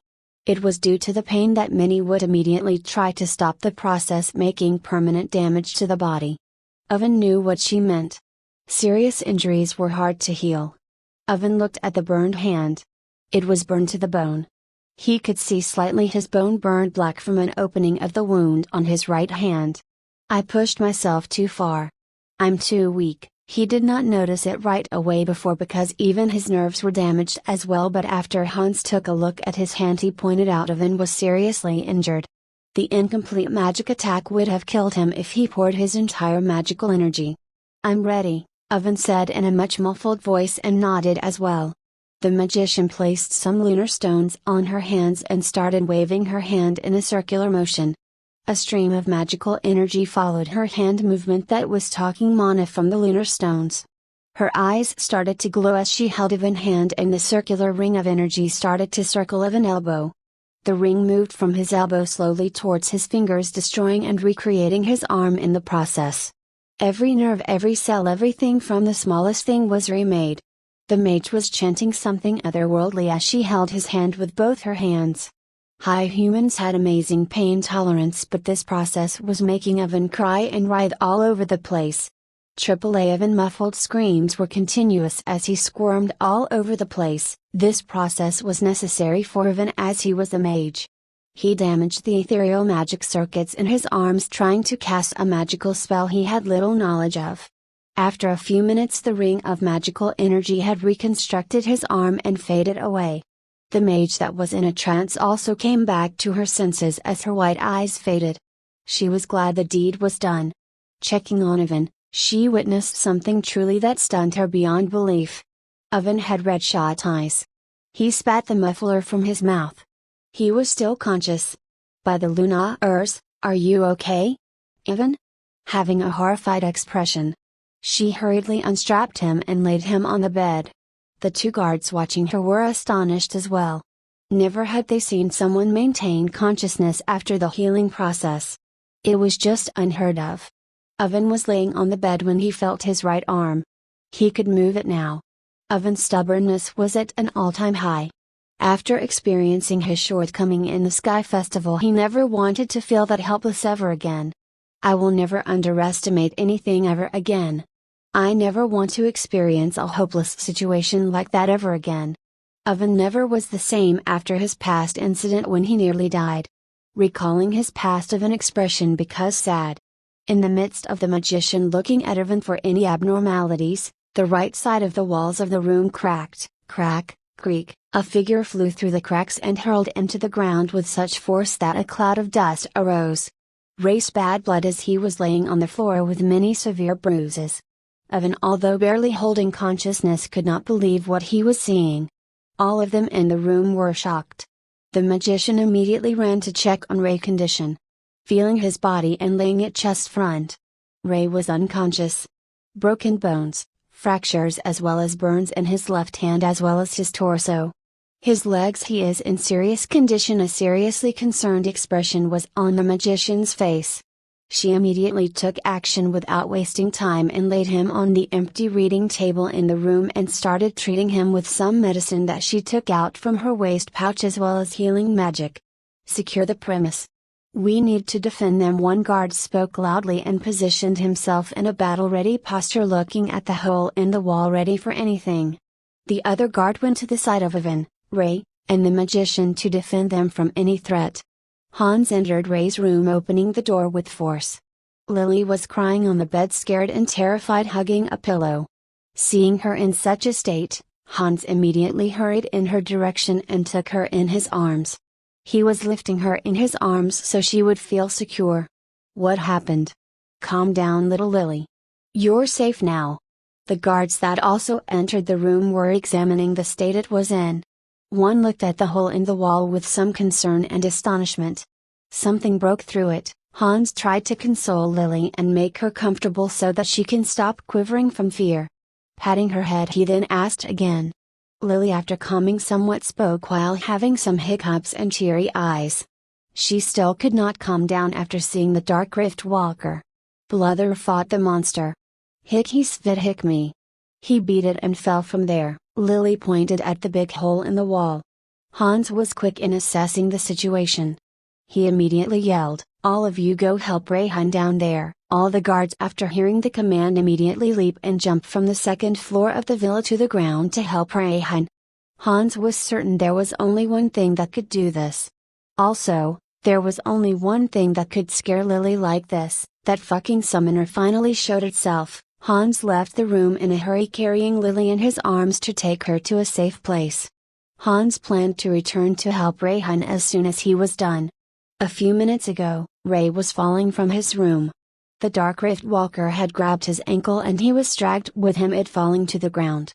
Thud, the impact made a dust cloud. Ray after a few moments emerged from the dust. He felt the thing did not let go of his legs as he tried to take a step. The Dark Rift Walker stood up and held Ray upside down as it was holding his ankle. A set of glowing eyes emanated from the dust cloud as it was settling down. Ray was freaked out by this. The desperation was in his eyes. He was scared out of his mind. Yet he was thinking as well about what to do. How to escape. Not like this. Fuck. Should I rip off my ankle? Ray was seriously considering just tearing his ankle off and making a run for it. He was no match for a monster like this. Even if that bought only moments, it was better than dying immediately in Ray's mind. You don't belong here. What are you? Looking deeply with glowing eyes, Ray continued to struggle trying to free himself. You are a threat to us all. With his claws ready in the air, he lunged it at Ray. Ray immediately grabbed his ankle and nearly tore it off with his full strength. A sword struck out of nowhere and cut the hand. Swish, the strike wind pressure was so strong that it created a wind tsunami that traveled in the direction of the villa, breaking some of the glass of the villa. The hand landed on the ground as some kind of black mist was covering the wound of the Dark Rift Walker. The Dark Rift Walker immediately looked in the direction from where the attack came. A man of equal stature was wielding a sword the same size as him. His sword had wind circling it as if it was the center of a tornado. The next strike will be your head. Let my son go. Ivan was emitting tremendous mana that was swirling around him like a tornado. With a stern, bloodthirsty expression, he was looking at the Dark Rift Walker like a hawk. If the thing tried anything, he would cut it down. Many guards that also came to help Ray felt shivers down their spine from the aura of Ivan, but without wasting time they jumped the Dark Rift Walker without fear. They were the people that Ivan trained and saved along his journey. Fearless warriors would lay down their lives to defend the estate. Most of their family also lived near the estate. The monster was a threat to everyone. One slashed the arm that was holding Ray. One tried to hold the monster and grabbed it by the waist. Ray had damaged his ankle, but he could not tear it off as the wind pressure nearly knocked him out. It was like a grenade shockwave at point blank range. Ray was stunned and had blood coming from his nose and ankle. The Dark Rift Walker shrugged everyone off, bursting with dark swirling mist around him. He then threw Ray hard as it could, as it had to escape the situation. It was outmatched. It was well aware of the fact. He wanted to distract Ivan. Ray was launched like a cannon toward the villa. His body bared the brunt of the impact as he flew through many walls while taking serious damage. Ivan glanced at Ray, and that was the moment the Dark Rift Walker shrouded himself in a dark mist and vanished. Ivan tried to slash it, but it already escaped. /14 / A new day started in the city Aquinas. It was a day of unprecedented importance. The Delegate Council meeting was going to happen today in the afternoon in the City Hall. The most influential figures would be attending the meeting and deciding the course of action for the upcoming winter. It was still morning, yet the estate of Ivan Tepish Dracula was the more lively it has ever been. Ivan was overseeing the people of his estate from his second-floor balcony. The people had excitement as well as concern on their faces. Everyone was lively in the morning. It was a big day for the very small number of high humans that lived in the estate. Everyone is excited. His remark and his voice were filled with sadness. It felt like a heavy burden on his shoulders. Hans noticed this and was standing aside from him on the balcony, looking at the view of the estate with him. It's a monumental day, sir. You were invited to the Delegate Council meeting as a representative of our race. It's something we all take seriously. The discrimination that has been going on for years on our people. You now have the power to address this with the City Council. You can become our voice to oppose this hatred others have. I don't believe that. This treatment is because they felt threatened by our might. We are few, but we are considered one of the strongest races in terms of physical ability. I'm just concerned this is just a ploy to strip even more of our freedom. The recent events have stirred far too much attention. They are only tolerating us because we are a great asset as a military force that is defending the west borders in winter and the upcoming dark months." That remark made Hans very upset. He was the one who had a major part in this ordeal. He had played a part in being a catalyst for this problem. Ivan continued to say what's on his mind. "It's been 3 years in this city. So many depend on me. I just can't meet their expectations. Many instances happened where hatred drove the city people to hurt our kind or even kill us. We cannot defend ourselves. We cannot raise our voices. The law is biased in favor of anyone but us. I feel helpless. I can't help my people." The wind blew past them. Their hair was blowing in the wind. Hans put his hand on his shoulder, trying to comfort him. In his mind, he thought it was an absurd statement to make. "Ivan, you have been a man of principle and headstrong in action. You did not show your emotional weakness to anyone. Not even your family. You had to become a strong symbol for our people. A beacon of hope for others to believe in and try to survive. We had to journey across so many regions to get into this city. Everyone who followed you leaving their destroyed homes behind is thankful for being strong and steadfast. To become a leader, you had to make the hardest choices when desperation was eating us alive. We survived because of you and reached this city years ago. My friend, you have done far too much for us. Ivan, stop pushing yourself too much. You have done so much for everyone here. We can only shamefully thank you for being an anchor for us to depend upon. Now is the time to stand on our feet. All the high humans living in this estate and near it are indebted to you. You don't need to feel pressured by anything. We will someday change the perception of the people living here someday. Just depend on us as we have depended on you in the desperate times, my friend." Hearing Hans' remark, Ivan's worries had subdued a little. He looked at his hand and then at the people from the balcony. Some of them noticed Ivan and waved their hands just as a greeting. In that instance, Ivan had a small smile. "I will not fail them, Fiona. Just like I promised," remembering his deceased wife. His son Ray popped into his mind. "How is Rayhan doing, Hans? Is he awake now?" With a sad expression, Hans replied, gesturing with his head left and right. "No, sir. It's been 1 month he is still unconscious." He hated to ask every time. It reminded him that he did not save Ray in time. Ivan did not hate Ray. He just wanted his son to become strong even if he was born without magic. In a world that was far too cruel, Ivan wanted Ray to have a strong spirit. He could not spoil him with love and affection. It would make him weak and rely on others. What would happen if he died now? What would Ray do? That's why he treated both Ray and Ivan with indifference. Ivan still asked for Ray's well-being. "What did the doctors say?" "He is still recovering.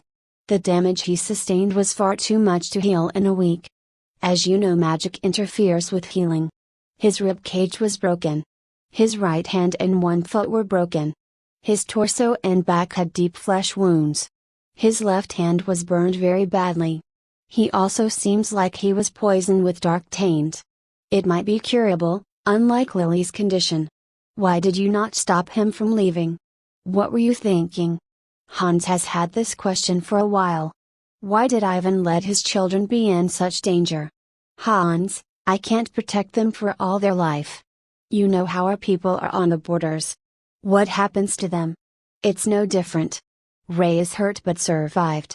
We are not accepted in other fields of work. People don't like us. They don't want to trade with us. Business is out of the question. Let's be honest, we are not well versed in anything but combat.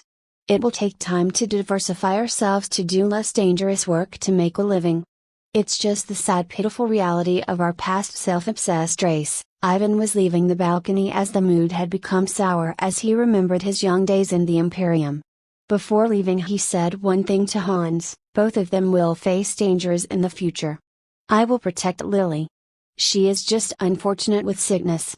Oven and Rayhan have to stand up for themselves. I will be the ladder to support them, but they have to make the climb to the top. Hans, although did not like his way of thinking. For once he agreed. I need to teach my son Alistair thoroughly. Inform him of what are the threats. His stupid arrogance endangered both himself and Ray. I should beat those lessons in him so he won't make that mistake ever again. In the huge training barricades of the estate, a person was training with dummies, swinging his sword to refine his swordsmanship. Alistair was practicing his arts when suddenly a chill ran down his spine. I felt chills. What was that? At that moment he stopped everything for a second. /15 A teenager sat motionless, amidst the carnage that surrounded him. His legs were tightly clenched together, and his eyes were lifeless as if they had witnessed horrors beyond his comprehension. The ground and walls were splattered with thick, red blood, and the air was thick with the coppery scent of death. The lighting was red and sinister, casting the interior in a demonic gray. The boy appeared to have given up on life, as he raised his hand, only to see it covered in blood. The corpses of his victims lay scattered around him, a sobering reminder of the brutal actions he had taken to survive. Tears streamed down his face, his expression one of heart-wrenching despair, yet the approaching figures watched on with cold, remorseless smirks. They were the brutal instructors of the Perfect Soldier program, relentless and ruthless in their training. One knelt down beside him, analyzing the boy's state. "You're a tool, B1X, the instructor sneered. "You will always be a tool. Nobody is your friend. You have no family. You have no one to rely upon. No one will save you. You belong with us, the Foundation. Only in duty do you have a use." How much can he take? Was he not a first-generation clone? They break so easily. "It's been 6 months, one instructor mused, as he knelt beside the boy, his eyes studying him intently.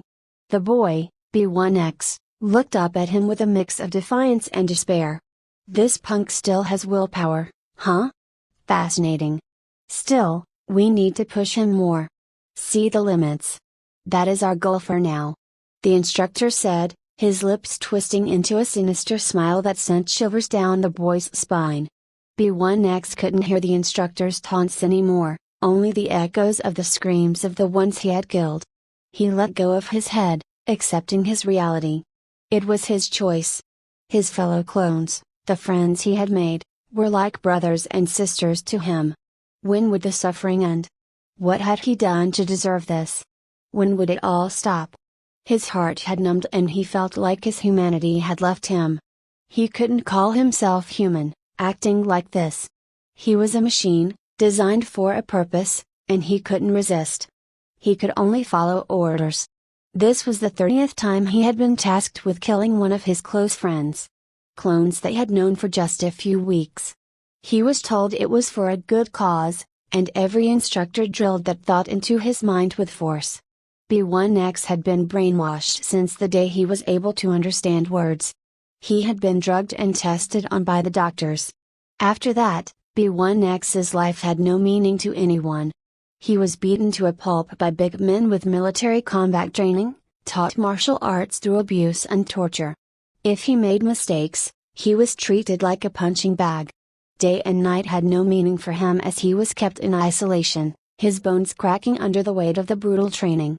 Yet, every day he survived, running countless miles, learning new forms of combat and expert techniques, training under deadly conditions. Fighting against underwater threats, deadly animals, and monstrous creatures created in labs, he was pushed to the brink of death each and every time.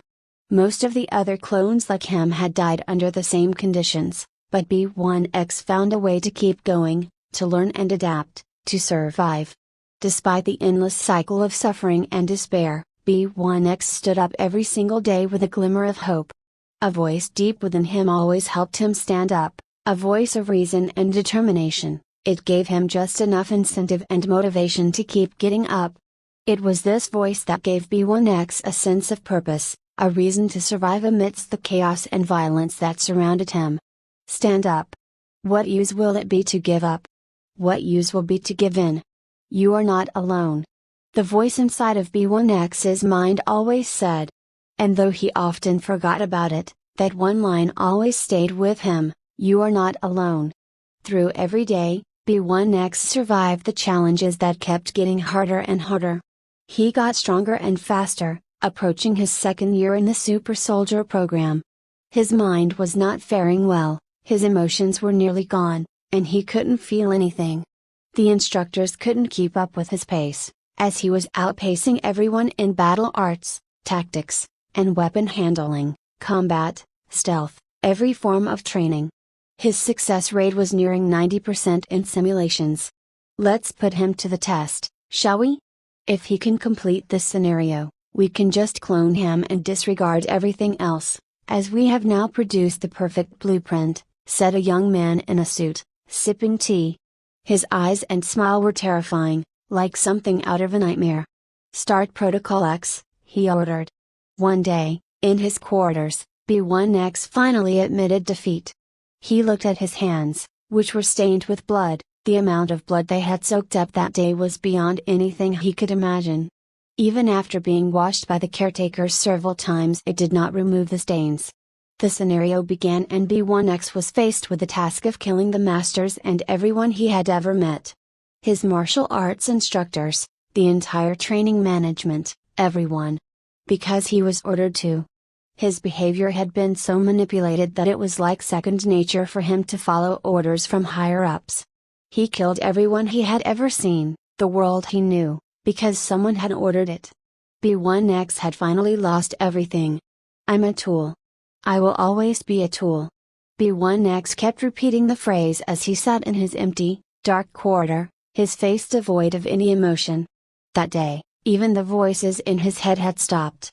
The world around him started to morph into black goo, engulfing him alive, but B1X didn't care.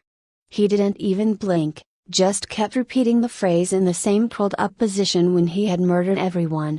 Muffled voices of distorted screams flooded his senses, and Ray woke up from the nightmare with tears flowing that he couldn't stop. With hiccups and a breakdown, Ray had woken from his coma. The nightmare that he couldn't describe, and cried. He touched his eyes, trying to stop the tears, but the memories of his haunting past were too much to bear, and he couldn't stop the emotional outpouring. In another part of the estate, Alistair moved with precision and speed as he sparred with his opponents. He was a fierce competitor, determined to improve his skills and be ready for any battle that might come his way. Ching ching dot clatter, the sound of swords clashing echoed through the training area as he dodged and parried the strikes of his opponents. He was focused and in the zone, his mind clear of any distractions as he fought. He was determined to be the best, and he put all of his effort and energy into his training. He was not satisfied with being so weak. Alistair fought furiously against the training dummies that had trigger stones embedded in them, his sword ringing out in a staccato rhythm as he parried and lunged. He moved with a grace that belied his size, his body slick with sweat as he darted and dodged. The moving dummies surrounded him, but he was undeterred. He saw an opening and acted, his legs sweeping out to trip one of the dummies, causing it to crash to the ground. Another dummy lunged at him with a sword, the metal whistling through the air. Alistair flipped nimbly into the air, avoiding the strike. With a fluid motion, he disarmed the dummy and turned to face the others, his sword held at the ready. The dummies lunged at him again and again, but Hollister was too fast, too skilled. With a final clash of metal, the battle was over. The sound of the instructor's applause echoed through the training grounds. At ease, Alistair. Good work, he said, his face etched with admiration and respect. Some soldiers returned from their posts and guards were talking about some topics. Alistair was listening and was standing near them. Alistair listened to the guards' conversation, his ears perked up with interest. They were talking about recent developments in the city, and how the city council had invited their leader, Ivan, as a representative. Did you hear, brother? The city council has invited our leader Ivan as a representative. Maybe we will get equal treatment now. One guard, a grizzled veteran with an eye patch and a heavy scar, expressed skepticism. Don't expect anything, he grumbled. This might be because they want us to be held accountable that Dark Rift Walker breached the city. But another guard, a tall man with a mane of blonde hair, spoke up in defense of their leader. "No, we killed it. One summoner type escaped, but we did our jobs perfectly. Before we even came to this, there were dozens of attacks like this on the city every month. Now since us high humans came and settled here for the past 3 years, there has been a few cases. That's a massive improvement considering the state the city was in when we came here." Alistair nodded silently, taking in the guard's words. He could understand both sides of the argument. On one hand, it was true that the city had seen a marked improvement in safety since the high human guards had arrived and taken up posts. But on the other hand, he couldn't shake the feeling that there was still a long way to go before true equality was achieved between the different species. Alistair couldn't help but feel a flicker of hope at the guard's words. He had always been aware of the racism and discrimination that existed among the different species, but had always believed that things could change for the better. Maybe, just maybe, this invitation from the city council was a step in the right direction.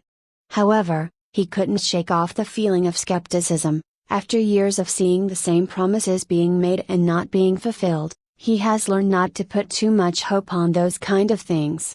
He looked around, observing his comrades, most of them high humans. He was a hybrid, but still counted himself as a high human. He knew that, no matter what the city council might say, they would always be looked down upon and treated as second-class citizens because of their heritage. It was just because of the past of the high humans. "They are abusing our situation. Just, wake up. I don't trust this council. They still feel threatened by less than 50 of us. They made specific rules and living hard for us. For 3 years we are being worked to the bone as guard dogs for their precious city, and they still can't give us fair treatment. They just fear us. Our might and power. We are one of the strongest subspecies on this continent. 1 point. If we had like 1,000 of us, we could have taken over the city. At least then we would be not treated like dirt," the old guard grumbled. The grizzled veteran with an eye patch words set off alarm bells in Alistair's head. He knew that the man was bitter and angry, but he couldn't believe the things he was saying. Alistair felt a wave of disgust wash over him. He couldn't believe that someone he considered a respectable man could even think such things. He was about to speak up and argue with the old man when the others intervened. "Are you insane?" one of the guards said, his voice laced with shock. "Old man, just don't talk about things that you don't understand. This is the reason why we are hated in the first place. We were the ones that had slave trades as an economy. Don't say something like this. There are spies everywhere." Alistair nodded, relieved that someone else had spoken up. He knew that the old guard's words were dangerous. He made a mental note to keep an eye on the man and report any further outbursts to his father Hans or leader, Ivan. The guards fell silent, all of them glancing around at the estate that surrounded them. It was a large piece of land that had been given to the high humans as a sort of reward for their service, but Hollister knew that it was also a way for the city council to keep an eye on them. Everyone had the same thought. One of the high-ranking guards, a muscular man with a stern expression, spoke up. "Drop the topic, guys. It's not worth it. Let's just hope for the best." Alistair could tell that the man wanted to end the conversation before it fueled any more resentment and anger. He was relieved when the guard changed the subject, talking about another member of their race who had recently saved a young girl and protected some minors during a dangerous situation. The one-eyed guard nodded and added, "Yeah, Ray's a hero. Let's give him a round of applause when he comes back." The group nodded in agreement and turned their attention away from the uncomfortable topic. Alistair knew that the high human's situation in the city was far from perfect, but for now, he was just happy that things hadn't escalated. He made a mental note to keep a close eye on the situation and be more careful with what he said and did, with the knowledge that the city is full of spies and prying eyes. "I hate that kid. I don't like deserters. I'm going to my shift," he said, his voice filled with malice.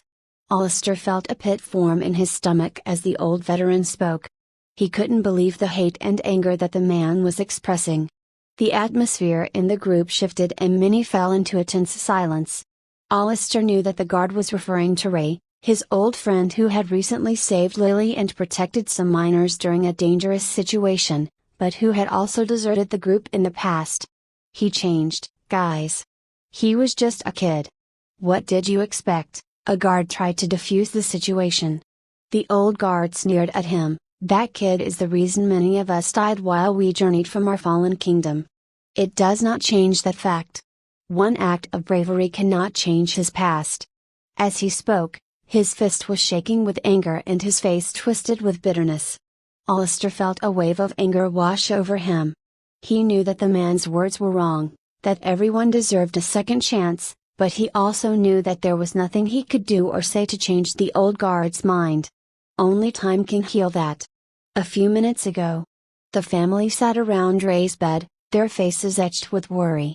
He lay there, unconscious and hooked up to an IV drip that administered a strange blue liquid.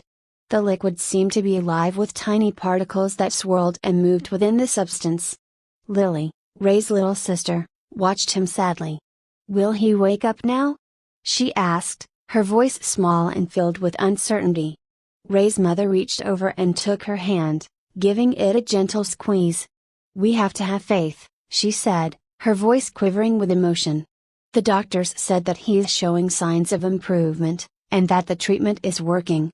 We just have to be patient."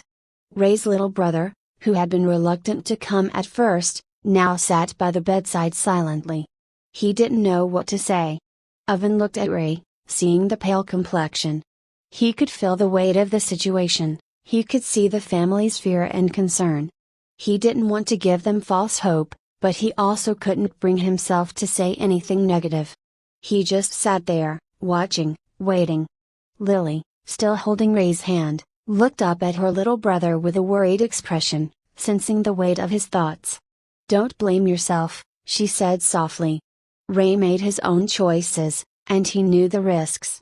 He did what he did to protect you, and that's all that matters."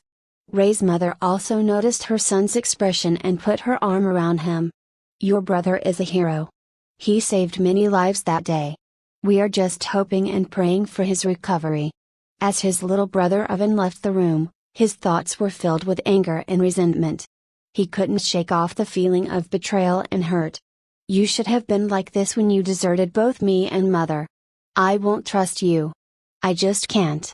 I don't care for you anymore," he thought to himself, his heart heavy with emotion. He thought, he couldn't understand how everyone else could forgive and forget so easily, how they could see his brother as a hero.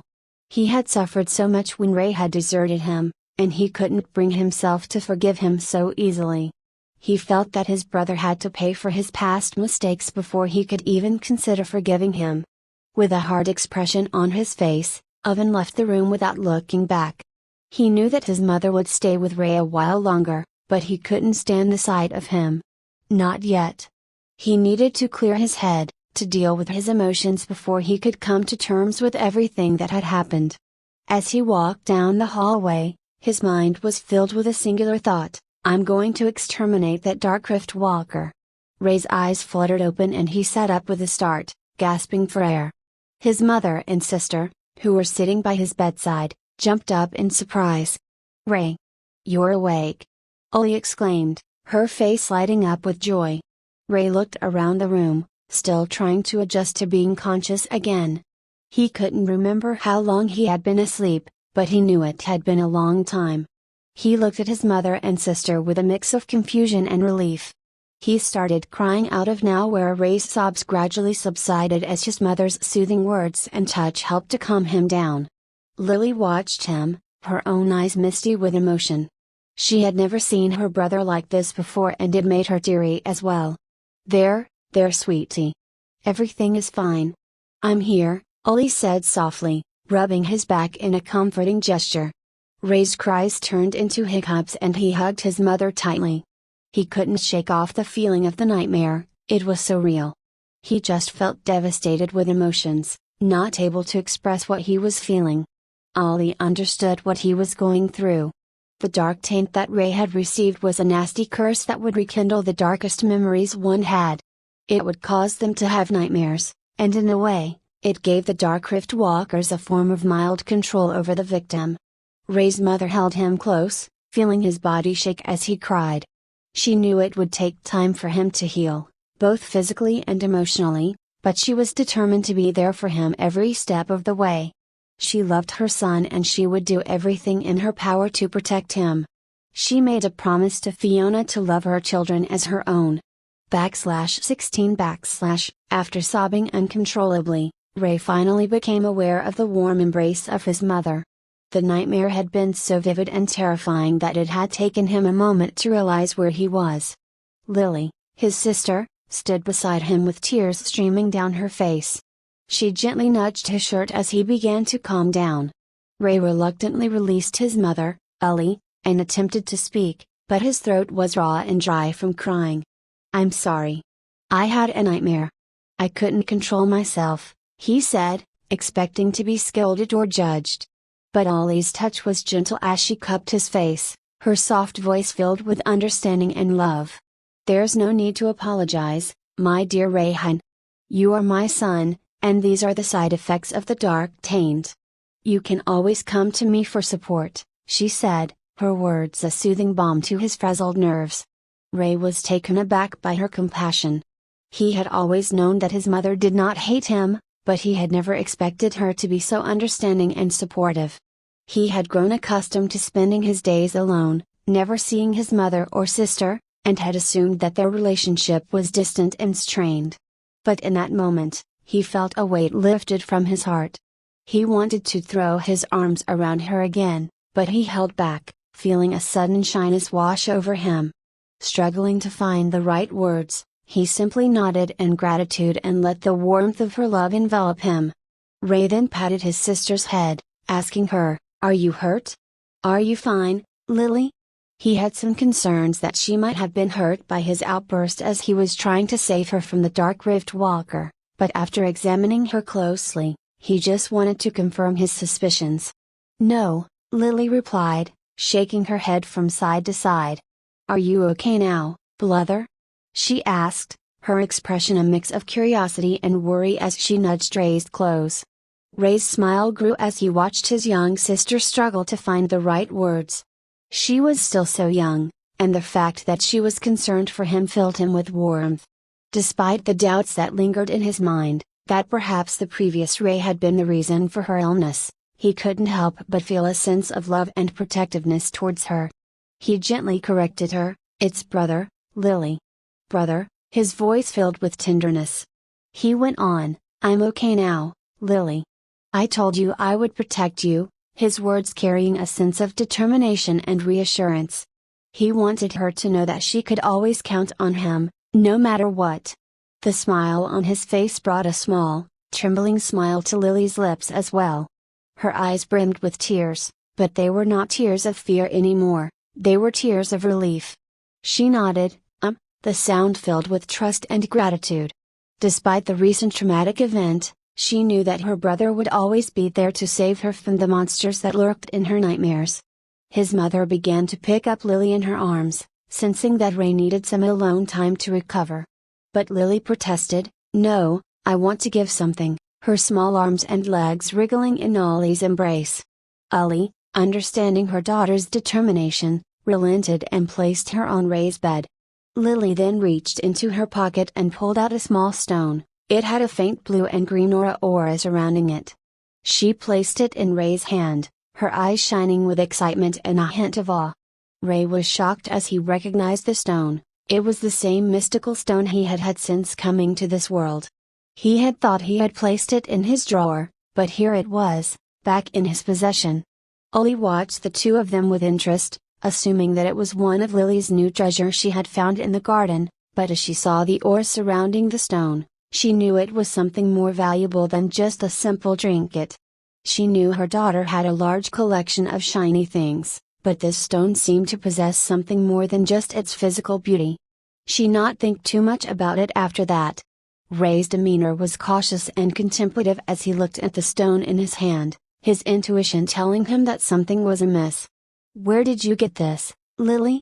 he asked, his tone serious and probing. "Secret," Lily replied, a mischievous glint in her eyes as she raised her arms, signaling to Ollie to pick her up. Ollie picked her up and then left the room, leaving Ray to rest for a while. The room became quiet as a void, the only sound was the faint ticking of a clock. Ray did not utter any words, lost in his thoughts and suspicions. He couldn't shake off the feeling that there was something more to this stone and how Lily had obtained it. He investigated further. He couldn't shake off the feeling that this stone was connected to recent event. You helped me. Right? Answer me, you sentient stone, he said in a fit of mild anger and fear, his voice trembling with emotion. As he held the stone, he was expecting something to happen, his heart was beating fast with anticipation. He waited a few minutes, staring intently at the stone, his eyes scanning every inch of it. Finally, the stone emitted a faint blip of green light with a blue hue, it was as if it was responding to him. Energy. The voice was husky and fruity, and it seemed to come from within the stone. Ray did not take his eyes off of it, and was listening with his full concentration. He could feel the warmth of the stone in his palm and the energy emanating from it. Energy? He repeated, trying to understand what the stone was trying to tell him, his voice was filled with wonder and confusion. He had never experienced something like this before, and he knew that this stone was something special. Is it energy? It's energy. That's my best guess, Ray said, examining the stone closely, his eyes scanning every inch of it. He rotated it in his hand, feeling a sense of unease creeping up in his chest, as if the stone held some sort of power that he couldn't quite comprehend. So you want energy? Isn't this damn world filled with energy? Can't you just extract that? Maybe not. You at least saved me, I just have a hunch that you did, he said, trying to get another answer, but there was only silence from the stone. It was as if the stone was hiding something from him, something important. Ray couldn't shake off the feeling that this stone was connected to something bigger, something more mysterious. Still, he had some incentive now to get some damn energy for the rock and ask a load of questions he has. A few people entered the room, and it became lively in Ray's room. Nearly everyone in the estate had heard that Ray had woken up from his coma, and they were all eager to see him and make sure he was all right. Alistair was hiding behind the crowd, unable to bring himself to show himself to Ray. He quickly exited the room after a few minutes, his guilt and shame preventing him from facing Ray. The butler, Hans, cleared the room and brought Ray something to eat. He apologized profusely for not coming earlier, and Ray found it hard to constantly reassure him that it was okay. He was fine now, but Hans' guilt seemed to run deep. After a few minutes, Hans left to get Ray some food. The day passed, and dinner time came. Ray was still thinking about the stone, and the mysterious energy it seemed to possess. He knew he needed to investigate further, but for now, he pushed those thoughts aside and focused on the present. He sat down to dinner with his family, trying to enjoy the company and the delicious food that was served. The table was set beautifully, with candles flickering and the aroma of the food wafting through the air. Ray's mother and sister chatted excitedly, trying to catch up on all the things that had happened while he was in a coma. His father was absent, which was very odd. His brother was minding his own business as usual, eating dinner. Ray smiled and nodded along, trying to participate in the conversation, but his mind was preoccupied with the stone and its secrets. Night had fallen upon the city of Aquinas, and the streets were bathed in the soft glow of lanterns and torches that were filled with glowing creatures. The air was filled with the sound of hooves and footsteps as Ivan and his group made their way to the city hall on a monster mount, a tall 20-foot reindeer with exclusive attire for itself. The reindeer was one of Ivan's pets. He raised it from a young age, and it had grown into a magnificent creature, with a sleek and powerful body, and long, spiral horns that glowed in the night like beacons. The reindeer's fur was a deep, rich brown, and it had a thick mane that flowed down its back like a river of gold. Ivan had worn a fancy suit made of dark elder leopard hide, intricately stitched and tailored to fit his body perfectly. The suit was adorned with a morph tooth armor, polished to a shine and giving off a menacing aura. He wore a cloak of pure white feathers that flowed behind him like a trail of snow. His expression was determined, ready to represent his people in the council meeting. Many followed behind on foot to represent their race, their faces filled with anticipation. As they arrived at the city hall, the guards opened the gates, allowing Ivan and his group to enter. They made their way to the council chambers, the reindeer steps echoing through the halls. The chamber was grand and imposing, with high ceilings and walls adorned with intricate carvings. The city hall was decorated with lavish tapestries and ornate chandeliers. It was clear that they were expecting important guests. The city was lively, and the town hall center was crowded with individuals, all eager to see what happened in the council meeting. As he walked through the halls, heads turned, and whispers followed in his wake. Ivan was used to the attention. He was a prominent figure in his community, and his reputation preceded him. He was greeted by the city officials who led him to the council chambers. Inside the chamber, the room was filled with representatives from various races and factions, all dressed in their finest attire. Ivan's eyes scanned the room, taking note of who was present and who was absent. He could feel the tension in the air. The council meeting was going to be a crucial one, and Ivan was determined to make sure that the interests of his people were represented. He took his seat, his eyes scanning the room, ready to negotiate and make deals, his mind focused on the task at hand. /17 In the night, the city of Aquinas bustled with anticipation and uncertainty. The decision of the city council regarding the small, high human tribe had everyone on edge. Though many had found refuge in Aquinas after their kingdom fell, resentment towards the high human race still simmered among the people. Many were former slaves and had suffered discrimination at the hands of their oppressors. But others argued that the high humans had provided safety to the city for years and deserved fair treatment in order to continue protecting the citizens. The division of opinions and agendas was evident not only among the citizens, but also within the city council and even among the different races within the city. Ivan, the representative of the high human tribe, sat in the grand council chambers. The room was adorned with sculptures and writings, showcasing the diversity of the races in the city. He sat elegantly at his seat, among the many other representatives gathered around the large round table. Each race was represented by a different individual, some with larger bodies, and others small as a ball. All eyes were on Ivan, the tension in the room palpable as the representatives glared at him with suspicion and mistrust. Ivan could feel their gaze piercing through him, but he refused to let his composure falter. He knew that the fate of his entire tribe rested on this meeting. 3 of the representatives exchanged pointed glances, signaling the start of the meeting. Ivan steeled himself as the official council meeting began, ready to fight for the rights of his people. The council meeting began with a tall figure, representative of the Draconite race living in the city. He was half dragon and half human in anatomy. His majestic figure was covered in a mixture of white and red scales, elegantly arranged with no hair and 2 tails. His backside of his head was like one big tentacle that had a figure of a ponytail. His facial and bone structure was sharp, with a pointed jawline, and inverted blue sapphire eyes. He had digitigrade legs like a vertebrate's, but his figure was still beautiful, adorned by a silver toga reminiscent of the Romans. His voice was croaky but not too overbearing, with a pleasant hum. Since Ivan Tepish Dracula has joined the meeting, I think it's time we begin the discussion of the current and future affairs concerning this city. Let's begin with the policing authority, the Champion's Order, the Draconite representative said, his voice commanding attention. The room fell silent as all eyes turned to Ivan, the representative of the high human tribe, who sat at the center of the table. He knew that the fate of his entire tribe rested on the outcome of this meeting, and the pressure was palpable. Ivan and the rest of the council members listened keenly as the topic of discussion shifted to the recent incident at the Sky Festival. The high number of casualties had raised concerns, and doubt had risen as the Night Order had been shown to be weak by a high human who had single-handedly defeated a swarm of skyfish monsters.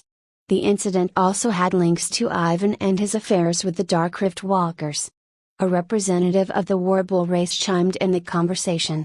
He was an imposing figure, with an extremely muscular physique and a height of 10 feet, standing the tallest among the representatives.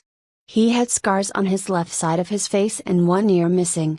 He had small ears resembling of goats, 4 arms and a face similar to humans but with a big nose and 2 horns on his head. His attire was made of the stuff he hunted like beast fur, bones etc. A necklace made of the tooth of his prey.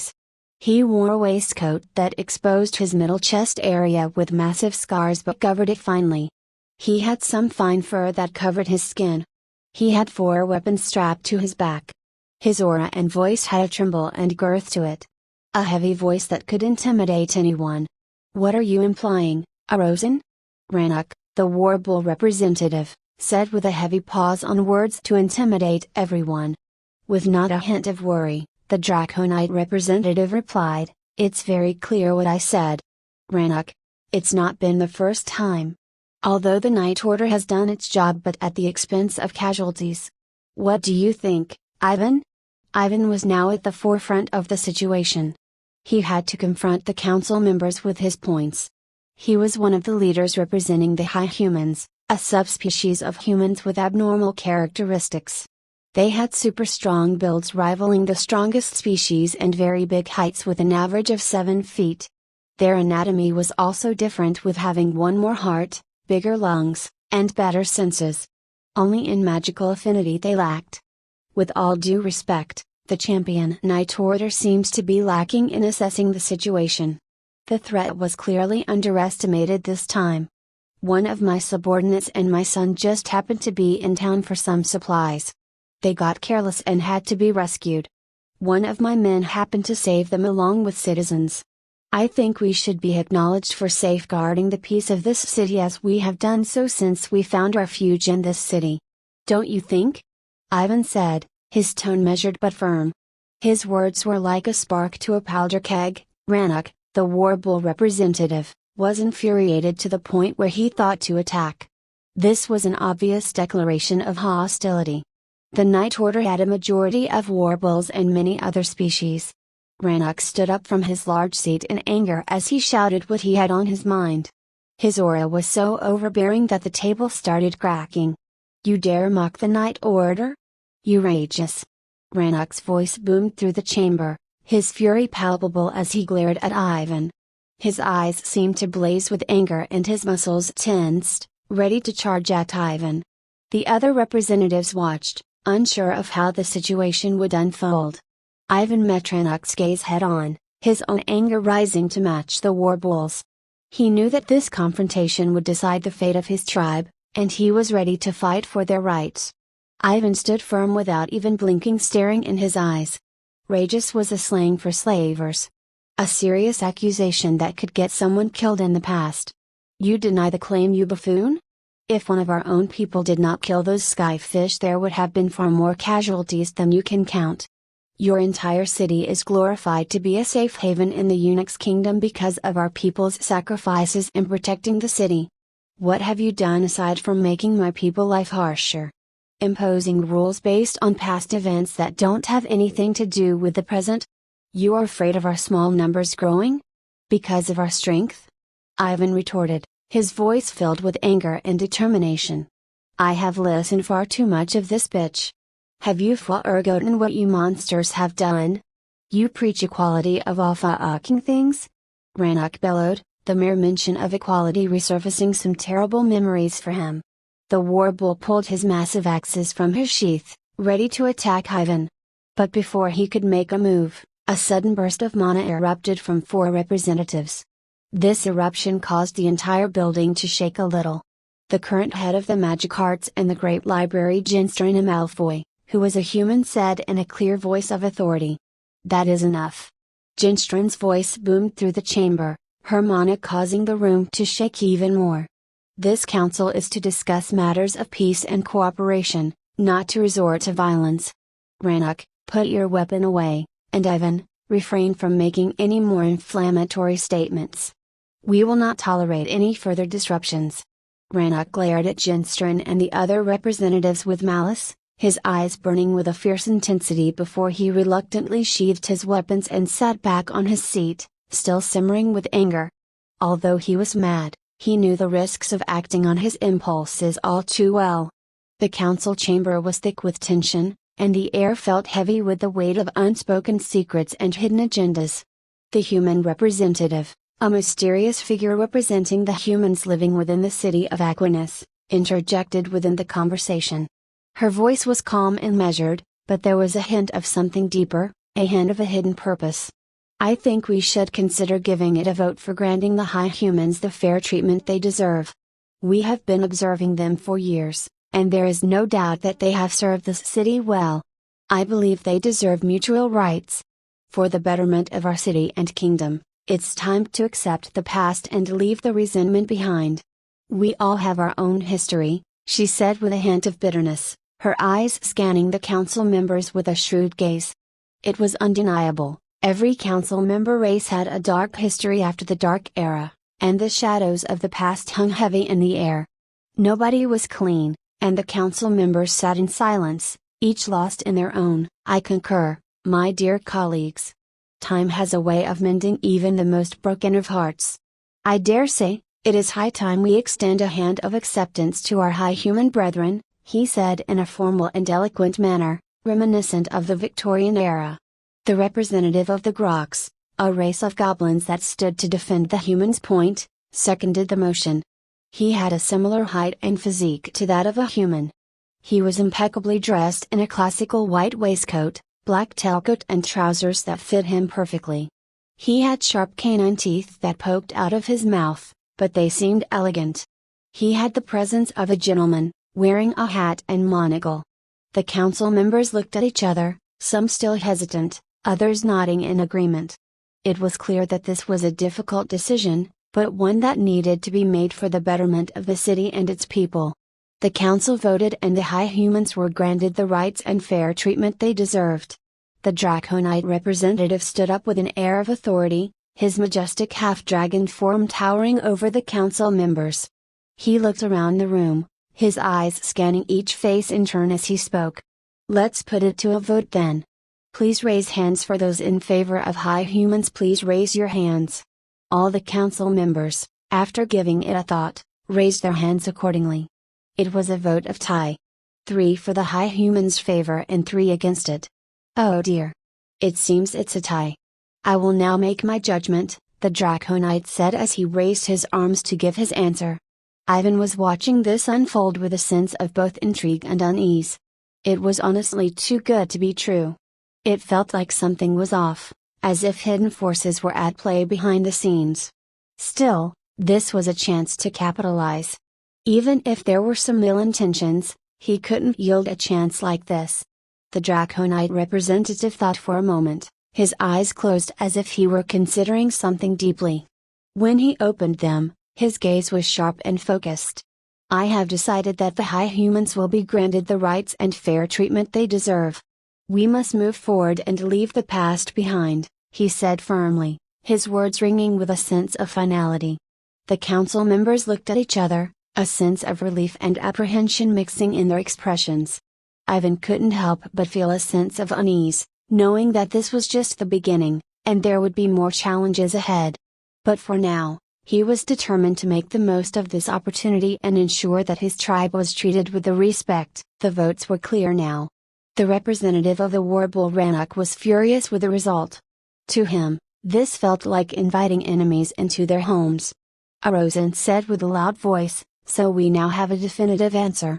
From today onwards all restrictions have been revoked. Trading, land buying, labor, business, etc. We will work out the details. Now let's discuss the seasons and some problems like infrastructure and economy. The talk continued and finally, after 4 hours, the meeting was adjourned. The council meeting lasted for 2 days. This was the first day Ivan attended. Walking out, a cheer erupted as a group of people congratulated Ivan for his success. It was a happy moment. He mounted his majestic deer, but he had many thoughts. What nefarious scheme did they hatch? For what purpose is this decision made? This was far too convincing. What happened beyond the city? Ivan couldn't shake off the feeling that something was amiss, and he knew he needed to keep a close eye on the council and its members. He knew that this was just the beginning, and there was still much work to be done to ensure that the high humans were truly accepted and treated fairly in the city. But for now, he would enjoy this moment of victory and plan for the challenges ahead. 18 the council meeting had come to an end, and the high humans were now given the anatomy to be self-sufficient. While the journey ahead would be long and challenging, as they couldn't abandon their responsibilities, their children would have the freedom to choose a different path outside of the public safety order into other less dangerous professions. Ray was still confined to his bed, recovering from his injuries, but in 2 short weeks, he would finally receive the treatment he needed and be discharged. The extent of his injuries prevented his body from healing on its own, and the current political climate made it nearly impossible to find a magician with medical expertise. Healers and medical experts were different. One was battle-oriented and the other was a literal doctor that used modern magic and science. Both were rare, so their demand was very high. Ray was alone in his elegant room, surrounded by books, as the morning sun cast its warm rays through the windows, bathing the space in light. In the past 2 weeks, he had devoured countless books, learning about history, different races, and cultures from all corners of the kingdom. He owed it all to his mother, who never failed to bring him any book he requested. As he read, he found himself lost in thought. I had a suspicion that my mother wasn't hostile, the same goes for my sister. She is a sweet and innocent little bunny, and her playful antics never cease to bring a smile to my face. But I can sense that she's carrying some sort of trauma, he said with a melancholic smile. I wish I had opened up to them sooner. Ray was still plagued by fear, worried that his family wouldn't accept him for who he was, but he was slowly breaking free from his shell. After the encounter with his sister and mother, he had grown close to them. They would visit him every day, and eventually, Hans stopped bringing him food. It was now Ollie, his mother, and his little sister who brought him meals and kept him company, filling his days with laughter and joy. I will always cherish these moments, Ray said with a heartfelt smile, his eyes misting over as tears began to roll down his cheeks. He was so consumed by his emotions that he didn't even realize how broadly he was smiling. It was as if his wish had finally been granted. Knock, knock, a voice called out, interrupting his thoughts. I am coming in, Ray dear, his mother said in a warm and loving voice. The door opened, and Ray quickly wiped away his tears as he saw his mother enter. The door slowly creaked open, and Ray's eyes lit up as he saw his mother enter. She carried a plate of steaming food in one hand, and in the other, she held his little sister, Lily, who was no bigger than a toddler. The sight of them was enough to bring a smile to Ray's face. His mother sat on the edge of his bed and placed Lily beside him. Lily asked, Brother, are you okay? She asked, her face creased with worry as she looked at him. She reached out with her tiny, paw-like hands and gently touched his legs. Ray's face still held the remnants of his emotional outpouring, but he did his best to hide it, not wanting to upset his young sister. He wiped away the last traces of his tears with a gentle touch and smiled down at her. I'm okay, little one, he said in a soft, reassuring tone. I just woke up, that's all. He picked her up and cradled her in his arms. So, tell me, how was your day? He asked, tilting his head to the side and gazing down at her with a warm smile. Lily chattered away, her words tumbling out in a stream of childish excitement. Ray listened intently, making silly faces and telling jokes to keep her giggling. His mother watched on, her heart overflowing with love and joy as she took in the sight of her 2 children laughing and playing together. She thought to herself, in the past 2 weeks, even when Lily was bedridden and unable to leave her bed, she always asked to come visit Ray as soon as she heard I was going to see him. She loves spending time with both of them, and nothing, not even being sick, can keep her away. As Ray held Lily in his arms, her coughing became more and more intense, until she spat out a few droplets of dark blood. Ray, horrified by the sight, immediately began patting her back in an effort to ease her pain. What's happened to her? He exclaimed, his voice filled with fear as Lily passed out in his arms. Holly was quick to respond, turning her attention to the situation and placing her hands on Lily's chest. She began chanting mystical-sounding words, and as she did, her hands glowed a vibrant green. For several minutes, she continued this process, her eyes focused intently on the small figure in Ray's arms. She will be all right, Ray, Ollie said softly, her hand gently caressing Lily's hair and temple. She was already sick, but she insisted on coming to visit you anyway. Ray was filled with a mix of anger and frustration as he cried out, "Why didn't you stop her? Her life is far more important than this visit for my well-being." He had grown to love Lily like family and was torn by the sight of her suffering. In a fit of anger, Ollie delivered a sharp slap to Ray's face, causing a loud sound to echo through the room. Her hand was filled with the emotion of anger and sadness. Ray was taken aback by the sudden attack, stunned and unable to fully comprehend what had just happened. He brought his hand to his cheek, feeling the sting from the slap. He couldn't bring himself to look at Ollie, feeling ashamed and embarrassed. "Don't ever talk like that again." Ollie scolded him, her voice filled with a mix of anger and sadness. "She loves you. You should respect that feeling. She is willing to suffer from her illness just to see you." Her eyes were twitching as she gazed at Ray, filled with a deep sadness. This was the first time she had ever raised her hand to him. Ollie then embraced Ray in a tight hug, her voice softening as she whispered in his ear. "Ray, learn to love yourself. Life can end in the blink of an eye." She held him tightly, conveying all of the love and affection she had for him in that moment. "Cherish those who love you for who you are," Ollie spoke, tears streaming down her face as she hugged Ray tightly. "I know you're concerned, but think about Lily's feelings too. She's doing this despite her illness because she loves you. Love and cherish her, Ray. Spoil her silly." Her hints were subtle, but Ray understood what she was saying. A look of pure terror and helplessness overcame him as he hid in Ollie's embrace. "This can't be. Will she die from this illness? My God," he thought to himself, wiping away her tears. Ollie composed herself to not worry Ray further. She then picked up Lily gently and said, "Eat your breakfast, Ray. I'll be back to give you lunch." Her voice was still filled with a hint of sadness as she left the room.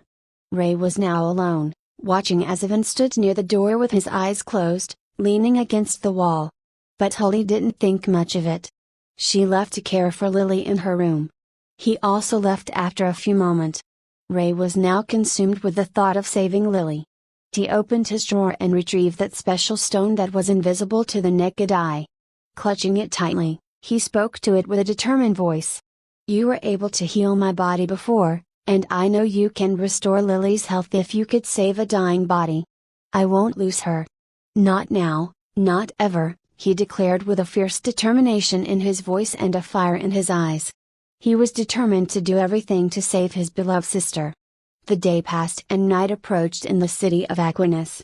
After dinner, Ray was summoned by Hans to accompany him to the medical ward. The renowned magical doctor had finally arrived at the estate and was greeted by Ivan at the front door with utmost courtesy. "Thank you for taking the time to come, despite these tumultuous times," Ivan said as he welcomed the doctor with a warm smile. The magical doctor returned the smile. "You always know how to make me feel special, old friend. I would make time for you, regardless of my commitments," he replied as he hugged Ivan instead of shaking his hand. The two of them made their way to the medical ward, where all the wounded were treated. As they walked, the doctor asked about Lily's condition. "How is little Lily doing?" Ivan's silence was a clear indication that her condition was not good. The doctor immediately apologized for asking such a sensitive question. "I'm sorry that I asked something like that." The doctor dropped the subject entirely and tried to shift the conversation. "I hope Ray's condition has not worsened," he said to himself. The doctor approached Ray's bedside, his footsteps echoing softly in the quiet room. He gazed down at the young boy, noting the serenity in his eyes despite the circumstances. "How are you feeling today, Ray?" the doctor asked in a gentle voice. "I'm doing all right, thank you," Ray replied, his voice calm and measured. The doctor smiled and placed a hand on Ray's forehead, closing his eyes as he focused on his patient. With a soft glow, the doctor began to work his magic, carefully examining Ray's condition. "You're a brave kid. You saved your sister from a dark rift walker and lived to tell about it," said the doctor with a smile, looking at Ray in the eyes. The doctor prepared himself to operate, taking off his gloves. He appeared as a normal male human, but Ray's height was bigger, standing at 6.2 feet in his teenage years. The doctor, who looked to be in his mid-30s, was 6 feet tall with blonde hair and blue eyes, appearing as an average individual. "People in the suburbs are talking about your feat of courage," he continued, laughing. "Still, you need to know your limits, little one." The doctor put on his goggles and continued, "You've hurt yourself far too much. I know high humans are resilient and have a great healing factor, but your case is different, Ray. Your entire body has been filled with out-of-control magical energy. Your body can't heal with something disrupting it from within, especially when you have no magical energy of your own." The doctor paused, considering that the information he was about to give may be too detailed for a young boy like Ray. However, Ray was eager to learn and had a smile on his face. "Thank you for giving me a glimpse into my condition," Ray said. "Of course," the doctor replied with a smile. "First, let's get you comfortable. Lie down on your stomach for me." As Ray complied, the doctor prepared the bed and made sure Ray was lying comfortably on his stomach, naked. He then focused on his hands, and strings of white, energy-like material manifested from his palms. The strings varied in size and shape. "Now, let's take a closer look," the doctor said as he filled his eyes with mana, allowing him to see the unusual energy that was like a web jolting around within Ray's body. "All right, I've found the source of the magic fluctuations," the doctor said as he continued with his task. One of his energy strands linked with the energy strands in Ray's body, and he began to extract them. Ray was in agony, feeling as though his skin was being peeled away. Despite the pain, he gritted his teeth and remained still. The doctor continued speaking as he performed the operation. "Magical energy is truly something else. I firmly believe that it has a form of sentience.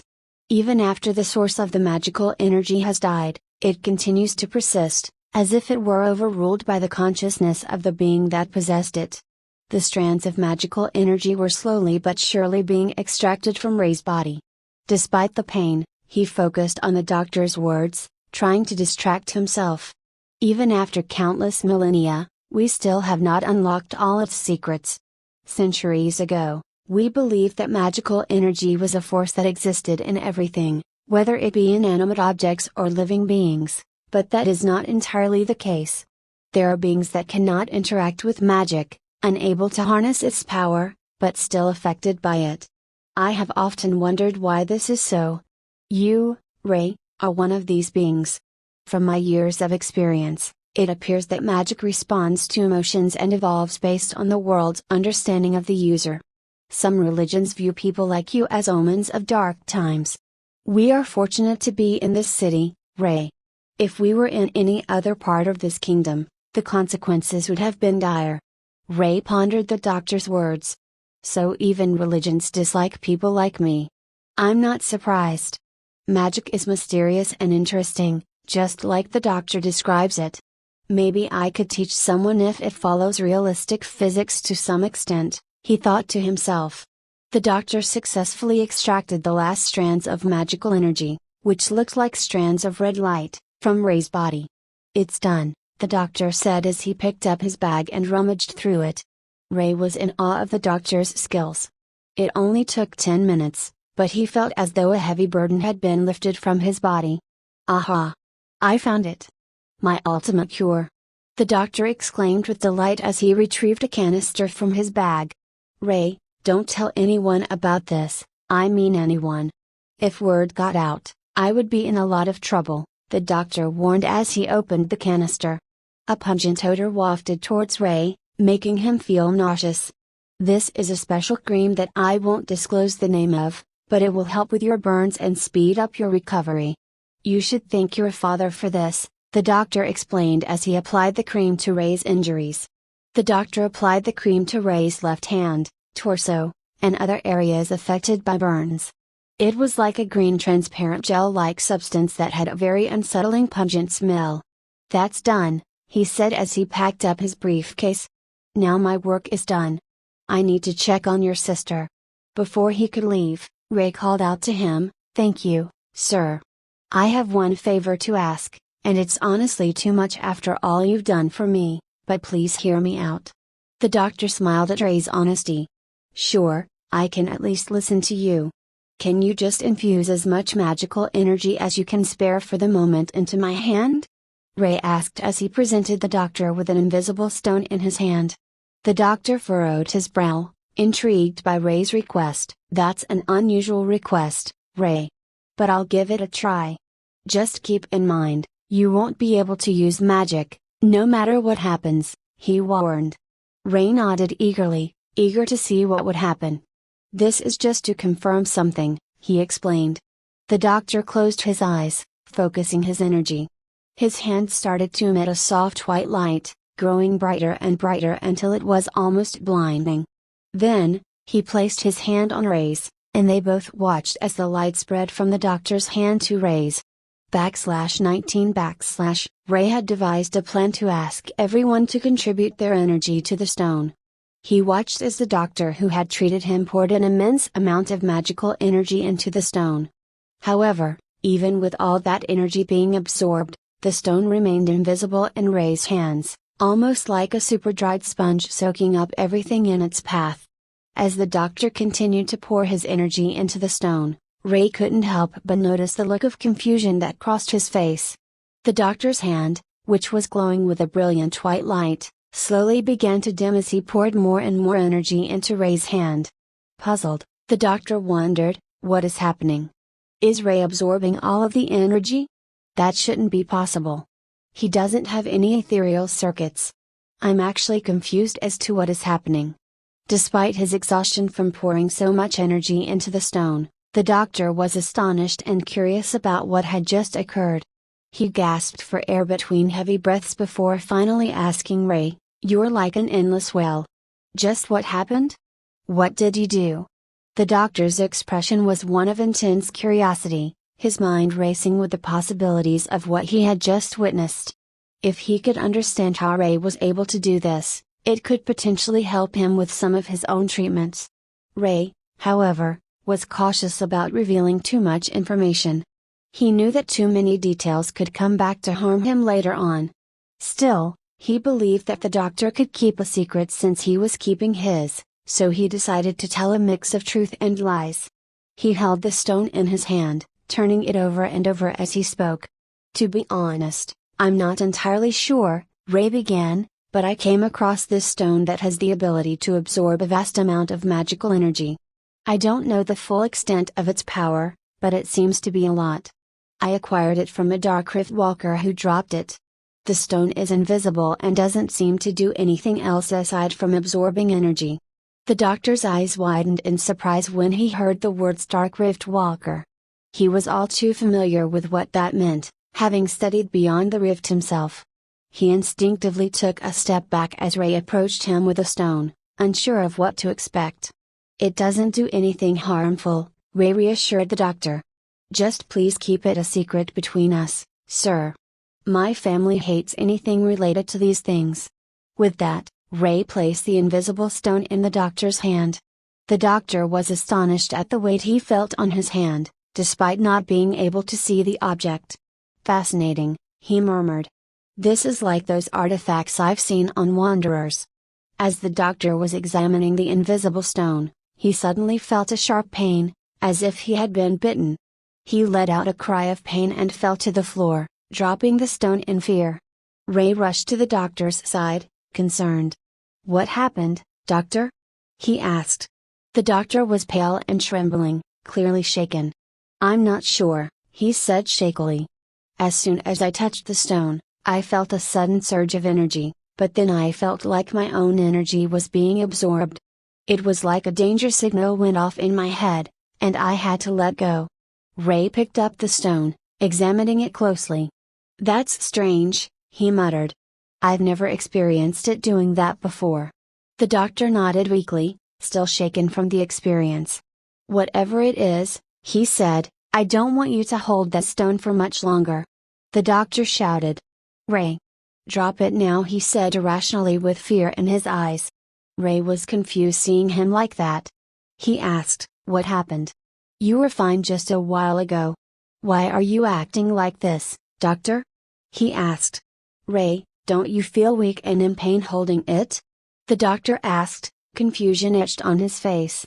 He stood up and checked on Ray, searching for any signs of distress. Ray looked down at his hand, still holding the invisible stone. No, I feel fine. Actually, I feel even better when I hold the stone, he said, somewhat surprised by his own realization.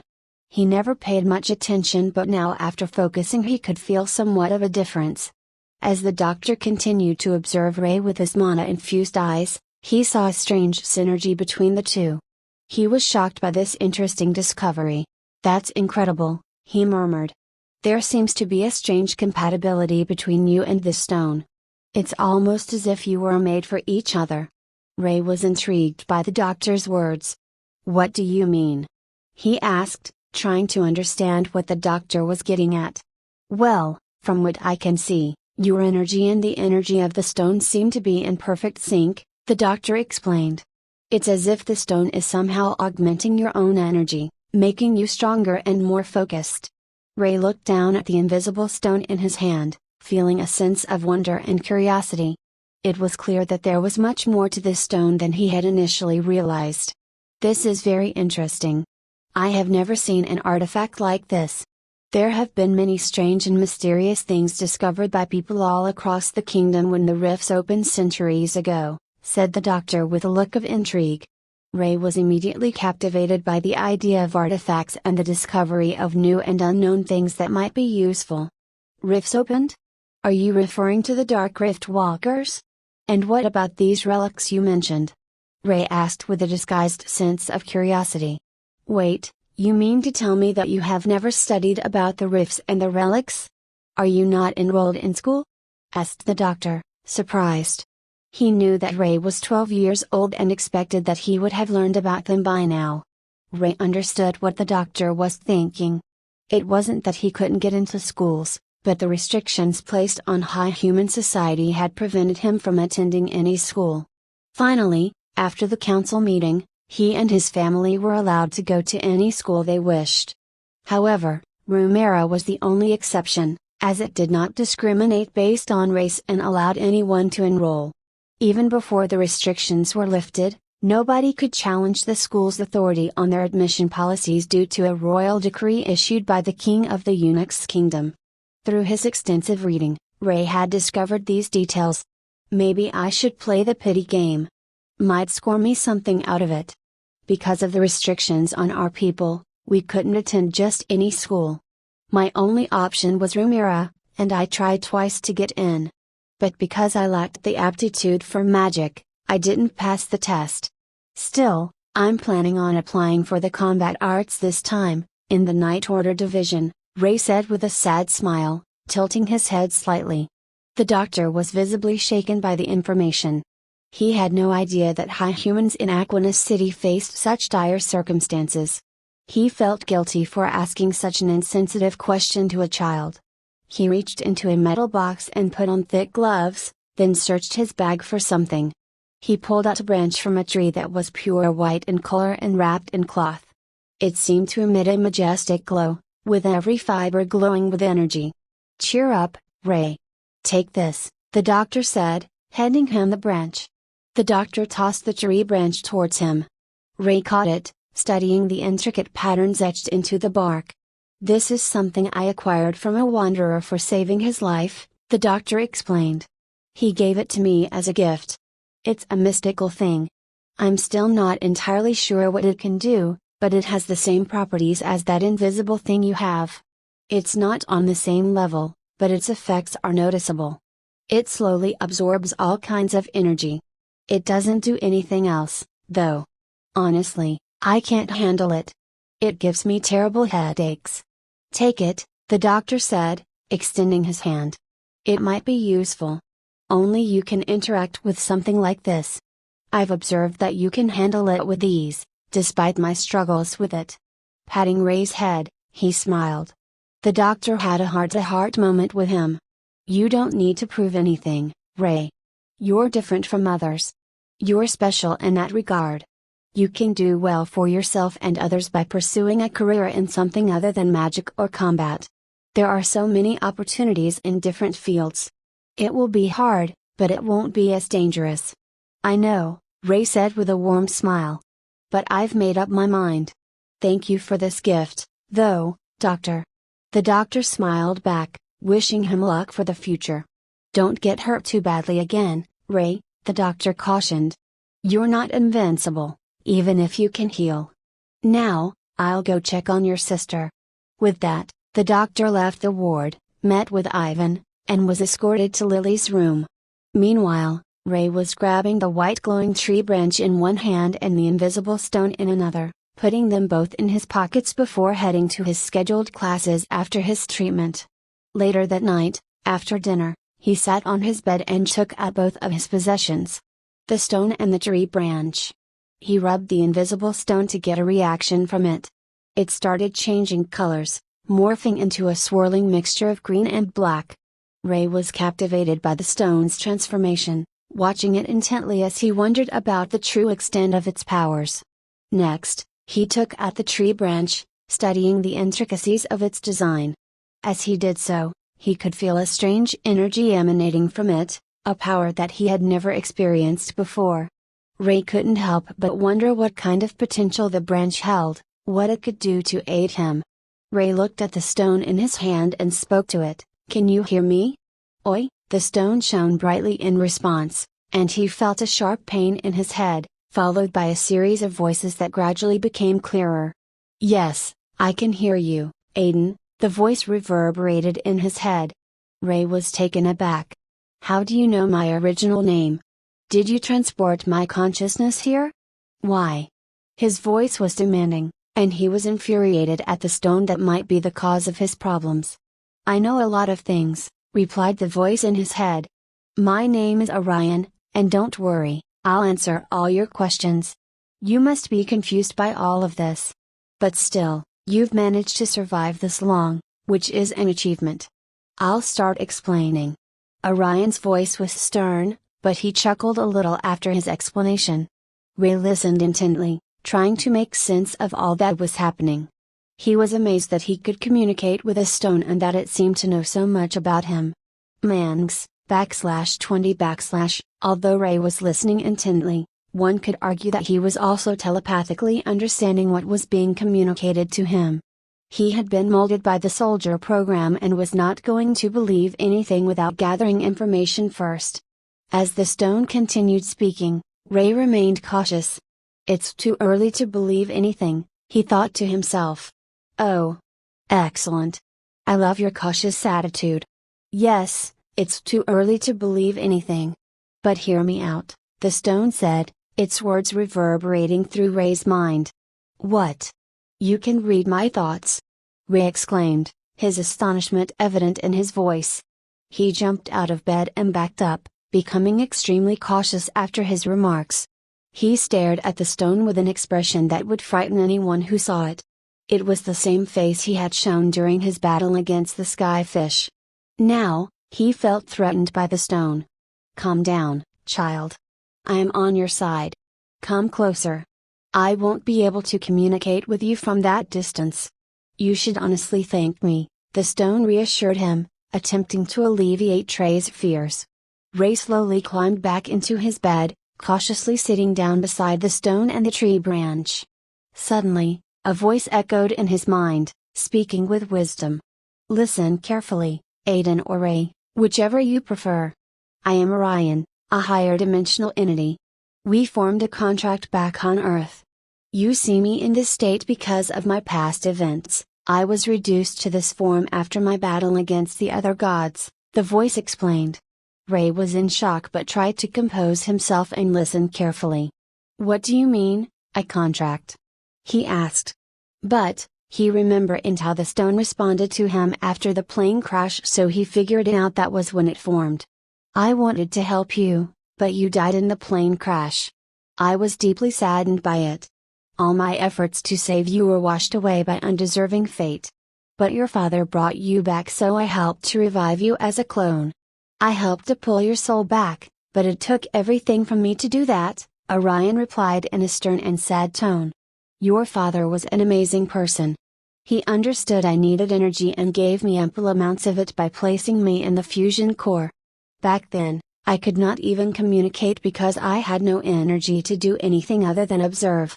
Unfortunately, I could not restore your memories of your previous life.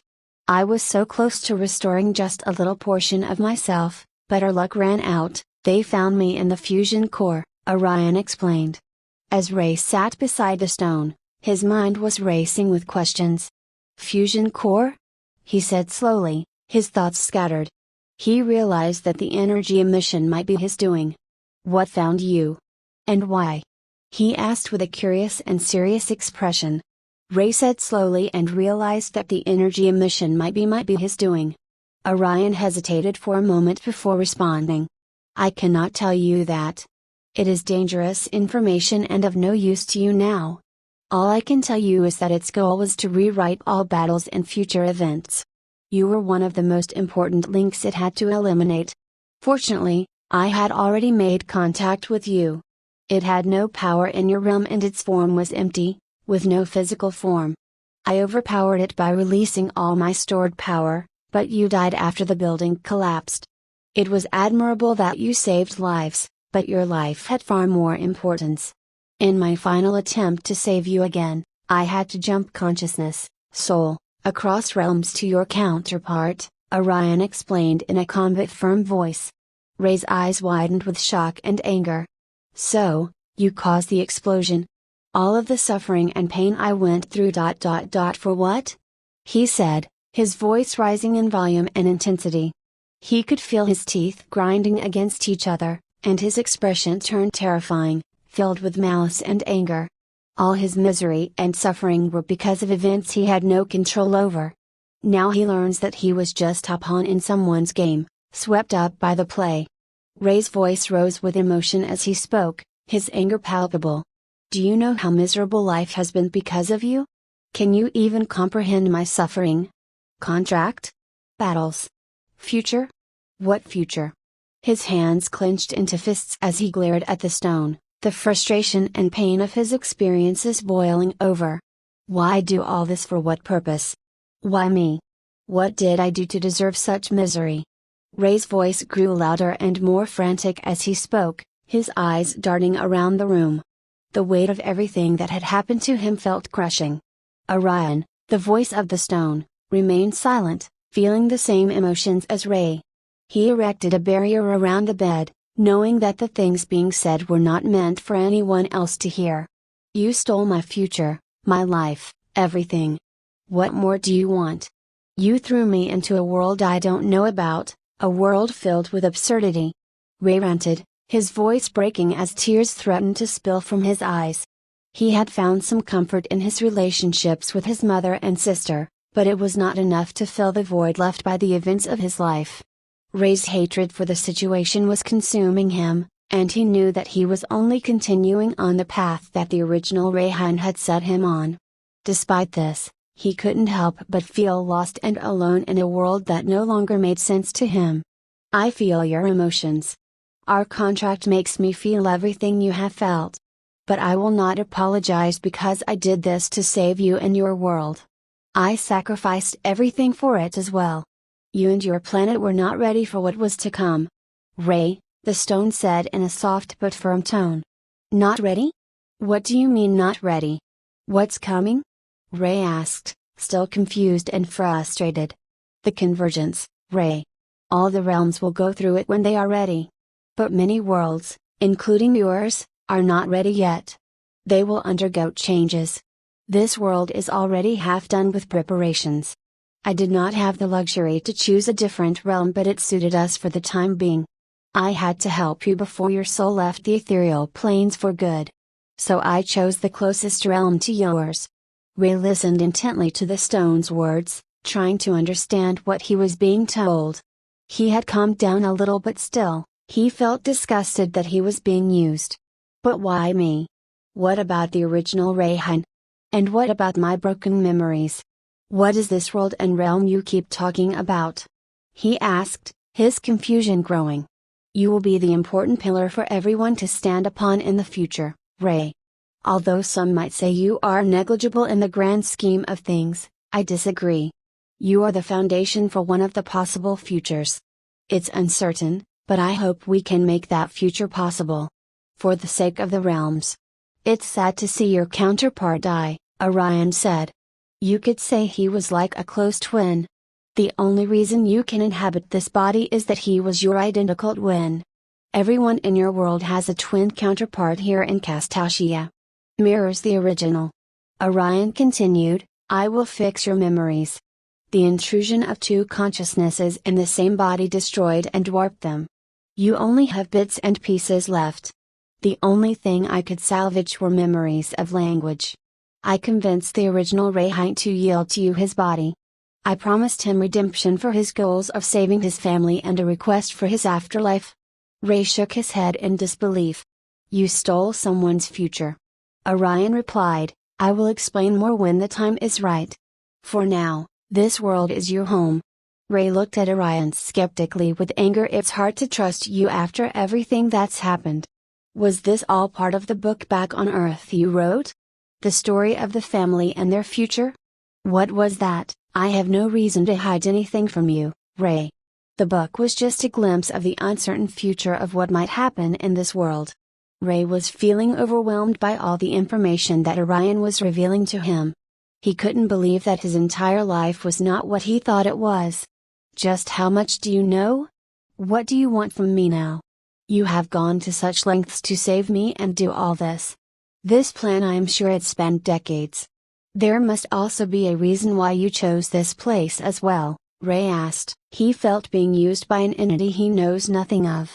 Orion was happy and replied, I love that you have a bright mind. You're quick to catch on. Yes, everything has a reason. In time, I will tell you, but for now, please believe me. We first need to save this realm, Castasia. In time, it will be invaded with full force by the Chaos Realm. They want to absorb this realm and become stronger. The one you call the Dark Rift Walker originates from there. Also, the gods will gain full authority to intervene as well, forming contracts to oppose them. That's when an all-out war will start. Orion continued, you might have decade or 15 years at the most to prepare. We need to do a lot. You are my representative, obviously, but your brother and sister as well as some others will be the turning point of everything. You need to protect them. There are a lot of things and dangers in this realm. You need to get stronger and lead it in a better direction because the future is looking very miserable if things don't change. All the other realms will follow the same fate, including Earth. Some will be devoured, and some will survive. It's a battle for survival for now.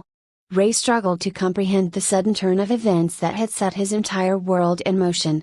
It felt like he was a helpless puppet, being controlled by forces beyond his understanding. He couldn't shake the nagging feeling that he had somehow seen this coming. This is what he feared. His hands trembled as he stared at them, trying to make sense of it all. But then Orion spoke, his voice filled with sincerity and boldness. Ray, you are no puppet, he said firmly, you have the power to change and make your own fate. Ray looked up, surprised by the sudden confidence in Orion's words. His eyes glistened with unshed tears as he realized that he didn't have to be a victim of his circumstances. My actions will decide everything? Says the being that has ruined my life, he said, his voice thick with emotion. For the course of this world, I will try to save you and guide you, even if you fail. You are my contractor, and a contract means life and death for both parties. If you die, I will never be able to accomplish what I need to. Ray's heart felt heavy. What is it that you need? What is so important that you would make you go such lengths? Power? He asked, feeling a sense of disgust and anger as he talked more. We all have a role to play, Ray. Some great, some terrifying. At the end of the day, we are defined by our stories and what we leave behind, Orion replied, his voice calm and steady. Despite his uncertainty, Ray couldn't help but feel that Orion was hiding something. This is too much, I need time to think, he said softly, his voice choked with emotion. Don't worry. This is just the beginning. You have something that others don't, the strength to keep moving forward, regardless of the circumstances. I have chosen well, I am sure, Orion said with boldness and affirmation. Orion's words made Ray very conflicted. Ray, stirring something within him. He rose from his bed and made his way to the window, gazing out at the night sky. It was a beautiful sight, with stars twinkling overhead and a massive planet with rings looming in the distance. Ray felt a sense of purpose stir within him as he stood there. He thought about his siblings. He never had siblings back on Earth. Playing with Lily for a few moments, Ray felt warm inside. Remembering Ivan, he felt contempt, but he did not hate him. Why would he? The original Rayhine made some mistakes. Although he had some idea of what it might be. A pang of sadness hit him as he thought of Rayhine, the person he had been named after. He hoped that Rayhine was in a better place now and that he could honor him by saving his family. He related to the former Rayhine a lot. Even if this god did convince him to leave his body, Ray was not buying it. Be careful, he whispered to himself, remembering something from the original Rayhine last words. He did not trust Orion fully, and he was far too angry and emotional to make a decision now. He needed some time to think. /21 It was a new day in the bustling city of Aquinas, and Ivan, the overseer of the Dracula estate, was hard at work in his spacious office. Stacks of paperwork towered above his fine wooden desk, taking up most of the available space. Today was an especially busy day for Ivan. After the city council meeting, a tremendous amount of work had been thrown his way, and he had to ensure that everything was taken care of for the high humans who lived in his estate. Ivan's responsibilities were now vast and varied. He had to govern the Champion Order and now also manage his estate's problems, while also reviewing and approving paperwork for all the high human activities that would be allowed from today onwards. This included overseeing business, infrastructure, trading, goods management, and workforce management. Ivan had not slept for the past few days, and the workload was rapidly taking a toll on him. As Ivan worked, his eyes grew tired, and small bags appeared beneath them. But he remained vigilant, pushing through the exhaustion with the resilience that high humans were known for. The endless paperwork and responsibilities were tiring him out, but he knew that he couldn't afford to let anything slip through the cracks. Just as he was about to take a break, his wife fully walked into his office with a cup of tea prepared for him.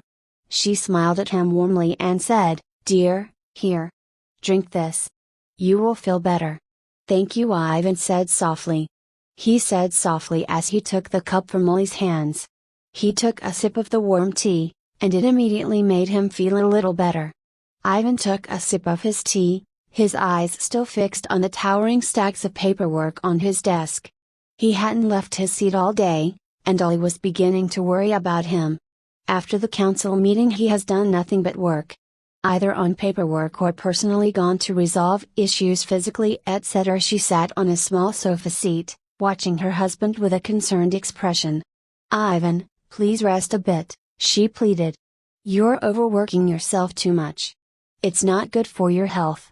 Ivan sighed deeply, running a hand through his tousled hair. "I know, Ollie, but there's just so much to do," he said wearily. "As the general, I have a duty to protect the city and its people. And with the state affairs multiplying threefold, I can't afford to take a break right now." Ollie's expression softened at the sight of her husband's exhaustion. "I understand that, Ivan, but you have to take care of yourself too," she said gently. "You can't keep going like this forever." Ivan looked up at her, his eyes filled with a sense of helplessness. "It's not just the workload, Ollie," he said, his voice laced with pessimism. "All these decisions, all these choices weigh heavily on my conscience. I'm trying my best to appease both the city and our people. The hardest choices have fallen on my shoulders." Ivan leaned back in his chair and gazed out the window near his desk. He observed Ivan training in the barracks, and then turned his attention to Rayhan, who was doing some training in a more secluded area of the estate. As he scanned the surroundings, Ivan noticed that many people were working diligently, and it brought him comfort to see their efforts. "Dear, why don't you ask Rayhan to help you a little? He is making progress in his studies, and he might be able to assist you," Ollie said with a smile. Ivan pondered the suggestion for a moment. He murmured, considering if it was necessary to involve Rayhan in his tasks. As he contemplated the idea further, Ivan began to wonder if he should test Rayhan's abilities. He remembered how Rayhan had given up after failing the room mirror test for the second time, but he had since grown out of his shell in the past few months. He had even handled the Summoner and Sky Festival incidents remarkably well. Maybe I have been too harsh on him, Ivan thought to himself. How could I expect so much from him when he was born into unfortunate circumstances? Speaking of the damn Summoner. Ivan trailed off in his thoughts. After giving it more thought, Ivan decided that it was best to increase security measures instead of involving Rayhan in his tasks. He realized that forcing his son to do something would be fruitless, but if Rayhan approached him himself, Ivan would certainly give him a chance. As Ivan refocused on his work, he stumbled upon a business proposal from one of the high human families. Thinking about Rayhan brought up memories of Ivan's deceased wife, Fiona. Although he had remarried Ollie, his heart was still scarred with the passing of his first wife. He glanced back at the window, taking in the view of the estate and the hard-working people that called it home. For a moment, Ivan felt at peace. Ray had been pondering over Orion's proposal for a while. He had completely recovered from his injuries and was readjusting to his daily routine. His days now consisted of studying with instructors about management and practicing basic combat drills. Despite the rigorous training, he would be free by the afternoon. Life was not as chaotic as it was a month ago, and Ray had not spoken to Orion for a few days. He had placed Orion's proposal in the back of his mind, focusing instead on his training. As he practiced in a secluded area near the training barracks, using weighted boulders and martial arts on a training dummy, Ray's thoughts turned inward. He was still filled with anger and confusion, and he knew that he was not ready to make a rational decision about Orion's proposal. "I'm still far too angry to make a rational decision," he thought to himself, taking a breather and looking at his roughened hands. "My life has taken an unforeseen turn. I had a hunch there was more to this ordeal, but to this extent? God's future? It's still baffling to me how twisted my fate has become. I made a resolve to follow through, but..." Ray trailed off, taking a deep breath before resuming his punching and kicking. "I only wanted to save this family for my personal reasons," he continued, his swings were getting stronger with each passing moment. "For a promise I made. For my own happiness. And now I'm expected to save the world or multiple realms? I'm not that kind of hero. Never will be. My humanity died in the hellhole of the soldier program. I don't have the sympathy to do all this shit. I was even willing to abandon my brother and Gil before if things did not go according to plan. I just want to save my family and live my life in peace. Is that too much to ask? I've been robbed of my life twice. Don't I deserve some happiness? What more do you fucking want from me?" Ray's swings became faster and more intense as he spoke, his emotions building with each passing moment. He felt like a pawn in a game he couldn't win, a victim of circumstances beyond his control. Thug, thug, thug. In one of his attempts, he tore the training dummy apart, made of seriously sturdy material. Ray's rage continued to grow as he looked at how powerless he was to change his destiny. In this twisted fate, he felt like nothing more than a pawn. He was getting worked up too much looking at himself and his situation. Exhausted, Ray finally retired from training and went to have lunch. Ray sat near the window, with a book in his hand, but his eyes were distant and unfocused, lost in thought. The afternoon light cast a warm glow across the room, but it did little to alleviate the tension that seemed to radiate from him. His mind was a tumultuous sea, consumed with questions he could not answer. Ollie entered the room, a tray in hand. She had taken over the task of serving Ray's meals from Hans the butler, as if to take on a more maternal role in his life. She had always felt a sense of regret that she had not been able to be a mother figure to both Ray and Fiona's other son Ivan. As she knocked and entered the room, Ray looked up from his book, and she noticed that he seemed more tense than usual. She approached him and sat down beside him, her concern etched on her face. "Is everything all right, Rayhan?" she asked. Her voice was soft and gentle. Ray turned to look at his mother, only just noticing her presence in the room. He was struggling to make a decision, and he needed her guidance. "I'm just having trouble," he said, his voice heavy with emotion. "Mom. Can I ask you something?" For the first time, Ollie heard the word mom from Ray, and she was visibly shocked. Despite having married into the family and having Lily, neither Ray nor his brother had ever addressed her as mother. Ray felt like he could not make a decision, and he couldn't ask outright, so he asked his question in a roundabout way. He was sick of thinking about what to do. I wanted to ask what you do when everything in your life has no meaning. Everything up to this point has been a result of some twisted fate. Do you accept the destiny that has destroyed your life and let it guide you, or do you not accept it?" he said, his voice broken. Ray looked down, lost in his thoughts. "I don't know what to do. What can I do?" Ollie listened attentively to Ray's emotional question, gently caressing his head in a gesture of comfort. She knew that Ray was struggling with his past and the weight of his experiences. "Rayhan, dear," she said softly, hoping to offer him some solace. Ray looked at her, his eyes filled with vulnerability, hoping that she could give him some answers. "Well, you have a choice. You can either let this consume you, or you can use it to take control of your life. Fate may have brought you to this point, but you still have the power to shape your own destiny, Rayhan. Nobody can dictate that." Ray was desperate for guidance, asking what would happen if he failed again. "What if that leads to me just repeating the past? What then?" "I'm scared of failing again," he said, his voice trembling. Ollie felt an overwhelming surge of emotion as Ray opened his heart to her. She comforted him by hugging him and caressing his head, letting him know that she was there for him. "The past is like a burning wood.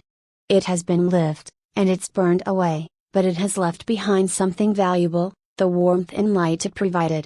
Your past experiences may have been difficult, but they have also shaped you into the person you are today. You can experiment, take risks, and learn from your mistakes. The important thing is to keep moving forward, even when things get tough." Ollie continued. "It's important to remember that you have the power to make choices and take actions that can shape your future. While certain circumstances may be outside of your control, Ray, you still have the ability to choose how you respond to them. You are what you choose to be, Ray." Ray listened and took all the advice to heart. He could not dwell in his past. Even Orion said that, but hearing it from his mother made it feel comforting. He tried to break free from her grasp, but Holly didn't let go. As Ray sat there, wrapped in his mother's embrace, he felt a sense of relief wash over him. It was as if a heavy weight had been lifted from his shoulders. "Just stay put. Don't act all strong. It's fine to be weak sometimes with someone close to you. Never forget that I and everyone in this family loves you, Rayhan." Ray tried to say something, but he could not. He remained silent as his mother embraced him and patted him on his head. It was like she was protecting him from everything. He had never felt the warmth of his biological mother, but being in Ollie's embrace felt so cozy and comforting. Ray finally understood what he wanted to do. "I now understand what I need to do. I want to save them. My precious family. I will figure out the rest later." In a cave illuminated by the faint glow of scattered stones embedded in the cave structure, a dark figure stood ominously amidst the shadows.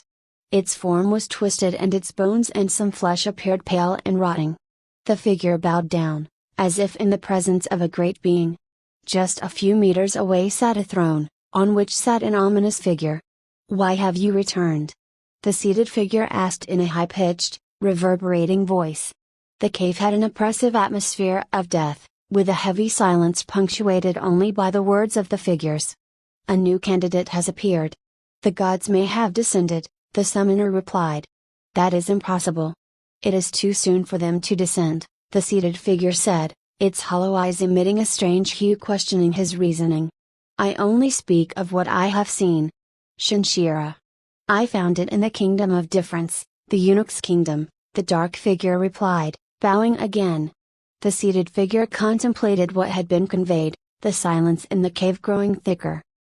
It finally said, and slowly the light in the cave began to brighten, revealing countless more dark Right Walker that had been hidden in the shadows. /22 / In Ivan's office, 10 high humans stood in a row. Hans was standing beside Ivan, pouring tea into his cup as Ivan perused the papers presented by each of the 10 individuals, each containing a report on a sector of the estate. The estate was massive, and delegating responsibilities to others was the best management choice. The soldiers were attired in black shades and wore small cape armor. They all shared the same distinguishing features as Ivan: black obsidian hair and red eyes. They were high humans from the estate tasked with guarding it and reporting any troubles to Ivan, who was their leader. "Have you found that damn summoner? Any updates?" Ivan inquired with a hint of disdain. It had been over a month since the rift had appeared near the estate. Given the danger it posed, the estate was heavily guarded, with the rift acting as a ticking time bomb. It was all because of that summoner. Until they could locate and eliminate it, there was no way to close the rift. All the soldiers had worried expressions on their faces. One of them stepped forward to speak. "No, General Ivan," he said, with his head lowered. "I'm sorry, sir. We can't find it. It must have fled the city. We have searched every corner of the estate, but we haven't found any trace of it. We are just as concerned about its presence as you, sir. It's dangerously close to our residence." "At ease. There's no need to feel guilty," Ivan said reassuringly. "Summoners are cunning creatures. They are either bolstering their forces to attack or playing the waiting game. Both scenarios spell disaster for us." Ivan was extremely worried. He had even contemplated revealing everything to the city council to request additional assistance. It was no longer a matter of self-interest, but the survival of the city.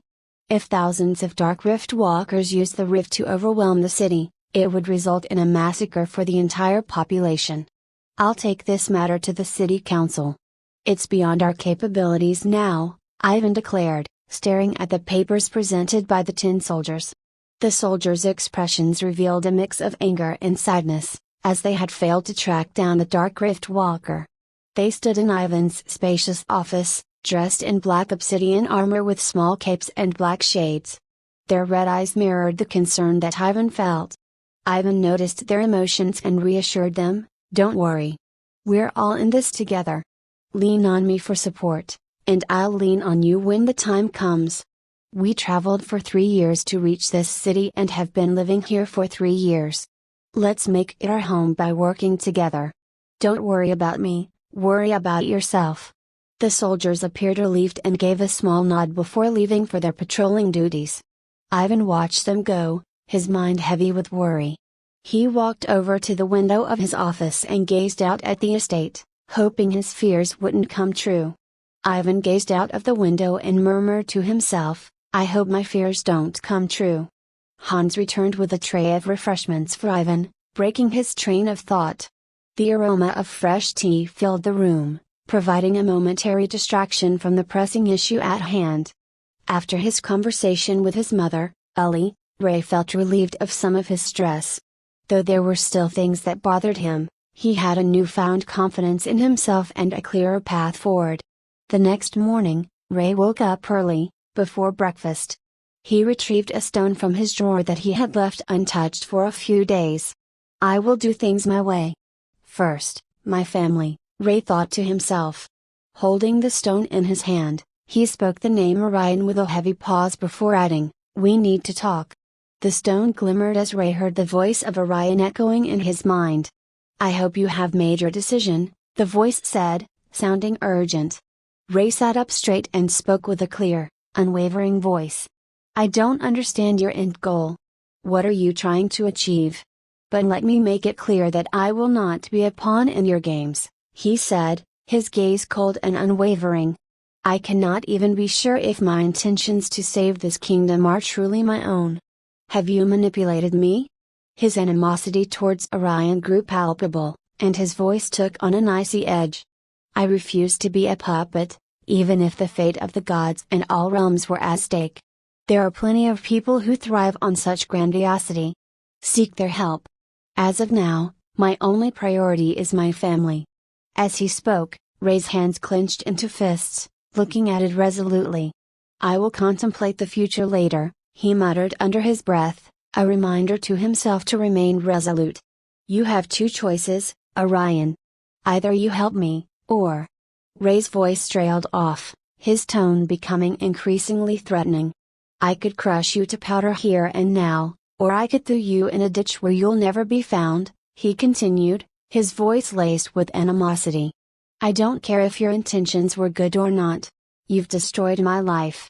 Even if you gave me a new chance, I can never fully trust you after everything that's happened."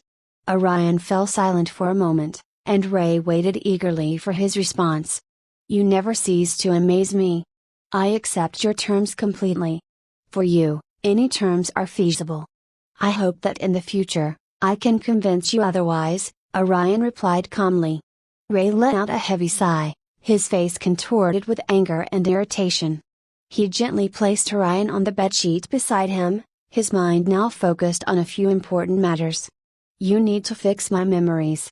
I hardly remember anything about my family, and I can't continue on like this," he said, cutting Orion off before he could interject. "But first, my sister Lily. Tell me everything. What happened to her, and how can I cure her? If you can cure me of this dark taint and the thing that nearly killed me in my dreams, you can definitely help my sister," Ray said firmly. "That will be extremely hard, Ray.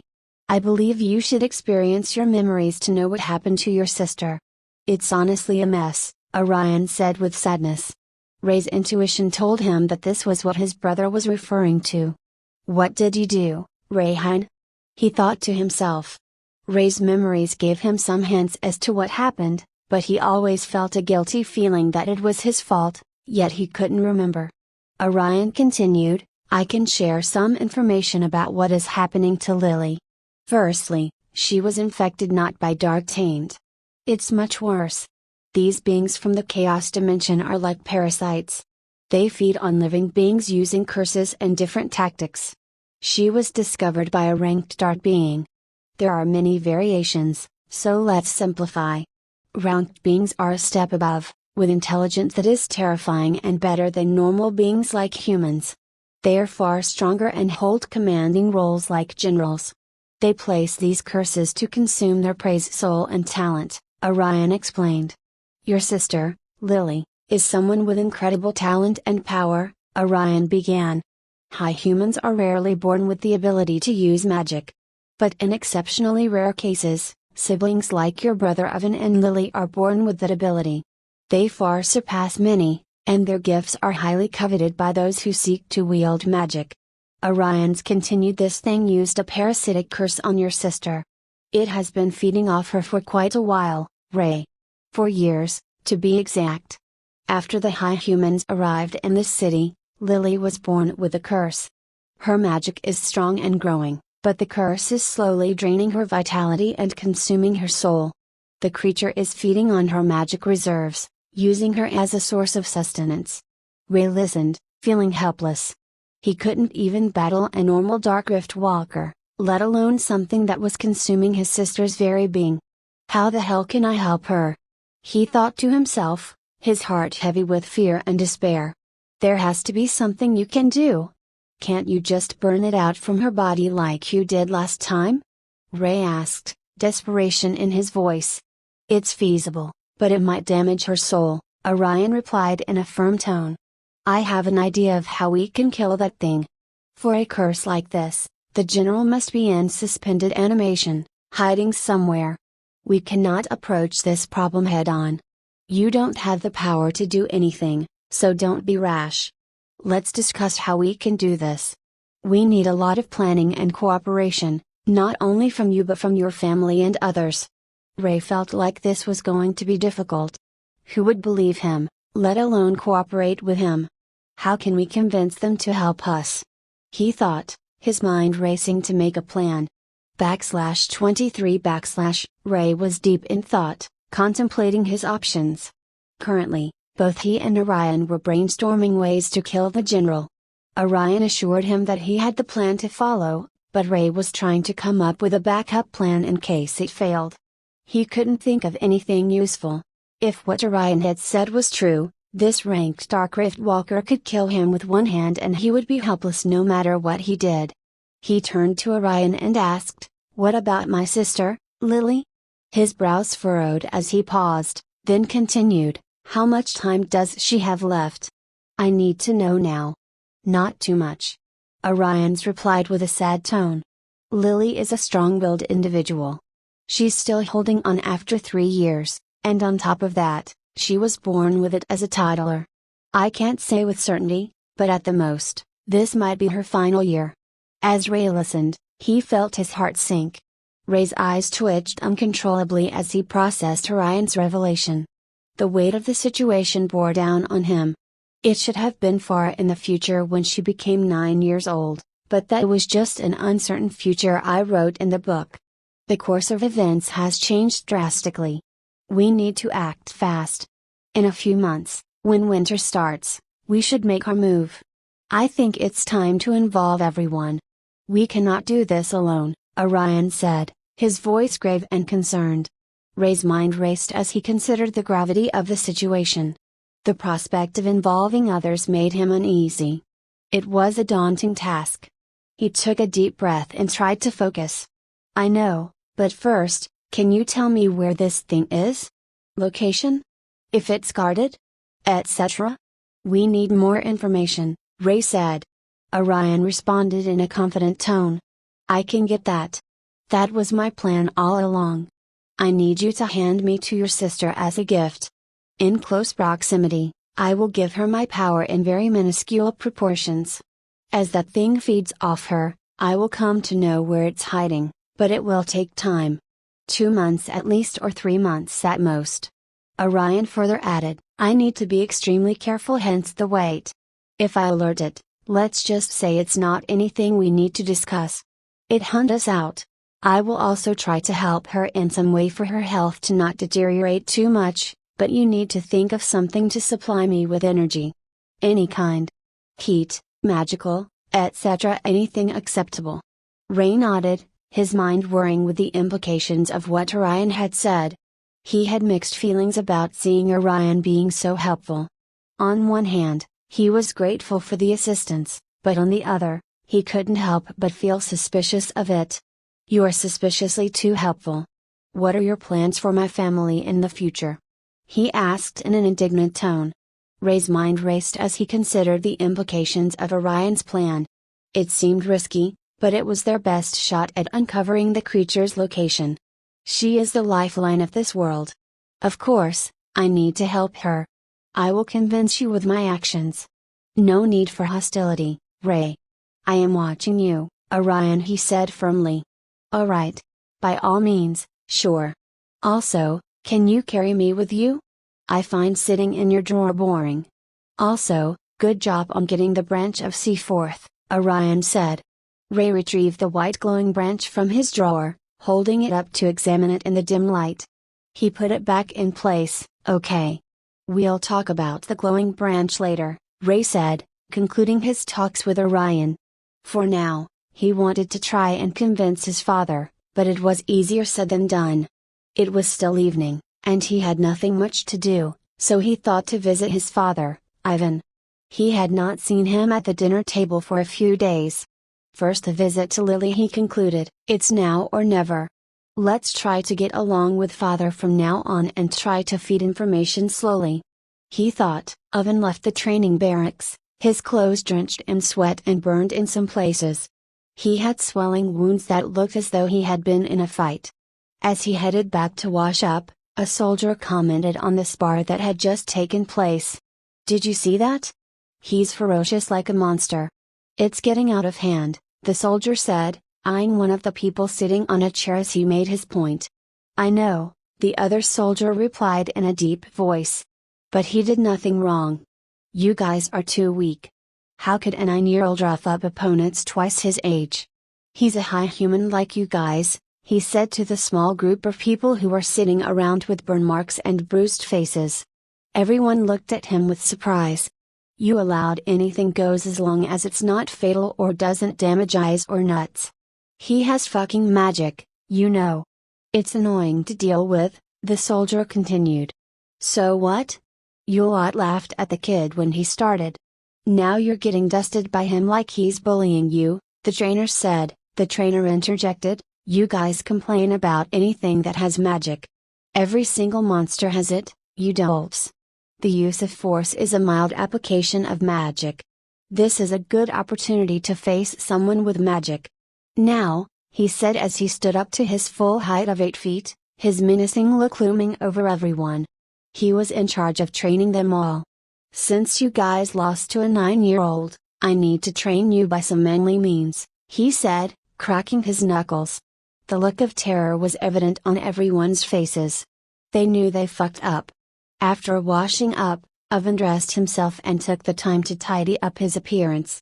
It was part of his daily routine to present himself in the best possible manner. He then left his room and made his way to the second floor to visit his sister, who was bedridden with a high fever. As he approached her room, he could see his mother Oli and the head maid by Lily's side, caring for her. He opened the door quietly, not wanting to disturb his sister's sleep. Lily lay there, breathing heavily, her small body fighting the fever. Oven sat down next to her bed and gently took her tiny hands in his. As he sat there, memories of the past flooded his mind. He remembered the times they had played together, laughing and having fun. Seeing her like this made him feel helpless and resentful towards Rayhan. "I hate it," Oven thought to himself, clenching his fists. "I hate this feeling of helplessness." Oven sat silently by Lily's bedside, waiting for her to wake up. Hours passed before Ollie, Lily's mother, placed her hand on Oven's shoulders. He immediately shrugged her hand away and said, "I am not someone who deserves empathy. I never will be, not until I kill that thing." Ollie looked at Oven with sadness. She never wanted Oven to blame himself for what had happened. She sensed that Oven was pushing himself too hard, always getting hurt during training, and his animosity towards the world and others only grew. He believed he could never trust anyone, only punish himself. Ollie thought to herself, "I'm sorry I could not be a good mother to Oven." After spending a few hours by Lily's side and realizing that she was too sick to wake up, Oven decided to leave. He did not want to bother her and planned to visit her again soon. As he opened the door, Rayhan was in front of him. He glared at him. "What are you doing here?" Oven asked in a low tone filled with enmity, careful not to disturb anyone in the room. Rayhan tried to remain apathetic, as he had his own reasons for being there. He didn't want to pick a squabble with his little brother or cause any trouble. "I'm here to visit Lily," Ray said with concern in his eyes and voice. "I wanted to give her this shiny rock. She liked it when she visited me, so I thought why not give it to her." Oven held the door as he listened to Rayhan's words, but he didn't believe him one bit. He gave him cold stares and walked out of the room, not wanting to make a scene. His sister's health was far more precious to Oven than his grudge. Rayhan sat down near Lily on the bed, gently caressing her head while barely touching her. Ollie looked at him with gentle eyes, glad that Rayhan was here to visit Lily. "Mom, I'm here to visit Lily, but I need to talk to you for a few moments about her," Ray said, carefully planning out how to have the conversation. He had to lie, but it was for his sister's sake, at least for now. /24 Oven had just left Lily's room, but he was already planning to return soon. He was free for the day since he had trained extensively from early morning until the afternoon. In the evenings, he had some light studies with instructors as part of a curriculum that his father had designed for him and his brother, but it was not exclusive to them. All children in the estate had the same curriculum. Oven felt bored as he had a fixed curriculum. His father strictly ordered everyone to confirm their reasons for leaving the estate after the disaster at the Sky Festival involving him and his idiot brother, who had both been scolded heavily. So, Oven decided to take a stroll in the vast garden, one of the few places where anyone was allowed to come. As he walked, he gazed at the houses built in line, watching some people working and fixing roofs and other things to prepare for the approaching winter. Although he usually spent his time with Lily and rarely left the house other than to train, he had been feeling very lonely and bored lately. As Oven walked near the 6 houses, he saw an elderly woman working hard in a large storage warehouse built near the residence. She was carrying huge bags of food on her shoulders and sorting provisions, with a young girl helping her. Oven watched them for a moment as they worked, recognizing the woman as an auntie who had lost her family while migrating, and his brother was the reason for that. Walking past her, he felt a surge of hatred for his brother. Although the high human society adored and respected his father, Oven and his brother Rayhan were stared at and avoided with hateful aversion. Oven didn't mind it, but adjusting even in his own house was always difficult. Aside from Lily, his family, and Alistair, he had little to no interaction with anyone in the estate. However, as he walked past the old lady, he thought about helping her. After contemplating his thoughts, he changed direction and approached the lady, greeting her politely. "Avasha, my name is Oven. I can help with that if you don't mind," he said, offering to lend a hand. Oven greeted the woman with a formal hula that was used for formal introductions in the High Human Empire. Although she looked old, her obsidian black hair was lustrous and had no trace of white hairs. Her pupils were a deep, crimson blackish red, and her iris was a soft, vibrant red, a trademark of high humans.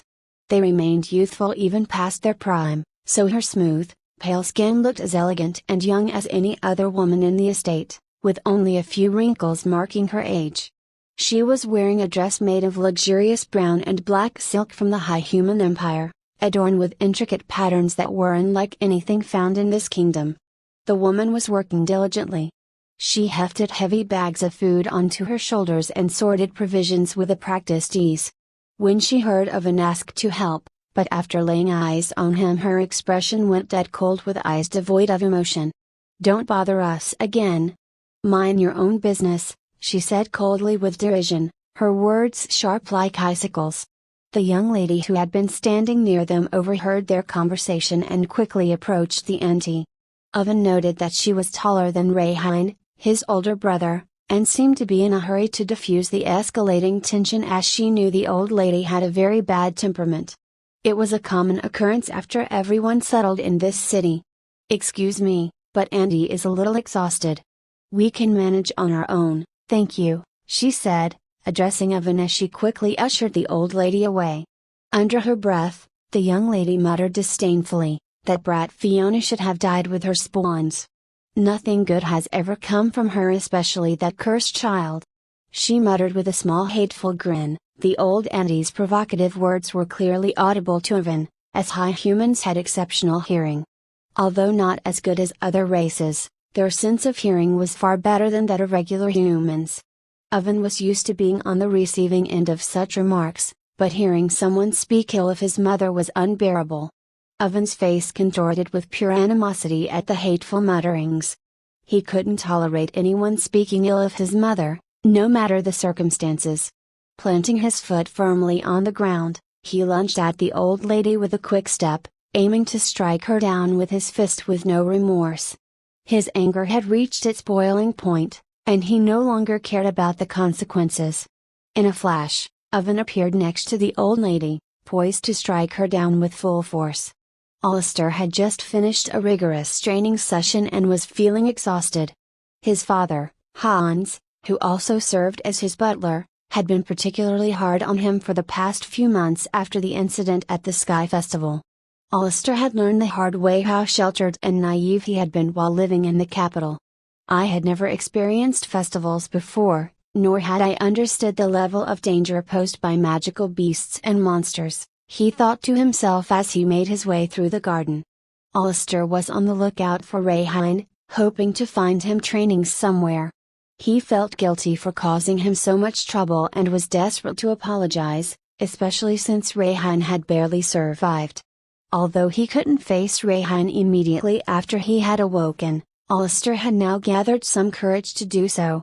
As he walked past the houses, he saw Oven engaged in conversation with a woman, which was unusual for someone who didn't typically socialize much. However, his keen observation skills alerted him to the fact that Oven was about to attack an old lady. Without a second thought, Alistair rushed over at full speed to prevent Oven from doing something catastrophic. Oven was only moments away from striking the old lady when she swiftly turned her face and caught his punch with just one hand. He was completely taken aback by her swift reaction, and the young girl who was with her tried to stop her, but it was too late. The old lady's complexion grew ominous as she angrily swung Oven like a rag doll and threw him into the ground with such force that he was a little dug into the solid ground, but she still didn't let go of his hand. "You dare attack an elder, you degenerate shit!" she bellowed in a furious tone.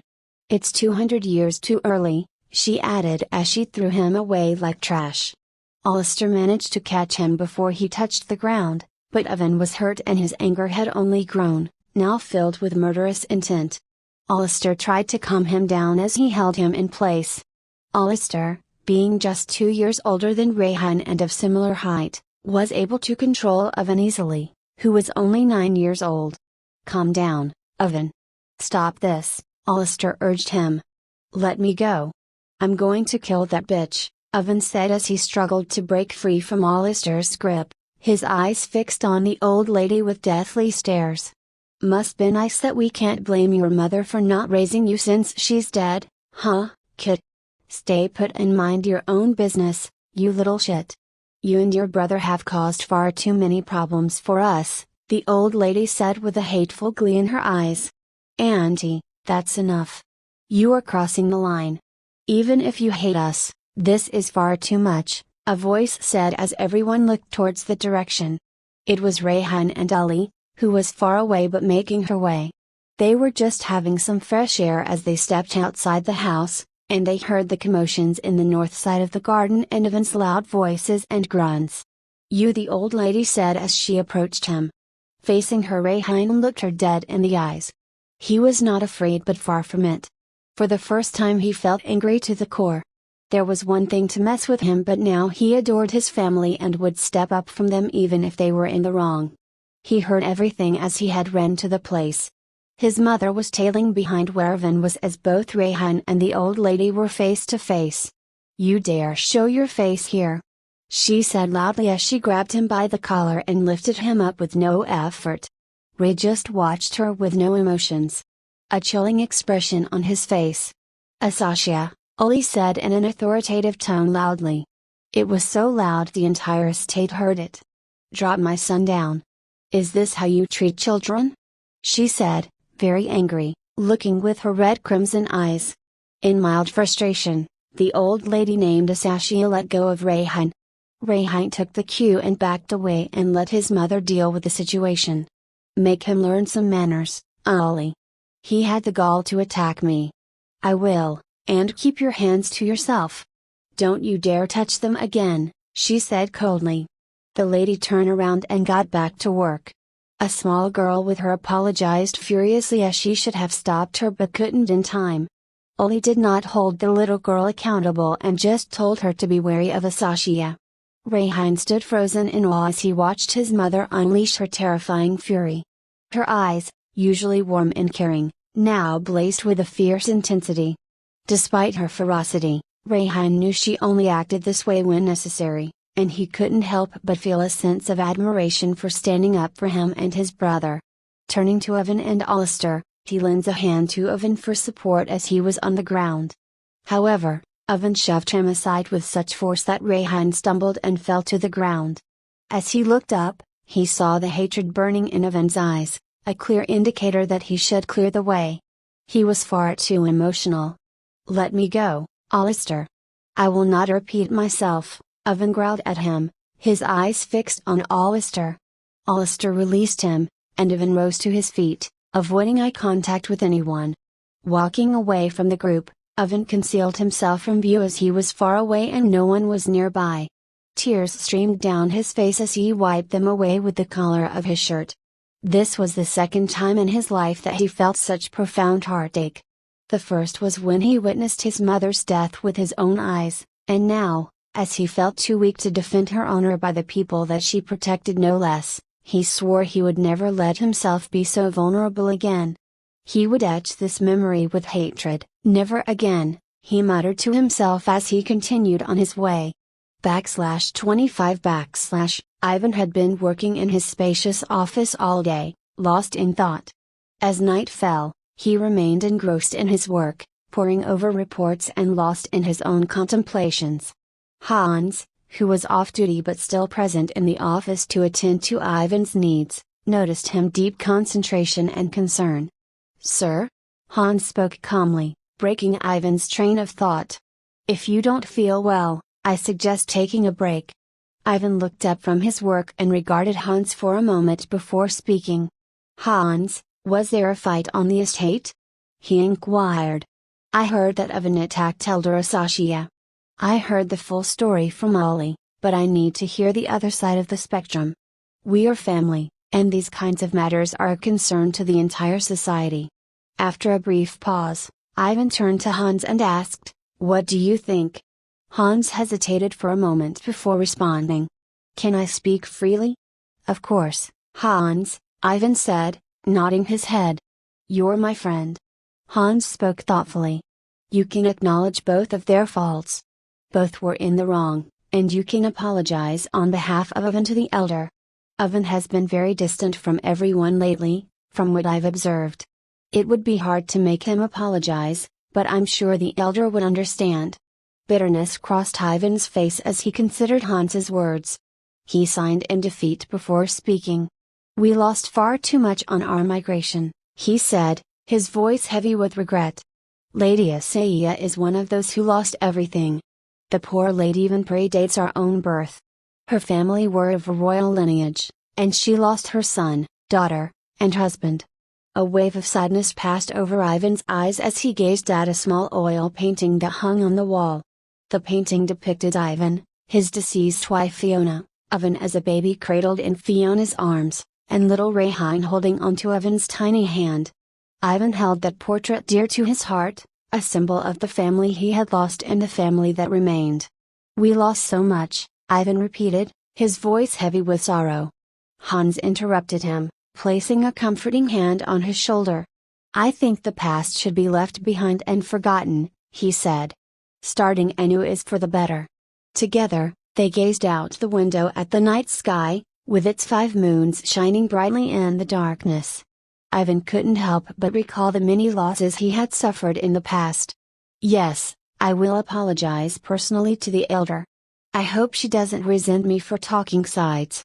"Please rest, Ivan," Hans urged him. "You're too stubborn for your own good."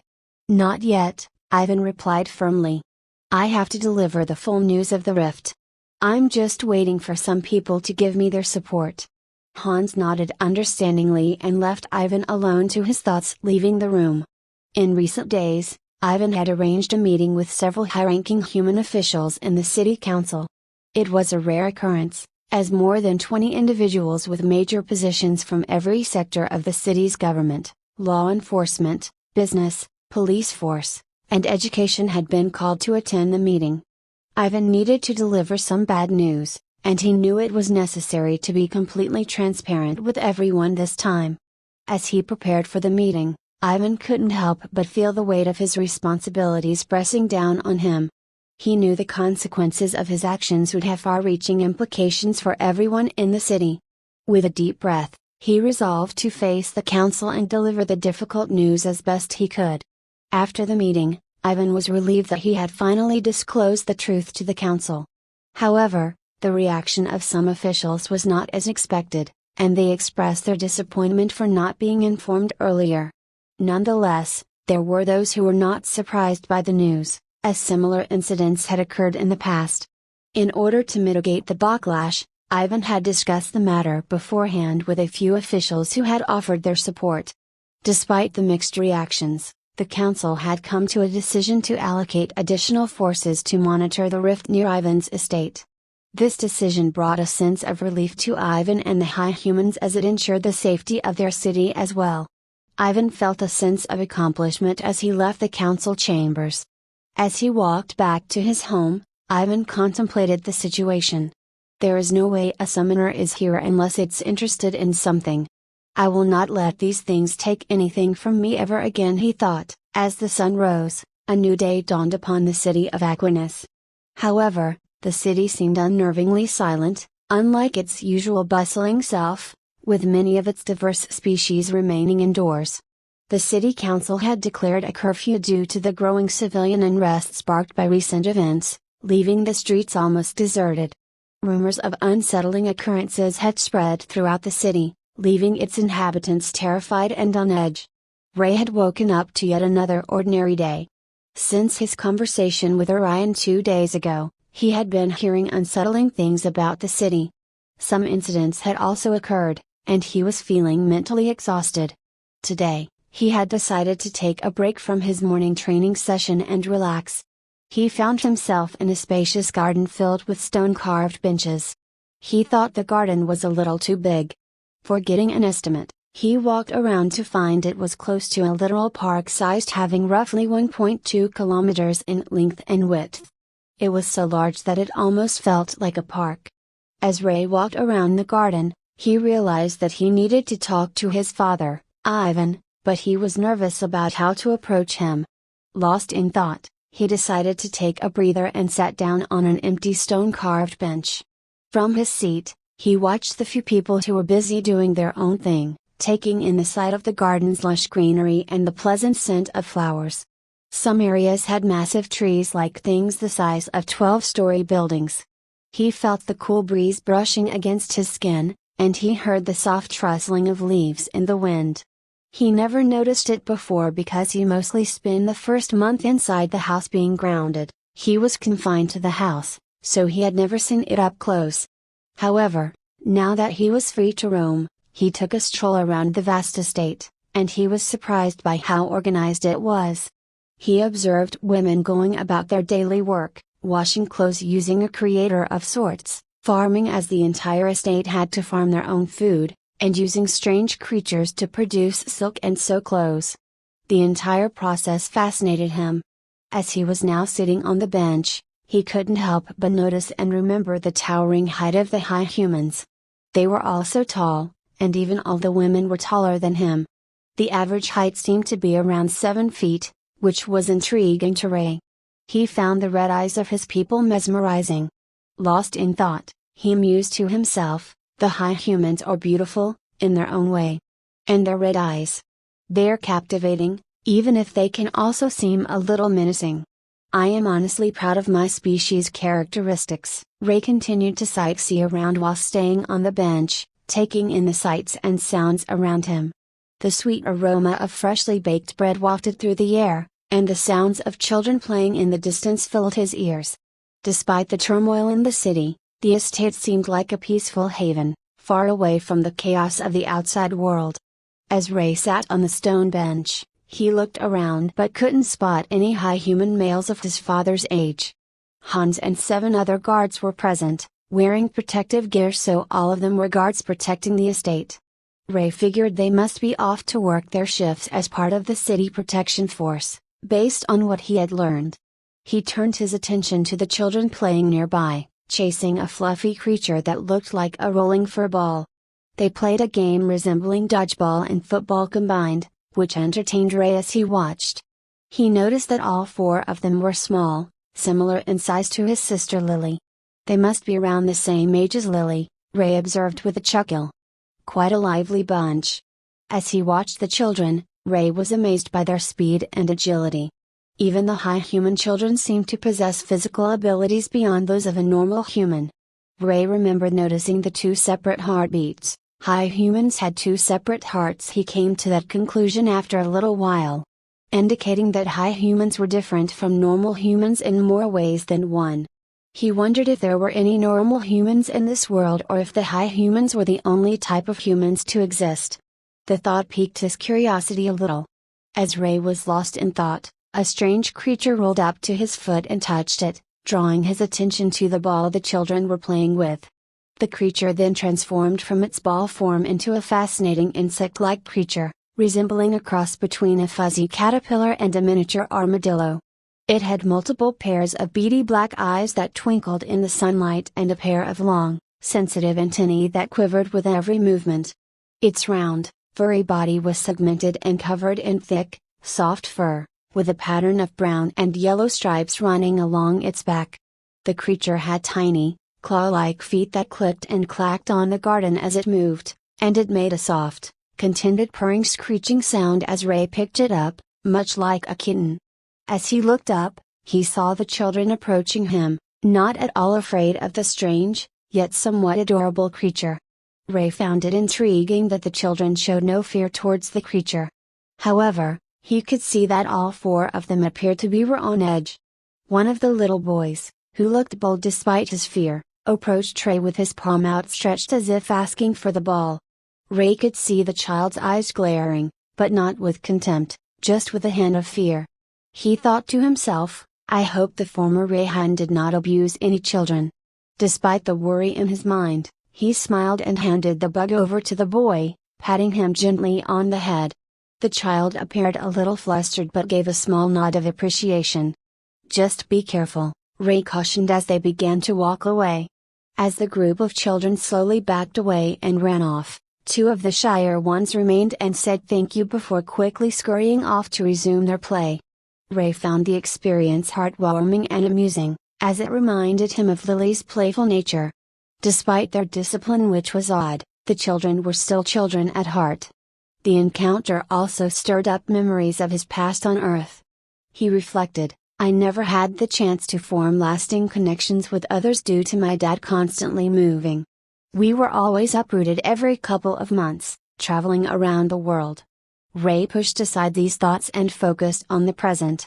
He felt confident that this would be an ideal place for Lily to grow up in. Ray sat on the bench, watching the children play with the unusual creature. He couldn't help but feel a sense of longing for Lily to be here with him. He was struck by the fact that there were only 4 children in the entire estate, despite there being 6 or more houses. It was strange, but he couldn't help but admire the beauty of the place, with its exotic birds and unique flora and fauna.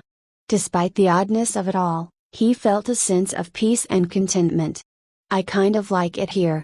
It feels like a big family, Ray said with a smile to himself. As he lay there basking in the sun, his eyes closed, he sensed someone approaching. He opened his eyes to see Alistair standing before him. Ray was surprised to see him. Alistair tried to say something, but the words caught in his throat. Finally decided to grace us with your presence, did you? Some freaking night code that is. Ray's voice dripped with sarcasm as he folded his arms across his chest. Alistair had expected Ray to be furious, but his tone was less angry than he had anticipated. Summoning his courage, Alistair replied, I'm sorry, Ray. I couldn't face you. I put both of us in danger. I should have told you I wasn't participating in any festivals, especially not that one. You nearly died because of me. And I heard that you saved my life, too. Ray rolled his eyes. Ray said, contemplating Alistair's apology. Well, I asked you before if this was safe. You said it's dangerous but implied yes, back in the Sky Festival. You made it sound easy. So, I was riled up, thinking I was some hot shit or something. Yeah, you should be sorry. That skyfish nearly ripped us apart and made me a chewing snack. I later found out it was just a baby, you idiot. Alistair hung his head, feeling the weight of his guilt. He couldn't bring himself to meet Ray's gaze. Alistair remained silent, ashamed of his recklessness. I'm still angry that your stupidity nearly got us killed. But, I won't hold a grudge. Just do me a favor, Ray said, his voice softer now. Alistair perked up at the offer. Anything, Ray. I just want to make it up to you. Ray smirked. All right then. Stand there with your eyes closed. And don't you dare peek. Alistair was confused but he complied. He stood where Ray wanted him to. Ray went away for a few moments, leaving Alistair waiting with his eyes closed. He couldn't help but feel a little nervous about what Ray had in store for him. After a few minutes, Ray came back, and Alistair heard some strange screeches. He was starting to get a little anxious. Okay, just stand still and don't run away, Ray said with a mischievous twinkle in his eye. Alistair felt something crawling on him, and he shuddered in fear.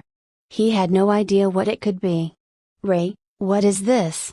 He asked, his voice shaking. Ray, what the hell is this? Alistair shouted as the crawling sensation grew stronger. Ray just laughed as Alistair tried to swat the thing away. It's just a little surprise, Ray said, still chuckling. Alistair opened his eyes to find a bug with fur on its armor plates crawling up to his face from his legs. The bug's screeching terrified him, and he screamed for help, flailing his arms wildly. The kids who had been watching nearby burst into laughter at Alistair's antics. Ray laughed, knowing that Alistair was deathly afraid of bugs. He had found out back when they were training together. "You should have seen your face, Alistair!" Ray exclaimed, still chuckling. "Priceless." Alistair jumped around in terror, with the bug now on his face. Alistair blacked out from fear, and Ray took the little furry creature away from him, returning it to the children. He realized it was an intelligent creature, similar to a little puppy. "Well, that made my day. Thanks a bunch. I'll handle him," Ray said, giving the bug-like creature back, and the children ran off. As the children played in the gardens, Ray stayed with Alistair, feeling like he had gained a newfound way to mess with him. It was a fun day, but now Ray felt it was time to meet his father. He had a lot of convincing and maybe a bit of lying to do as well. /26 / Another day dawned on the bustling city of Aquinas. The sun had barely risen when Ray, as he did every morning, awoke early and sat down to eat breakfast. His mother Ollie had brought a hearty meal for him, and he ate it delightfully. As he was about to leave his room to begin his usual routine of training in the morning and studying in the evening, Ollie stopped him, grabbing his hand before he could leave the table. "Rayhine, where are you off to so early?" My daily routine, Mom. I was going to train and study later in the evening." "Why do you ask?" he replied, feeling a bit confused. "Because today is the holiday memorial. It's the memorial of the fallen for us," she said, gently reminding him. Ray was caught off guard but played his situation well. "I was going to train to digest since I ate a big breakfast." "I remember it's a holiday," he said with a fake smile. Rayhine was caught off guard but played his situation very well, feigning ignorance. "Oh, right, of course. I was just going to train first, to let my breakfast digest." "I remember now," he said, forcing a smile that didn't quite reach his eyes. "Rest today, Ray. The ceremony will start in a few hours." "Come here," Ollie said, gesturing for him to come closer with a warm smile. Ray didn't know why, but he complied. Ollie patted him gently on the head and complimented him, her eyes shining and glittering with affection. "Lily woke up yesterday. That stone is making her better. She's feeling weak but recovering. Claire is taking care of her at the moment." "I cannot express how relieved I am," Ollie said, her voice filled with gratitude. Ray felt a wave of relief wash over him. He had been worried sick about Lily, and the news of her recovery lifted a great weight from his shoulders. He scratched his face a little, trying to hide his shyness. Ollie hugged him tightly in her embrace, grateful for his help. Even if it was a coincidence that the stone had helped Lily, it was the hope that lifted her depression from the weeks that Lily had been unconscious. "Mom, just remember to pour magical energy into the stone every day, as I instructed. The stone will improve Lily's health somewhat if it has absorbed enough power. But don't do it too much," Ray reminded her. Ollie nodded, her eyes filled with understanding. "I know, Ray. I won't overdo it. Thank you for reminding me," she said, giving him a warm smile. "I have been doing that for the past 3 days. At first, I was skeptical when you asked me to do this, but you were so serious about this stone and the healing properties that I gave it a try. I'm so grateful to you, Ray," Ollie said, her voice filled with gratitude. A comfortable silence enveloped the room. Ollie was still embracing Ray, combing his black obsidian hair with her hand while humming a tune. She had always loved to do Lily's hair, but for the past week, depression and anxiety had consumed her thoughts, fearing the worst. She picked up a brush from the table and started combing Ray's hair slowly, taking delight in the simple pleasure of caring for her son. "Mom, it's embarrassing. Can you let me go?" Ray asked, feeling a little self-conscious. "Just a little more," Ollie said with a smile. Ray just accepted she would let him go. "You look so handsome and cute with this hairstyle. Any lady would be head over heels for you," she continued, admiring her son's reflection in the mirror. Ray's hair was styled into a faux hawk, and it looked quite good on him. Ray couldn't help but smile at his mother's compliment. Ray looked at the mirror as Ollie stood behind him with a smile. She really felt proud of him. It looked good. I just do the bare minimum. This is leagues better than what I do at least. Looks cool, he thought. Ray looked at himself in the mirror, feeling a little self-conscious about his faux hawk hairstyle. However, he couldn't help but think that it looked cool. Why don't we try on a few dresses? I'll pick out the best ones, Ollie said, her eyes sparkling with excitement. Ray began to protest, feeling uncomfortable with the idea of trying on dresses, but before he could refuse, Ollie lifted him up as easily as she would a child. Ray was dumbfounded by the sudden turn of events and didn't know how to react. Embarrassed, he simply complied with a red face. Despite being 6 feet tall, he felt dwarfed by his mother's towering physical presence, as if he were just a 12-year-old boy in her eyes.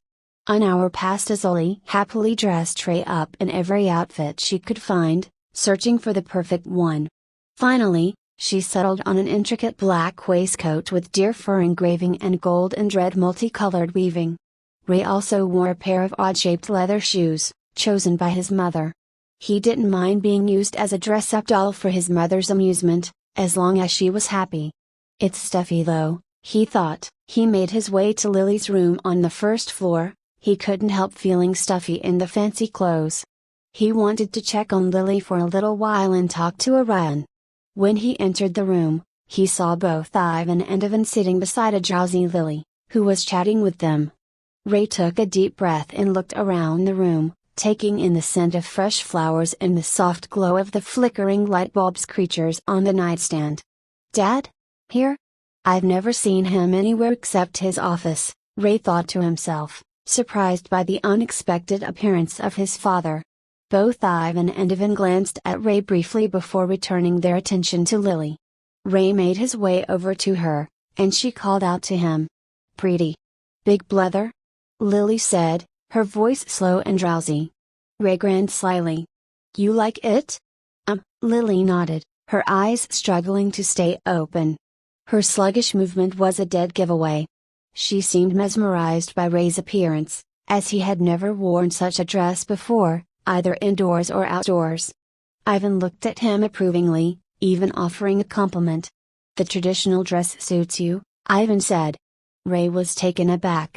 He had no idea that the outfit he was wearing was traditional, but after looking at what his father was wearing, he realized that they were nearly identical, except for Ivan's small cape. Thank you, Ray replied, feeling a bit unsure of himself in the new outfit. He took a deep breath, feeling the soft fabric of the waistcoat against his skin and smelling the faint scent of the deer fur. He was starting to appreciate the intricate design and the attention to detail that had gone into creating the outfit. Ivan sat with Lily, not making eye contact with Ray. He kept Lily company while Ivan visited with her briefly before leaving to prepare for the upcoming ceremony. Ray sat nearby, watching Ivan play with his little sister. It was strange for Ray to see Ivan being so cheerful and affectionate, as he was usually cold and distant with everyone. Brother, look. This is my friend, Lily said, holding out a small stone to Ivan. The amusing and interesting banter continued for a while longer until Ivan had to leave to get ready for the ceremony. Ray spent some more time with Lily, talking telepathically with Orion. The connection between them allowed for seamless communication without anyone else overhearing. How is she doing? Ray asked Orion. For now, she's stable, Orion replied, but this is only temporary. It's like a sudden jolt of energy that will gradually fade away. I'll do my best to keep her conscious. As Ray continued his conversation with Orion, he reached out to stroke Lily's hair, hoping to bring her some comfort. I'll try my best in the coming month, Ray affirmed. I just have some questions since I'm here, he said. Why didn't I respond when you first arrived in this world? Think of me as a battery, Orion explained, his voice soft. When I brought your consciousness here, it drained 99.9999% of my battery life. I can only recharge myself by using the surroundings, but even after months have passed, it's not enough. Keeping your sister alive is draining everything I have. At the moment, I'm afraid I can't do anything for you. You'll have to be patient. I understand, Ray said, his voice heavy with disappointment. Just please do everything you can for my sister's health. Ray finished his conversation with Orion, hoping to resolve his memory problem, but realizing it would have to wait. He needed to improvise for now, as it was time for the ceremony. He gently patted Lily and tucked her in for a nap before leaving her room and making his way to the spacious garden where everyone was gathering. For the first time in a while, nearly everyone was present, including many who were as old as his father Ivan. Ray made his way slowly through the crowd, feeling many stares at him. Some were hostile, while others were filled with pity. Ray felt like a sore thumb sticking out with his small height and plain attire. Most of the other guests wore clothes with an insignia of a strange creature, a feline with two tails. Several children were also playing around in the garden. Ray felt stiff with so many people around, all of whom had black obsidian hair and red pupils. He scanned the crowd, searching for a place to stand unnoticed until further notice. Spotting Alistair in the distance, he headed towards him, noticing a small group of people chatting with him. Avasha. Hello, guys. What's up, Alistair? Ray greeted the group with a formal nod before saying hello to Alistair. There were 6 people in the group, 3 girls and 3 boys. All of them were taller than both Alistair and Ray. Ray looked around, taking in the scene. The sound of laughter and chatter filled the air, mingling with the fragrance of blooming flowers and the rustling of leaves in the gentle breeze. The sky was a deep shade of purple. It was a cloudy day.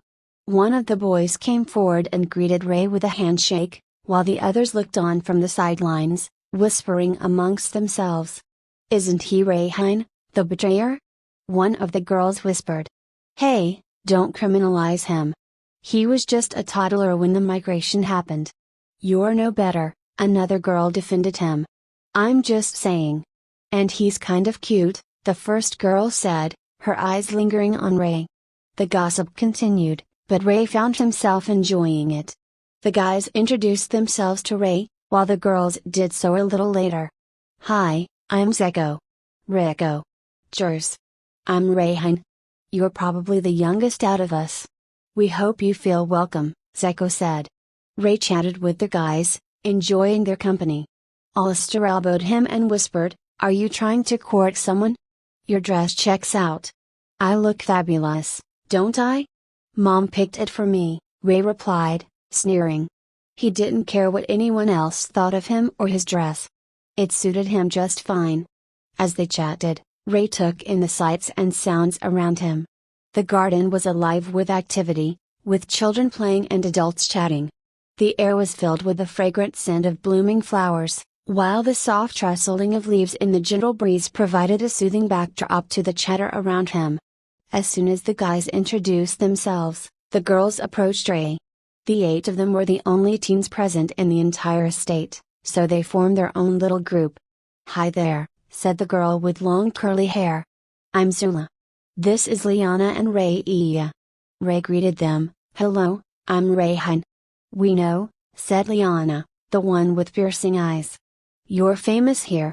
You survived a fight with a Class 2 Dark Rift Walker and saved your sister. Ray felt a little embarrassed but owned the compliment. Lily's life was in danger. That's all there is to it.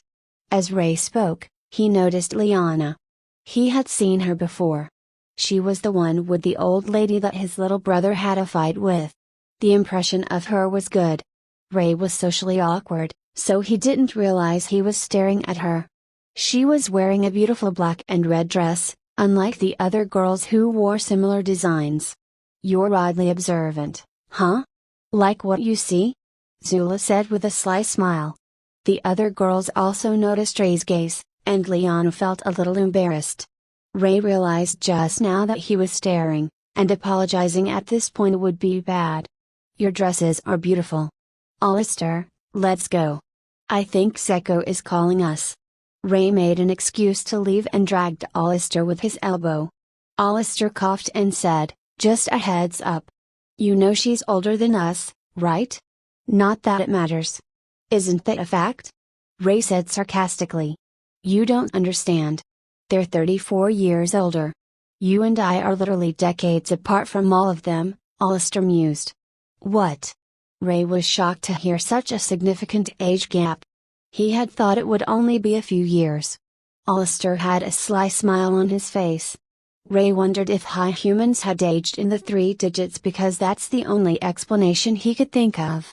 As they walked, the entire group of people gathered and made their way toward a place near a lake in unison. The evening had settled as the elders and his father led the group as they walked towards the small lake where the ceremony was to commence. It was a long walk to the lake that took an hour. As they approached, Ray noticed how the water reflected the sunset, giving the surface a warm orange glow.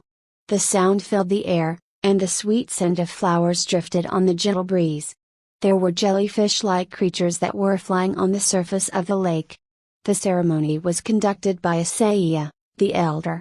She recited an ancient prayer known only by the high humans, invoking the spirits of their ancestors. Everyone stood solemnly, with their eyes closed and their heads bowed in mourning for the dead and deceased. Asaya ignited a magical flame with embers that scattered around the lake like gentle flames. The warm light of the embers illuminated the faces of the mourners, and tears streamed down Asaya's face. Many in the group shared the same emotional expression, as they too had lost loved ones during the migration. Ray felt a pang of sadness in his heart as he thought of all those who had been lost in the treacherous journey.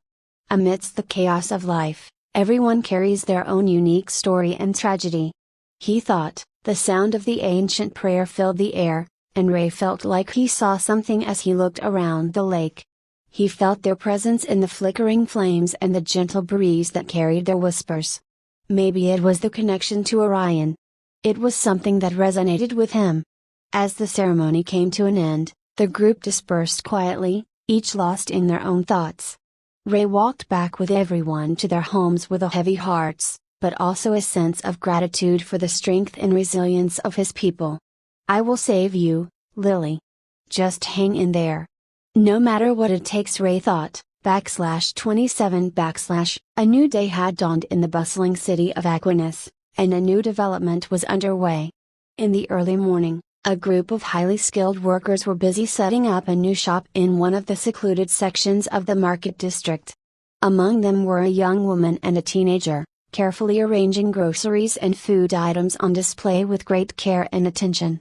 The displays consisted of various exotic fruits and meats, arranged beautifully on arched food stands that showcased their vibrant colors and textures. Mom, we need salamander tongue and gura meat in this section. And don't forget to add some lime salt over here, the young teenager said, pointing to different sections of the display. Sure, dear. Liana, make a list of the things that will placed and make proper sections for it. I'll clean up this area and be there shortly with all the food and spices, the woman responded, her hands busy tidying up the area. Okay, Mom, Liana replied, quickly taking out a notepad and pen to jot down the items they needed. The woman continued organizing the shelves of food and spices in the spacious shop, which was big enough to house a wide variety of commodities. She worked diligently, taking out the necessary items from the many sacks lined up in the storage room of the shop. As she worked, she cleaned up the area and ensured everything was in order for the shop's opening. Outside, a man was busy adjusting a sign and a few flyers for the shop's first opening.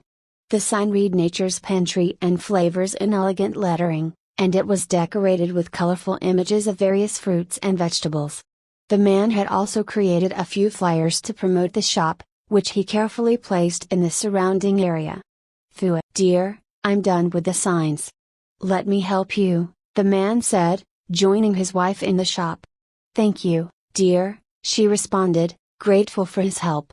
As they worked together, the shop slowly came to life, filled with the aroma of freshly cut fruits and meats, and the vibrant colors of the exotic spices and herbs that adorned the shelves. It was a beautiful sight, and the couple couldn't wait to share it with the people of Aquinas.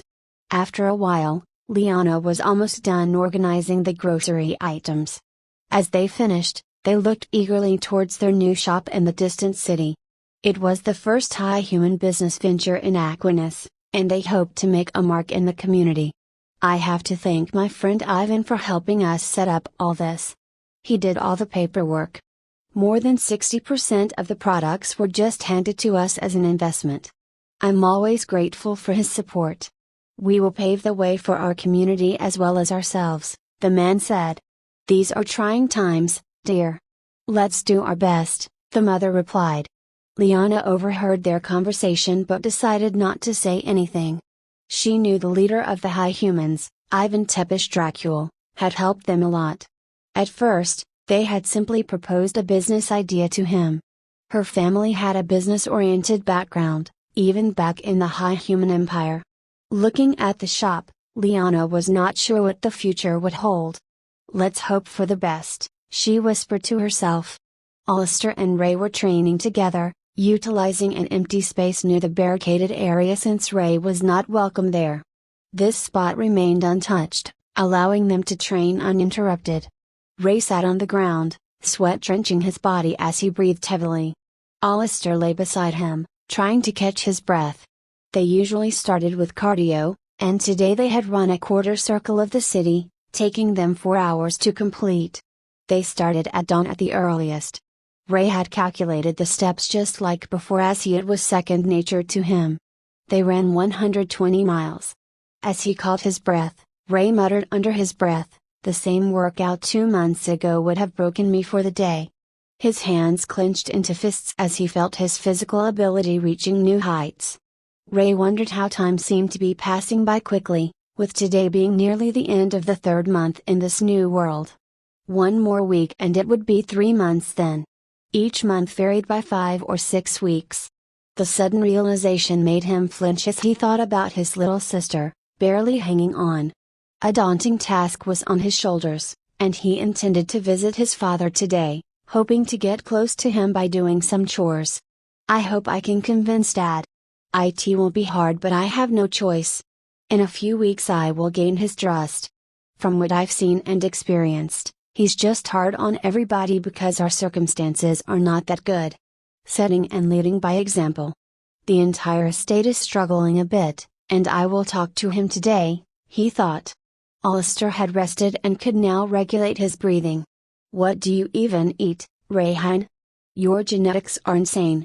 Even if I consider myself a hybrid, I don't know how you keep up with me, especially when I'm using force and barely able to keep going.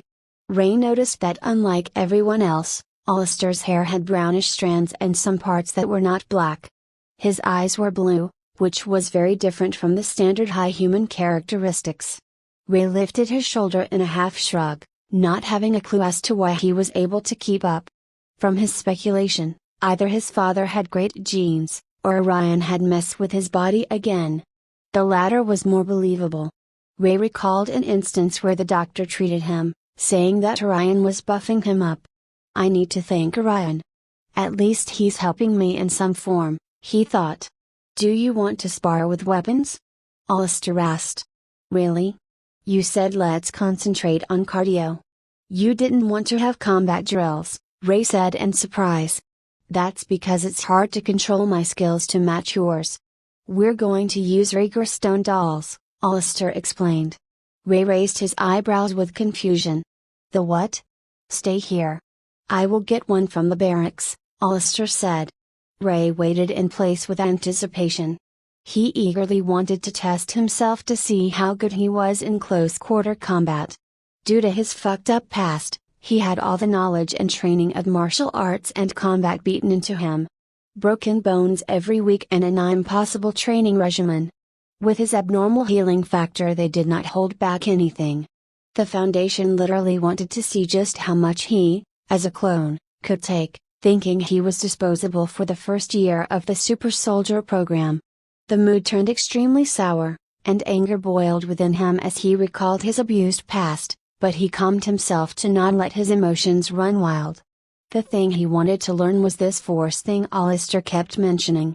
Otherwise, he had the battle experience. These were the only dreadful memories that didn't get jumbled up for some reason. Alistair came back with a few bamboo body-looking figures on his shoulder. He was carrying 2 of them as he approached Ray. Alistair smiled slyly as he got the Rieger stone dolls. Ray knew something was up. "Well, I've got good news and bad news," Alistair said, looking at Ray. "Start with the bad news," Ray replied. Alistair just started with the good news, which annoyed Ray. "The good news is that we got the permission, but there's a catch." "The bad news?" Ray prompted, his curiosity growing. Alistair's smile faded a little. "Well, let's just say you'll have to pass a rigorous training test in the barracks before you're allowed to use them." Ray's confusion turned to annoyance. "Why? Does he think I won't?" he asked, his brows furrowed. Alistair shrugged. "Well, he did say you might chicken out if he told you beforehand. He wanted me to bring them here just to give you a glimpse and give them back." He laughed, saying he didn't think you had the guts. "He has a weird sense of humor," Alistair added. Ray felt like he was being mocked, although his usual nature was too much reserved to the point where it felt non-human. He now felt far more emotions than ever before. He thought, maybe the mixture of personalities twisted my cold rationality. I'm glad it did. I'd rather die than be like that again. Also, it's fun to feel things. This rage, Ray was feeling emotions that he forgot how to feel. His face made a sly smile with his pupils pulsating as he felt exhilarated. Alistair looked at Ray, impressed. "You're a natural. Nothing like a demon from the dark corners of the Sephiroth forest," he said with a smile. "Shut it," he replied. "I hope he won't hate me mopping the floor with everyone," he said with a cold voice. Rayhan walked with a sense of purpose, his eyes focused on the training grounds ahead. He had no time for idle chatter, especially not from Alistair, who was currently laughing at his remark. But Rayhan didn't react. He simply continued walking, his footsteps echoing on the stone path. Alistair felt annoyed that Rayhan didn't tell him to shut up, which was unusual. Alistair had just pleaded with the overseer to let Rayhan train there. Although he enjoyed spending time with Rayhan, there was nothing he could teach him. Alistair was terrible at instructing and teaching, which made him feel useless. As they walked toward the training grounds, Alistair couldn't help but notice Rayhan's firm posture. He knew that Rayhan was feeling himself for some reason. Alistair thought to himself, Rayhan is already strong enough to train with others. I hope he won't be discouraged when he reaches his limits. Too much time has been wasted. It's already been nearly 3 months, and in 4 months, the biggest induction in the school, room era, will be held. It's time to let go of our differences and work toward gaining admission to it. They arrived at the training barracks, a massive building with a roof that towered above them. The sound of metal clashing against metal echoed through the air, and the smell of metal hung heavy in the air. 5 students were currently training in the open space of the building. Practicing. Alistair watched them with interest, but Rayhan kept his eyes fixed on the overseer. The overseer of the training area was sitting on a chair backwards, his eyes fixed on the students with a fierce intensity. He was a massive man, easily the largest guy in the entire estate, and his chair was proportionally massive as well. It looked more like a table. When he saw Rayhan approaching him with cold and rage-filled eyes, the overseer Ray was surprised, but he felt a sensation that he hadn't felt in a while. For the first time, the overseer saw Rayhan in person. The boy's eyes were like steel, held a darkness so profound, it felt like staring into the heart of the abyss itself. It made him smile with an evil grin on his face. As someone who had lived for more than 350 years, this was a surprise. The kid is something else, he thought. I've seen very few with such a demeanor as his. How can a child feel like he's been staring death in the face for years? Hook, line, and sinker. AAA. I caught a baby Goliath. How am I so damn lucky? The overseer exclaimed, still grinning. Rayhan's eyes narrowed, and he took a step closer to the overseer. /28 / Ray stood face to face with the towering overseer, who was grinning a lot. The other trainees trained tirelessly, their muscles straining with each movement, their faces tensed and wary of Ray's presence. Sweat trickled down their foreheads as they trained, and their breaths came out in sharp gasps, indicating the intensity of their workout.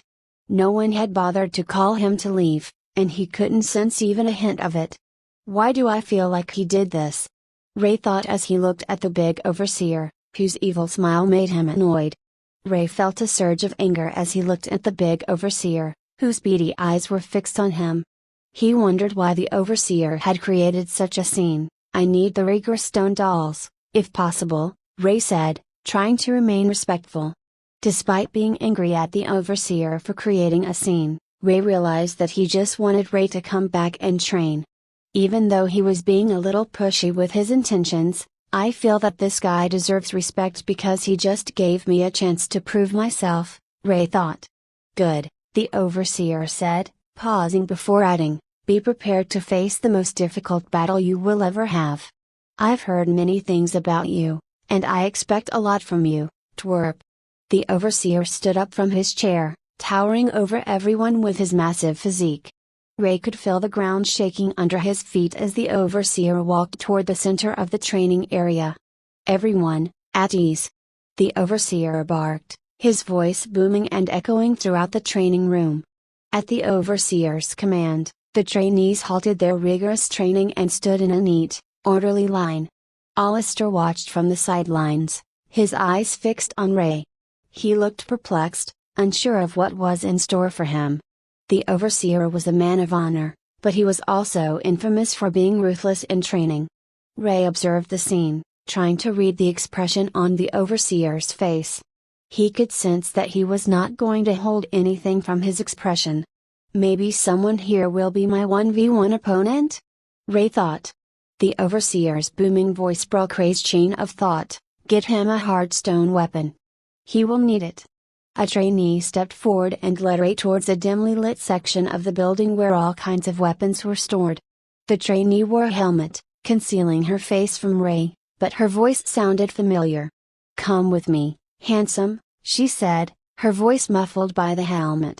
Ray followed her, and as he entered the section, he was greeted by the smell of oiled metal and a lot of smells. His eyes widened in surprise as he scanned the array of weapons before him. Spears, swords, axes, and even what looked like guns were among the choices. There were many weird ones like strings and a glowing ball of sorts. He instinctively reached for the firearm-looking thing, but his hand was swiftly swatted away like a fly. No, little cutie. These rely on magical energy as well as ammo, so you won't be able to use them. We will be using hard stone weapons, so choose from these, she explained, pointing to a stash of weapons nearby. Ray looked at the hard stone weapons, which were made of a type of rock that was dense and sturdy, suitable for fighting. He carefully selected a warhammer and tested its weight, feeling the solid, cold grip in his hand. The woman presented Ray with a lot more array of weapons made entirely of a grayish stone, including blunt staves, spears, and polearms with axe-like blades. And spears. Ray examined them with disinterest, recognizing their strengths but searching for something that could excel in both defense and offense. As he perused the collection, his eyes caught a glimpse of the perfect weapon. It was reminiscent of a Sanjigun one or coiling dragon staff, adorned with an intricate design and a bold red and black color scheme. This is perfect, Ray exclaimed in excitement. The woman observed Ray with keen interest, surprised that he had chosen a weapon that required a great deal of skill to wield. She approached Ray and knelt down to match his height, despite being significantly taller than him. Her curvaceous figure was on full display as she did so. Are you certain? This weapon can be difficult to manage in close-quarter scenarios, and it requires significant skill to wield effectively, she said in a concerned voice. Ray listened to her worries with a clear head and a smile on his face. Miss, watch this, he said confidently. He started to swing the three-section staff with incredible precision and speed. From diagonal swings using his hips, Ray stood in the open spot, the Sanjigun in hand. He began to move, the staff spinning and whirling in perfect unison with his body. As he moved, he demonstrated the versatility of the weapon, its three sections coiling and uncoiling with fluid grace. Using his hips as the pivot point, he spun the staff in a wide arc, creating a centrifugal force that added to the power of the strike. He then transitioned into a series of quick strikes, each one delivered with precision and accuracy. "Wow, where did you learn this? You look so cool," the woman asked in awe, admiring him. "I practice with a staff a lot, it's the only weapon I used since I was a child," Ray replied, his expression darkening slightly. He was fabricating stories and lying at every turn, but he made sure they were somewhat believable. "All right, let's go since you've chosen your weapon," she said, leading the way. They returned to the open training area, where two dummies were lined up and the overseer was tinkering with them. The overseer's unsettling smile frightened the other trainees, but Ray remained solemn. The overseer finished his work and sat back on his massive, backward-facing chair, eyeing Ray, who had selected the coiling dragon staff. This choice surprised the overseer. Not many trainees opted for a Sanji gun too. "I see you've made your selection. I've prepared some opponents for you," he said challengingly, pulling out a massive sandwich-like object that was over 7 feet long. "All you have to do is last as long as it takes me to finish this sandwich. Don't worry, I'll eat quickly. If you can withstand these two dummies' assault without losing and complete the challenge, there's a reward waiting for you in addition to receiving your tools," he promised. "That is if you can," he said coldly. Ray smiled confidently and assumed a stance, swinging the 3 joints of Sanji Gun 3 furiously and catching the joint with his right hand and the other with his feet, striking a pose showcasing his mastery of the weapon. The Sanji Gun 4 was one of Ray's favorite weapons, and it held fond memories for him. During the training program, there was one instructor who treated him kindly, teaching him a lot of things without abuse or harm. Ray's instructor had gifted him a Sanji Gun 5 when he was still a slave to commands in the Super Soldier program. At that time, Ray couldn't express his gratitude or feelings. Later, he had to kill his beloved instructor when he was ordered to do so. The instructor smiled at Ray during his final moments, with his final words hoping for a better life for him in the afterlife if there was one. The memory of his instructor's kindness and tragic end fueled Ray's anger, which he channeled into his fight. "Bring it on," he said confidently with a stern voice. The overseer chuckled, amused by Ray's bravado. "I like your guts, kid. Just attack the dolls over there, and they'll activate. Show me what you can do." Alistair, Ray's closest friend, looked visibly worried from what he had just seen. Meanwhile, the other 5 trainees sat far away from the battlegrounds, watching the scene unfold. One of them spoke up, his tone laced with disgust. "He looks pissed. Did you bother the kid, Zula? You know he's only 12, right? You're despicable." He scoffed. Zula scoffed at the accusation. "What do you take me for? I'm not a child predator. I'll wait until he's 23 to claim him. By the lunar, you're a vile woman. Mind the age, you're 36. Just 10 years shy of adulthood," the guy retorted, face-bombing in frustration. "Mind your own business. Also, want to bet on the stakes?" Zula replied, unfazed by the criticism. The trainees exchanged glances before another one spoke up, eager to get in on the action. 10 lunar stones says he won't survive the first minute. "Deal," Zula said, rubbing her hands together with a grin. "You'll be disappointed when he wins," she added confidently. "As if. Did you see what this geezer did? He won't even last 15 seconds maybe." With all eyes now fixed on him, Ray approached the center of the battlegrounds, the Sanji Gun 6 in hand. He had transformed the weapon into its staff form, using the lock joint to screw it in place. As he examined the intricate design, made entirely of stone, he couldn't help but feel impressed.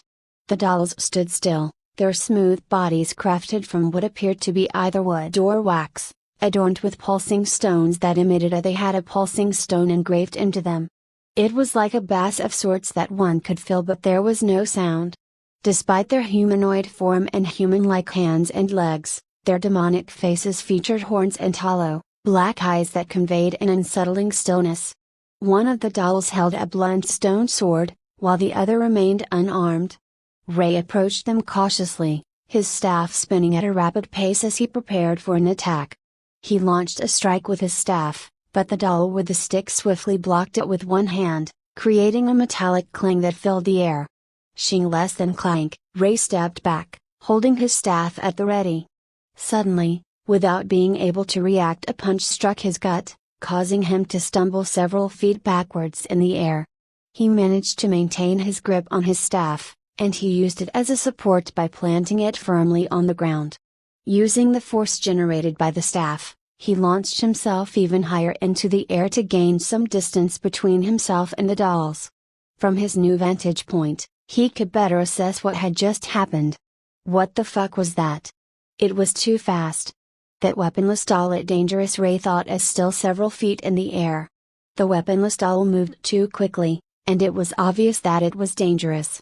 Before he could regain his bearings in the air, one of the dolls with the stone sword jumped very high with its blunt sword, aiming for his head. Ray acted quickly, using his staff to deflect the sword, and received a small cut on his cheek in the process. He disarmed the doll by completely twisting the hand of the doll in a spiral motion with brute strength and then letting go of his staff. With a grin, "Gotcha bitch," he grabbed the doll in a choke and kneeled on it as it struggled to escape. He grabbed its head and ruthlessly headbutted it a few times before finally kicking it with full force to the ground below. Boom, the impact was so intense that it left a small crater. Ray had unleashed his full strength. He wanted to gauge how powerful he was. After completing a flip, he landed on his feet, and the staff landed perfectly in his hand. He held his right hand in the air. Ray took a deep breath and surveyed his surroundings, noticing the scent of burning wood in the air. The dolls were getting more aggressive by the minute, and he knew that he had to be more vigilant. He clutched his staff tightly, ready for the next attack. With fierce determination, Ray spun the Sanjigun 7 with a flourish, unlocking its 3 segments ready to take on the next doll. He didn't want to make the same mistake twice, and the memory of the weaponless doll's attack still sent shivers down his spine. Its attacks were too fast to even be able to react. He scanned the battlefield, his eyes stern and focused, searching for any sign of movement. With a sudden hunch, from his battle instinct, Ray shifted his footwork to the right, just in time to dodge a punch aimed at his left side. He had no time to react, but he had anticipated the movement. As he spun the Sanjigun, one of the staff's joints hit the doll's hand, causing it to veer off course before hitting him. Ray's weapon struck the doll that had previously caught him off guard, and he avoided its attack with a confident grin on his face. His red-crimson eyes locked onto the doll, and he sneered, "You're like an open book. I'm going to tear you to shreds next time. Just try me," he said as he made a battle stance spinning the Sanjigun. The doll stood still, staring at its fists in confusion. Everyone around them was watching in awe, their jaws hanging open as they couldn't tear their eyes away from the intense battle. Ray's senses were heightened with his heart beating faster than ever before. He knew that the battle just started. /29 As the battle raged on, the doll struck a stance that made Ray flinch. It was an orthodox stance, with open paws like a kung fu master, but the doll's footwork was reminiscent of a marathon runner.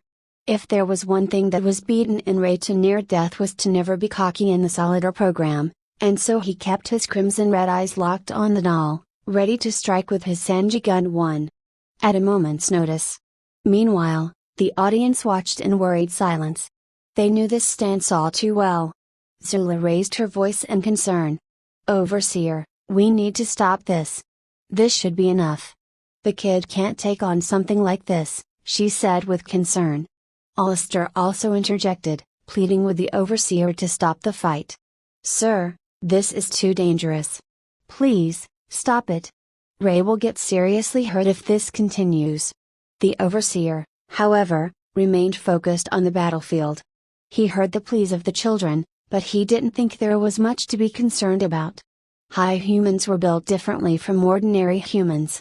They could survive injuries that would kill most others. "You all worry too much. I'm not worried.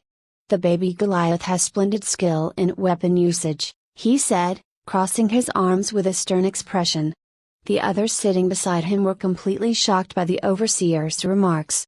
They knew that he only ever complimented 2 people in his life, Ivan for his extraordinary discipline and leadership, and Asashia for her genius and ingenuity. Both Alistair and Zula looked desperate to stop the battle. But the overseer had made up his mind. Once he made a decision, he did not change it, no matter what. With hope that the overseer's confidence was not misplaced, they looked out at the battlefield with a glimmer of hope that the worst wouldn't come to pass. The others listened to the conversation without complaint. For them, the overseer's words meant near absolute certainty. They expected as much from someone with so much experience. I wonder how much time it will take. I will stop the battle if necessary, so don't worry, the overseer said seriously. The fact that he could barely keep up is impressive beyond belief. That Rieger stone doll was on the lowest setting at 10%, emulating myself. I'm surprised it chose to use Rosha of all things to battle a toddler. Sometimes my luck terrifies me. Either I'm extremely lucky, or we're in extreme danger right now. Now let's see what the case is. I will personally deal with it if it's the latter, the overseer thought, followed by a chuckle as his crimson eyes locked onto Ray, and unbeknownst to him, Alistair noticed the smile that sent chills down his spine. He smiled? What the fuck? Alistair thought, feeling absolutely chilled by it. Meanwhile, on the battlefield, just moments passed.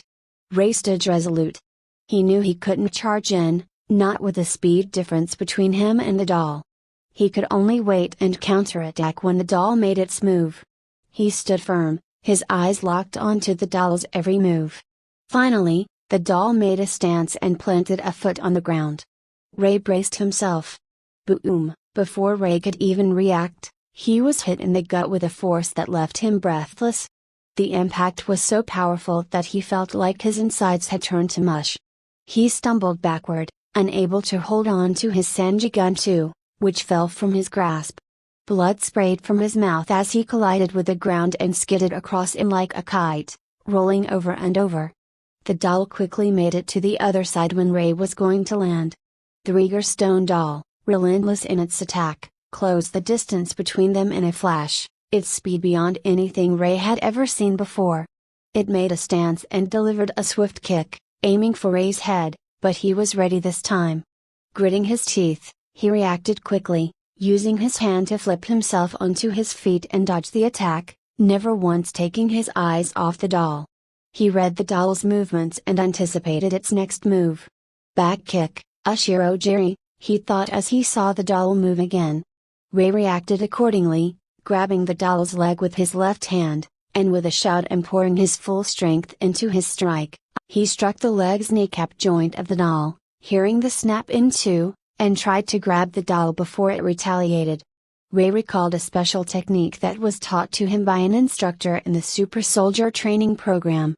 An unavoidable technique of a chokehold that shatters the vocal cords while ripping the entire head with a precise technique taking advantage of the weak points using only one hand. It was an ancient art of war that was forcibly taught to him back in the soldier program by a master of a lost era. I need to make this count. I won't be able to stand after another strike from this thing, he thought, determined to end this battle. Magshimavith touch of death, he exclaimed, as he grabbed the doll's neck and used it to execute the technique. The overseer saw the battle and commented with a little disappointment, "It's over." As he slowly made his way to the battlefield, his crimson eyes locked on the scene before him. Ray was desperate, and in his desperation, he failed to notice the doll's secret move. Just as he planned to finish the fight with one blow, the doll made its move very secretively with an instant double palm strike, creating a wind shockwave that hit Ray dead center in the same spot where he had previously been hit. Before the momentum could push him away, the doll followed up with a punch that spun like a vortex, generating an air vortex from its sheer speed. The force of the attack flung Ray through the air, hurtling him from the training barracks to the massive trees 100 feet away. As Ray collided with the tree, he hit it with so much force that it created a small crater in the trunk. He was knocked out completely, and his body slowly fell from the crater to the ground below. "That's enough," the overseer said as he approached the doll and infused it with his magical energy, causing it to stop moving and deactivate. He then walked over to Ray's unconscious body, casting a shadow over him. His expression was dead serious, and he approached with purpose. The others quickly followed behind him, but a loud voice stopped them in their tracks. "Stay back, everyone. That's an order.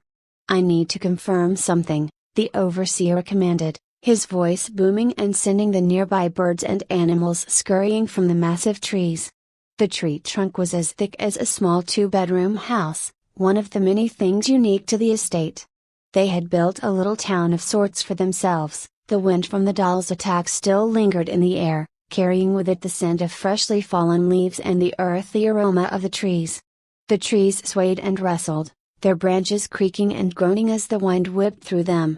Ray lay still, his chest rising and falling with each breath, his face ashen and battered from the doll's devastating strike. The overseer knelt beside him, examining him closely as the others stood back, their faces etched with concern and fear. The overseer's face contorted with rage as he raised his fist, and channeled an immense amount of magical energy into his palm. The air pressure around him shifted violently, causing the environment to pulsate with waves of force that threatened to tear everything apart. The concentration of magical energy in his palm was palpable, using force in its highest form, and his stare was deadly. He glared down at Ray, his cold, dead eyes filled with an intense, murderous intent that made everyone around him quiver with fear. "If it's an abomination, it will reveal itself no matter what. If it's not, then I'll just give him the benefit of the doubt. Let's see what we have now," he thought, a cold and deathly grin forming on his lips. Everyone was terrified by the sheer murderous intent and intensity of the magical energy emitting from the overseer. All but one guy was unable to stand and fell to their knees in fear. "Reveal yourself, or I will end you," the overseer said with a calm, cold voice that sent shivers down everyone's spines. The air was still, and the only sound was the rustling of leaves in the trees as everyone held their breath, waiting for something to happen. Ray lay unconscious, his body battered and broken from the doll's powerful strike. The overseer stood over him, his fist still raised, ready to unleash his deadly force if he deemed it necessary. No one dared to move, no one dared to speak, as they watched the overseer in silence, waiting for what would come next. /30 The estate of Ivan Tepesh Dracula was engulfed in a tense atmosphere, as almost everyone sensed the overseer's overwhelming magical energy. The air was distorted, creating a deafening sound akin to dozens of turbines operating at full capacity at a single origin point, echoing across the entire estate. The afternoon had barely set in, and the sounds had already lured everyone toward their origin. Ali, Lily's mother, was no exception. She had heard the noises, felt the astronomical concentration of energy, and without a second thought, rushed toward Lily's room.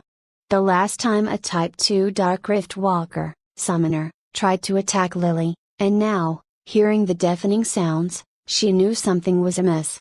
She barged into Lily's room with narrowed eyes, spotting her daughter in a heavy comatose state. All the family members checked on her daily, observing that she would wake up in the evening, lively but remain comatose during dawn and afternoon. Tears streamed down Ollie's face as she kissed her daughter's forehead, hugging her tightly. She was too worried that another incident was right around the corner, as Dark Rift Walkers never left their prey alive. It was a saying that had been famous in the world for centuries. "I'm here, Lily. I'm here. Mom will protect you," Ollie whispered, her voice filled with sadness. She noticed a small, rapidly blipping stone beside Lily, producing a reverberating sound.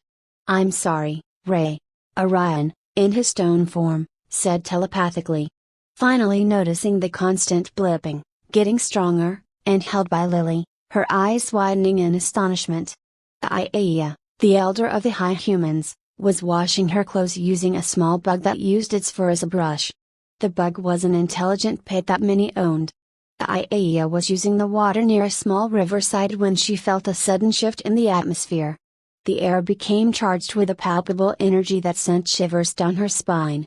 She looked around, and her eyes landed on the horizon where a deafening noise echoed across the estate, causing everyone to panic.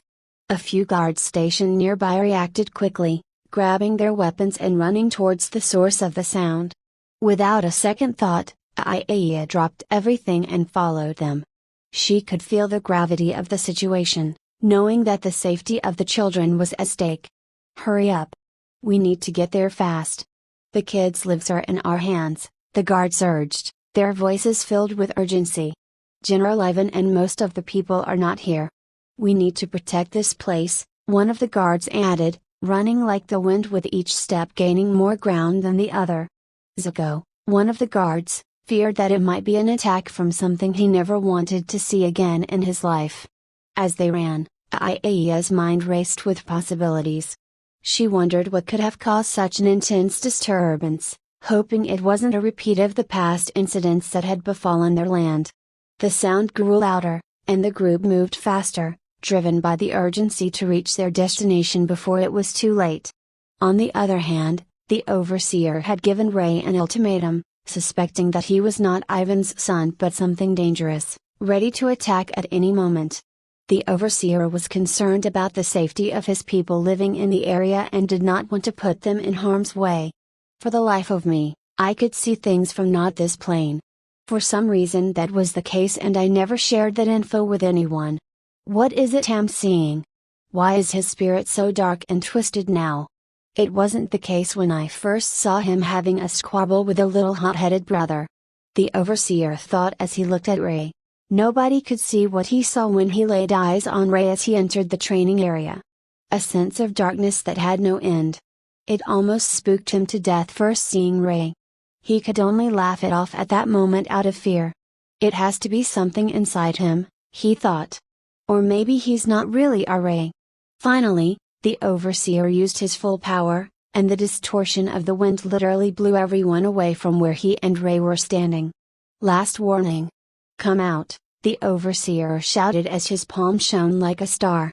Ray was still unconscious, and the overseer did his best to bluff his way and see if Ray was actually what he feared most. Moments passed, and nothing happened. By this point, the overseer was somewhat convinced that Ray was not a Class 2 abomination. The cunning creatures valued their lives over anything, and Ray had not made any moves to attack.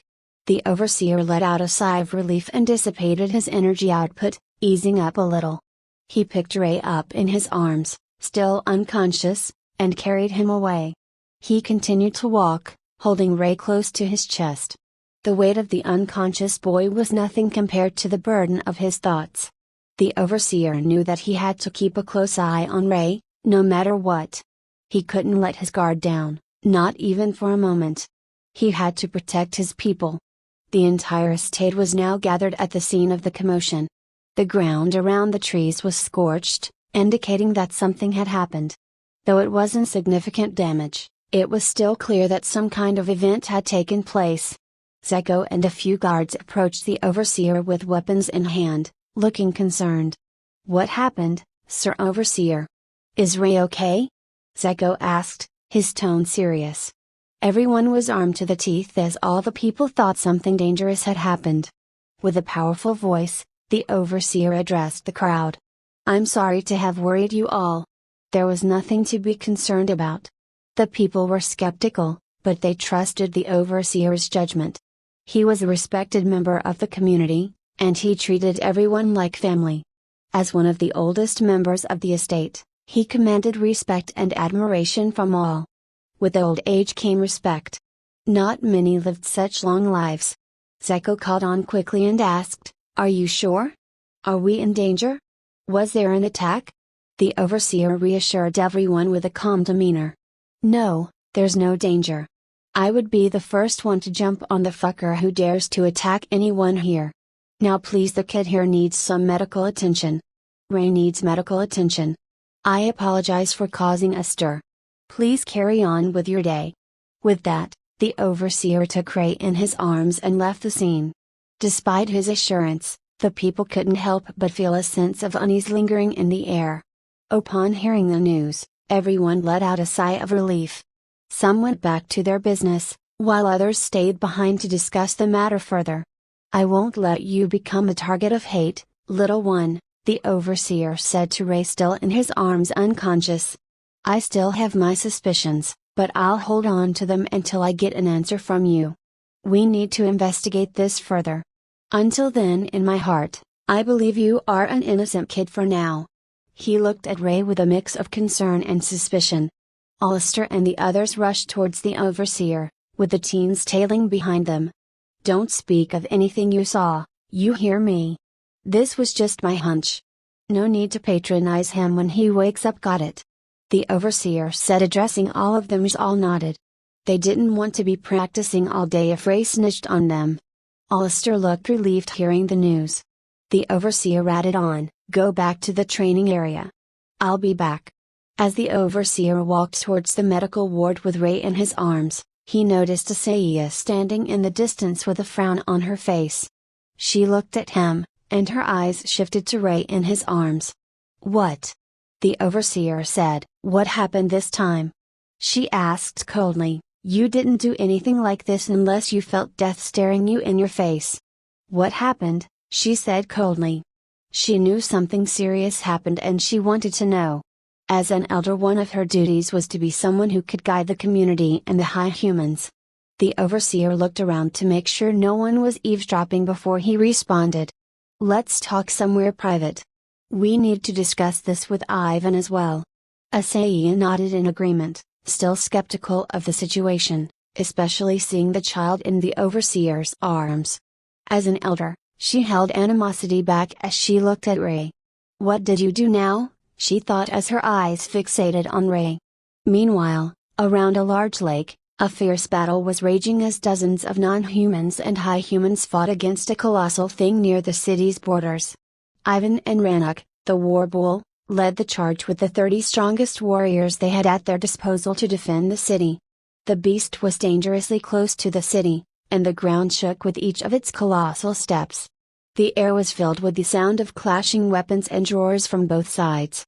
The non-humans were fighting tooth and nail to protect their home, while the high humans fought to uphold their duty to defend the city and its inhabitants. /31 On the snowy southwestern border, a fierce battle raged. Ray's father, Ivan, found himself locked in combat with a colossal being. Alongside the city's forces and his own men from the estate, Ivan fought tirelessly to divert the creature's attention away from the city. Ivan, a revered leader among the high humans and a general in charge of defending the city, stood alongside Ranuk, the leader of the Champions Order. Together, they sprinted with all their might, their voices muffled by the howling wind because of their speed. "Ivan. We head south, toward the frozen Ingalls Lake. We cannot allow it to draw near the city. Our priority is not to engage in battle, especially not in such close proximity to the city," Ranuk bellowed, his voice carrying over the fierce winds. Ivan understood the urgency of the situation and nodded in agreement. Ranuk had already assessed the perilous circumstances and formulated a straightforward plan before Ivan's reinforcements arrived. Together, they devised a strategy to lure the colossal being away from the city's borders. "All forces, heed my command. Do not engage in combat. Lead the war titan away from the city, following closely behind us for support. Do not get close to distract it," Ivan commanded, his voice resonating with authority. The soldiers listened attentively, understanding the gravity of their mission, as they moved forward, steadily leading the monstrous being while keeping a safe distance. The war titan, a massive entity, trailed behind them, emitting eerie screeches that reverberated through the air. Its towering size eclipsed everything in its vicinity, possessing a grotesque and unnatural physique. Its limbs were a mishmash of various materials, some appeared to be made of solid stone, while others seemed to have been sculpted by the very force of the wind, rotating and shaping themselves with ethereal elegance. The creature's elemental appendages perplexed all who beheld it. Strangely, it had no legs to support its massive form but instead floated effortlessly in the air, electric currents crackling beneath its lower section, somehow producing an audible sound akin to footsteps, a mystery that baffled all who witnessed it. The war titan's belly emitted an intense heat, resembling a smoldering furnace contained within a delicate, translucent membrane that seemed on the verge of bursting. Its cylindrical head housed a rotating eye socket, granting it a full 360-degree field of vision. Ivan stole occasional glances at the titan, noticing its heavily bruised and lethargic appearance. "This one looks so beaten up and slow. It's like it's already halfway to its demise." Thankfully, it seems that's the case, otherwise, we'd be 6 feet under by now, Ivan thought to himself, his gaze fixed upon the formidable titan. Towering above the trees in Ivan's estate, the war titan reached a staggering height of approximately 400 feet. Ivan and Rannoch exchanged glances as they sprinted, marveling at how the titan managed to keep pace with them. This served as a stark reminder of the need for utmost caution in their dealings with it. After a few minutes of relentless running, their breath visible in the frigid air of the tundra, they caught a momentary reprieve. The frozen Ingalls Lake came into view as they hastened towards it, pursued closely by both their comrades and the titan. Each step they took now was measured and deliberate as the terrain transformed into a frozen layer of ice. Ivan and Rannoch veered off in opposite directions as they approached the lake's center, wary of the possibility of being trailed, knowing they were the primary targets of the war titan. With their weapons at the ready, they prepared for any eventuality. It was Rannoch who drew the titan's attention, and it followed him. Now! Ivan's voice resonated, carrying the weight of command across the expansive battleground. Everyone hastened to assume their designated positions as ordered by the general.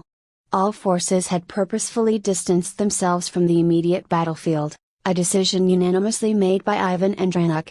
The frozen Ingalls Lake, nearly circular in shape, now became the focal point of the impending confrontation as warriors positioned themselves strategically around its periphery, forming a formidable encirclement that aimed to unleash a pincer attack upon the war titan.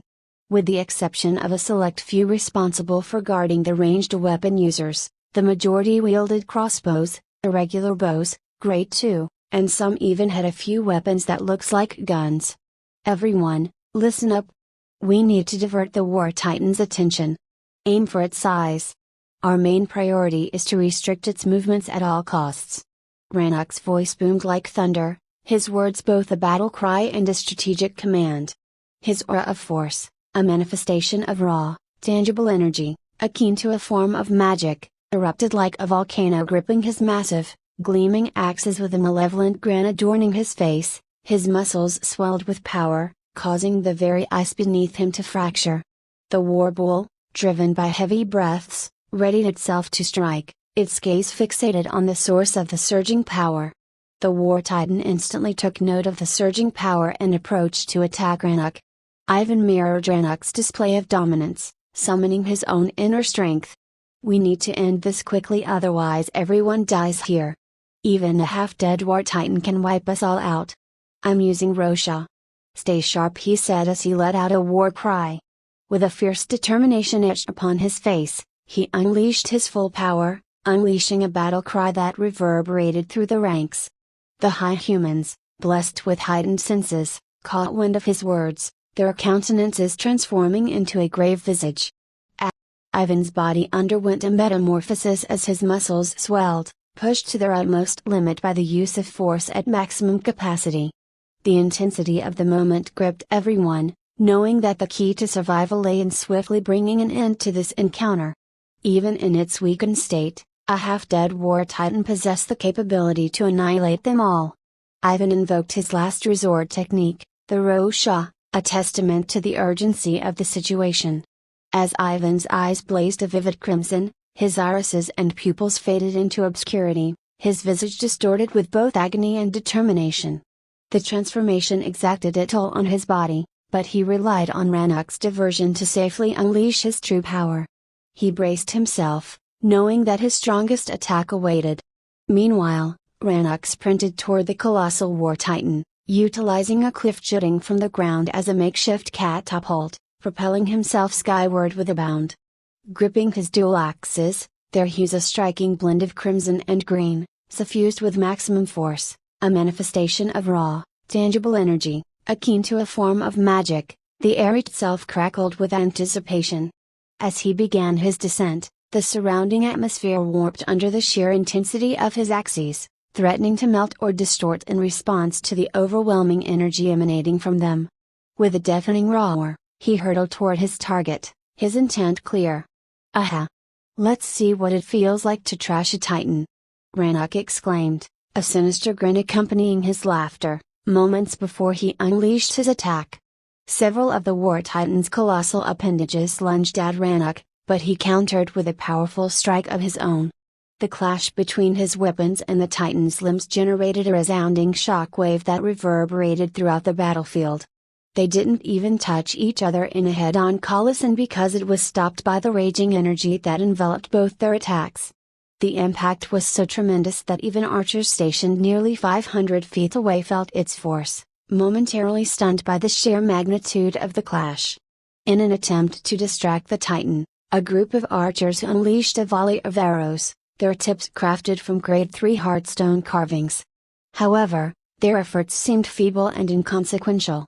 The Titan appeared impervious to the assault, its ever-shifting eyes making it a daunting task to land a precise strike. Regardless, the archers persisted, their arrows soaring through the air, attempting to divert the Titan's attention. Yet, the colossal creature remained focused on Rannoch, relentlessly pressing its assault. Caught in the collision, Rannoch held his ground for a brief moment before additional hands emerged from his blind spots. Reacting swiftly, he adjusted his power, allowing the momentum to hurl him in the opposite direction as he dodged the oncoming assault. The Titan's appendages, resembling the tentacles of a squid, attacked in perfect unison. Rannoch found himself evading their strikes, but one elemental hand managed to land a powerful blow, launching him forcefully into the ground. Skidding across the icy surface, he nearly cracked the dense ice, using his left hand to anchor himself and halt his momentum. Despite the evident injury to his right hand, which appeared broken, he clutched his axe tightly, refusing to release it. With a bloody nose and face gazing at the War Titan with a defiant grin, Rannoch took a deep breath and charged forward once more, fully aware of his singular purpose, to distract the colossal behemoth. "Do something now, you fucking high human. I'm on the verge of death here," Rannoch shouted, his voice laced with urgency, as he continued his relentless assault. The Titan's hands launched toward him like missiles, attempting to ensnare him, but Rannoch narrowly evaded them, maneuvering with expert precision. The hands burrowed deep into the thick layers of ice, seeking to crush him, yet he managed to maintain distance, skillfully dodging their onslaught. From every direction, the Titan's hands swarmed around Rannoch. Drawing upon his vast experience, he weaved left and right, narrowly evading each incoming strike. However, the Titan caught him off guard as it opened a frontal section of its belly, a move that momentarily distracted Rannoch. Seizing the opportunity, Ivan, who had leapt into the air with tremendous agility, aimed to strike at the Titan's vulnerable blind spot. The vibrations resonating through his sword signaled the impending attack. The air itself crackled with anticipation, charged with an electric energy as Ivan's sword gleamed with an intense brightness. His stance solidified, his gaze locked onto the War Titan. In response, all of the Titan's hands converged, determined to halt Ivan's assault. "Let's see how you survive this one." Echoes of severance, Ivan declared, his hands vibrating with power, his nerves pulsating as if they were swollen muscles. Form 5. With a resounding war cry, Ivan unleashed a mighty strike with his sword, channeling his entire being into the attack. The force behind his strike was immense, aimed at delivering a devastating blow to the War Titan. /32 Ivan's attack coincided with the onslaught of the War Titan, resulting in a devastating shockwave that sent everyone hurtling through the air. The sheer force of Ivan's colossal slash left an indelible mark, gouging a deep crater into the dense ice sheet covering the lake. The clash persisted, with Ivan straining to cut through the War Titan, only to realize in a fleeting moment that it had metamorphosed into the toughest substance known to them. Its body now possessed a resplendent blend of golden and bluish hues, radiating an otherworldly aura. The War Titan emitted a series of robotic beeps and screeches, overpowering Ivan with an insurmountable force. The collective terror etched on everyone's faces spoke volumes as they witnessed Ivan being repelled. Even Rannoch, dumbfounded by the failure of Ivan's sneak attack, understood the gravity of the situation. Helpless, they could only watch in dread, knowing that they had failed to kill the War Titan. Rannoch struggled to stand but found his legs refusing to comply. Fueled by desperation and anger, he exerted all his might to rise, Yet his efforts proved futile. Several soldiers approached the battlefield and offered Rannoch their shoulders for support, swiftly evacuating him from the hazardous zone. With unwavering resolve and a commanding voice, Rannoch exclaimed, "Everyone, launch an all-out assault on the War Titan. Buy Ivan the time he needs to act." As Ivan grappled with the overpowering forces, he was propelled into the air, soaring hundreds of feet into the sky, as the Titan's belly once again opened up. The Titan began charging a formidable attack, its radiance reaching blinding intensities. Several individuals valiantly leapt onto the Titan, only to be swiftly dealt with by its relentless appendages. It became evident that their efforts were in vain. With no means to halt the Titan's onslaught, we're powerless against this unstoppable force. What kind of horrors were unleashed during the dark air to give birth to these abominations? One of the archers exclaimed, his bow slipping from his trembling hands. The sheer terror etched across his face mirrored the hopelessness felt by everyone present. In the face of a half-dead War Titan, they found themselves utterly helpless. This expedition, beyond their confines, now felt like a journey into certain death. Ivan twirled through the air, his body spinning uncontrollably as he was propelled skyward. After a struggle, he managed to regain some semblance of control, despite the excruciating pain coursing through his broken hands. Clutching his sword with unwavering determination, he gazed downward, witnessing the Titan unleash a blinding surge of charged energy. At that moment, Ivan's thoughts turned to his family, to the people he swore to protect. With a brief pause, he closed his eyes, contemplating his course of action in what he believed were his final moments. "I have made my choice. There are no regrets," he declared, his voice resolute. "I'm not going down without dragging you with me." In the distant reaches, far removed from the turmoil of the battlefield, a solitary figure stood perched atop a craggy outcrop. Their vigilant gaze surveyed the sprawling expanse below, holding their breath in quiet anticipation. Clasped firmly in his grasp was a bow of unparalleled magnificence, a masterpiece adorned with an array of vibrant gemstones that sparkled and danced with a celestial radiance. As the bitter winds of the tundra howled and swirled around them, the bow seemed to come alive, emanating an intense and mesmerizing glow that cast an enchanting spell upon all who beheld it. This enigmatic figure possessed an otherworldly visage. Their complexion bore a frost-kissed pallor, evoking the very essence of the frozen realm.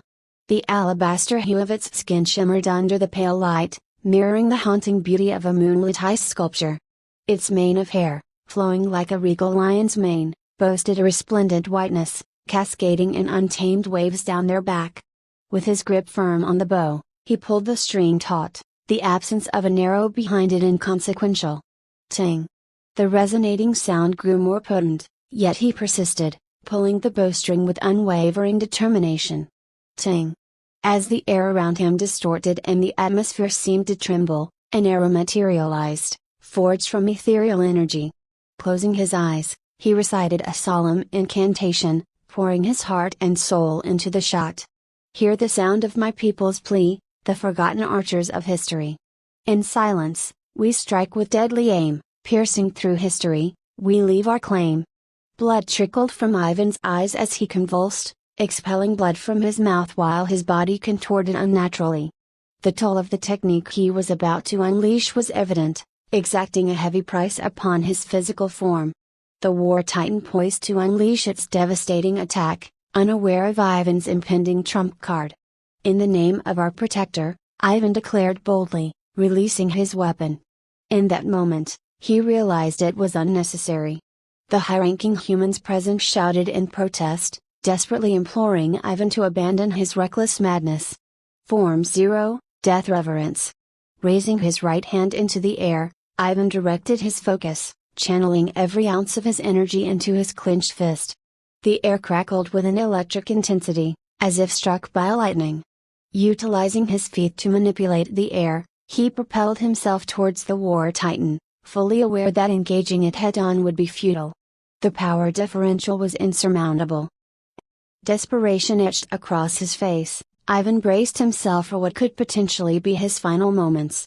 Approaching the Titan at blistering speed, his gaze locked onto the impending attack. Alas, He was too late. All he managed to utter were the words that held his deepest emotions. My family. In an instant, a blinding light consumed everything. The deafening roar of the attack reverberated through the air, aimed at the very heavens. The brilliant yellow radiance threatened to rend the sky itself. Rannoch and the others could only shield their eyes, helpless as the world around them vanished into an overwhelming brilliance. In a sudden and unexpected turn of events, an arrow streaked through the battlefield like a shooting star, vanishing beyond the horizon. Its passage had an immense impact, diverting all forms of energy towards it, as if it possessed an insatiable appetite. The blinding light subsided as the arrow traversed the icy tundra. Ivan, now regaining his senses, recognized an opportunity and seized it. Summoning all his strength, Ivan delivered a devastating punch, his fist generating a vortex of pressure and swirling air. He struck the stunned war titan with unyielding force, triggering a tumultuous tornado that bore into the titan, driving it downward and shattering the ice sheets of the lake.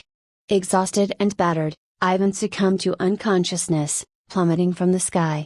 Several high-ranking humans managed to catch him, witnessing the horrific state of his dominant right arm, reduced to nothing. They swiftly retreated, carrying him away from the scene. Rannoch's voice resonated with authority as he issued a command. Everyone, clear the site. With grim expressions, everyone scattered, aware of the impending danger. As the war titan emerged from the water, seemingly relatively unscathed by Ivan's final attack, Rannoch stole a fleeting glance over his shoulder, a grin adorning his face. The titan began to give chase, causing the water to churn ominously. However, before it could reach them, a colossal figure emerged from the depths. Towering above even the 400-foot war titan, it possessed countless eyes and a serpentine mouth. The colossal serpent figure unleashed a flurry of swift and brutal strikes upon the war titan. Its massive form, adorned with countless eyes that gleamed with an eerie luminescence, coiled and constricted around the hapless creature. Each constricting movement tightened the grip, crushing its body and pulverizing sinew with ruthless efficiency. The serpent's sinewy muscles flexed with raw power as it tore into the war titan, rending it into tattered shreds. Amidst the chaos, the air was filled with the cacophony of snapping bones and the sickening squelch of ruptured flesh. The war titan, once an embodiment of indomitable might, now lay helpless and defeated, its form disintegrating under the relentless assault of the serpent's jaws. Every bite consumed the war titan with an insatiable hunger and left nothing but scattered remnants in its wake. No trace of mercy could be found in the serpent's actions. It feasted upon it. Its sinuous body writhed and twisted, its scales glistening with an ethereal glow as it devoured the war titan, erasing any memory of its once formidable existence. As the horrifying spectacle unfolded behind them, a soldier's voice trembled with disbelief. So, this was the plan, he muttered, his eyes wide with terror, before swiftly turning and sprinting for his life, back towards the safety of the city. Rannoch, running alongside his comrades, couldn't help but chuckle in response to the soldier's comment. Do you really think we're fools, blindly engaging in battle with these monsters? This was all part of the plan. Somehow, against all odds, we have survived. Consider yourselves fortunate, rookies, for we have been graced by the angel of the lake. Taking a moment to catch their breath, Rannoch addressed the group, ensuring they had put enough distance between themselves and the scene of carnage. The Angel's Lake, he began, his voice steady but tinged with a hint of solemnity. Its name holds true significance. Within its depths resides a guardian, a being that has safeguarded this region from imminent threats. None would dare to cross its path, and that is the reason we are safe from the west side. Everyone, tend to the wounded. We will make our way back to the city, but remain vigilant, Rannoch cautioned, his words carrying a weight of caution and urgency. With grim determination etched upon their faces, the group continued their journey towards the city. The realization dawned upon them that the walls they once thought impenetrable might not provide the safety they had believed. The high-ranking humans attended to Ivan, their focus on ensuring his survival as they carefully carried him on a stretcher. Hope flickered within each heart, yearning for a future where the terrors that plagued their world would be subdued, and a sense of security restored.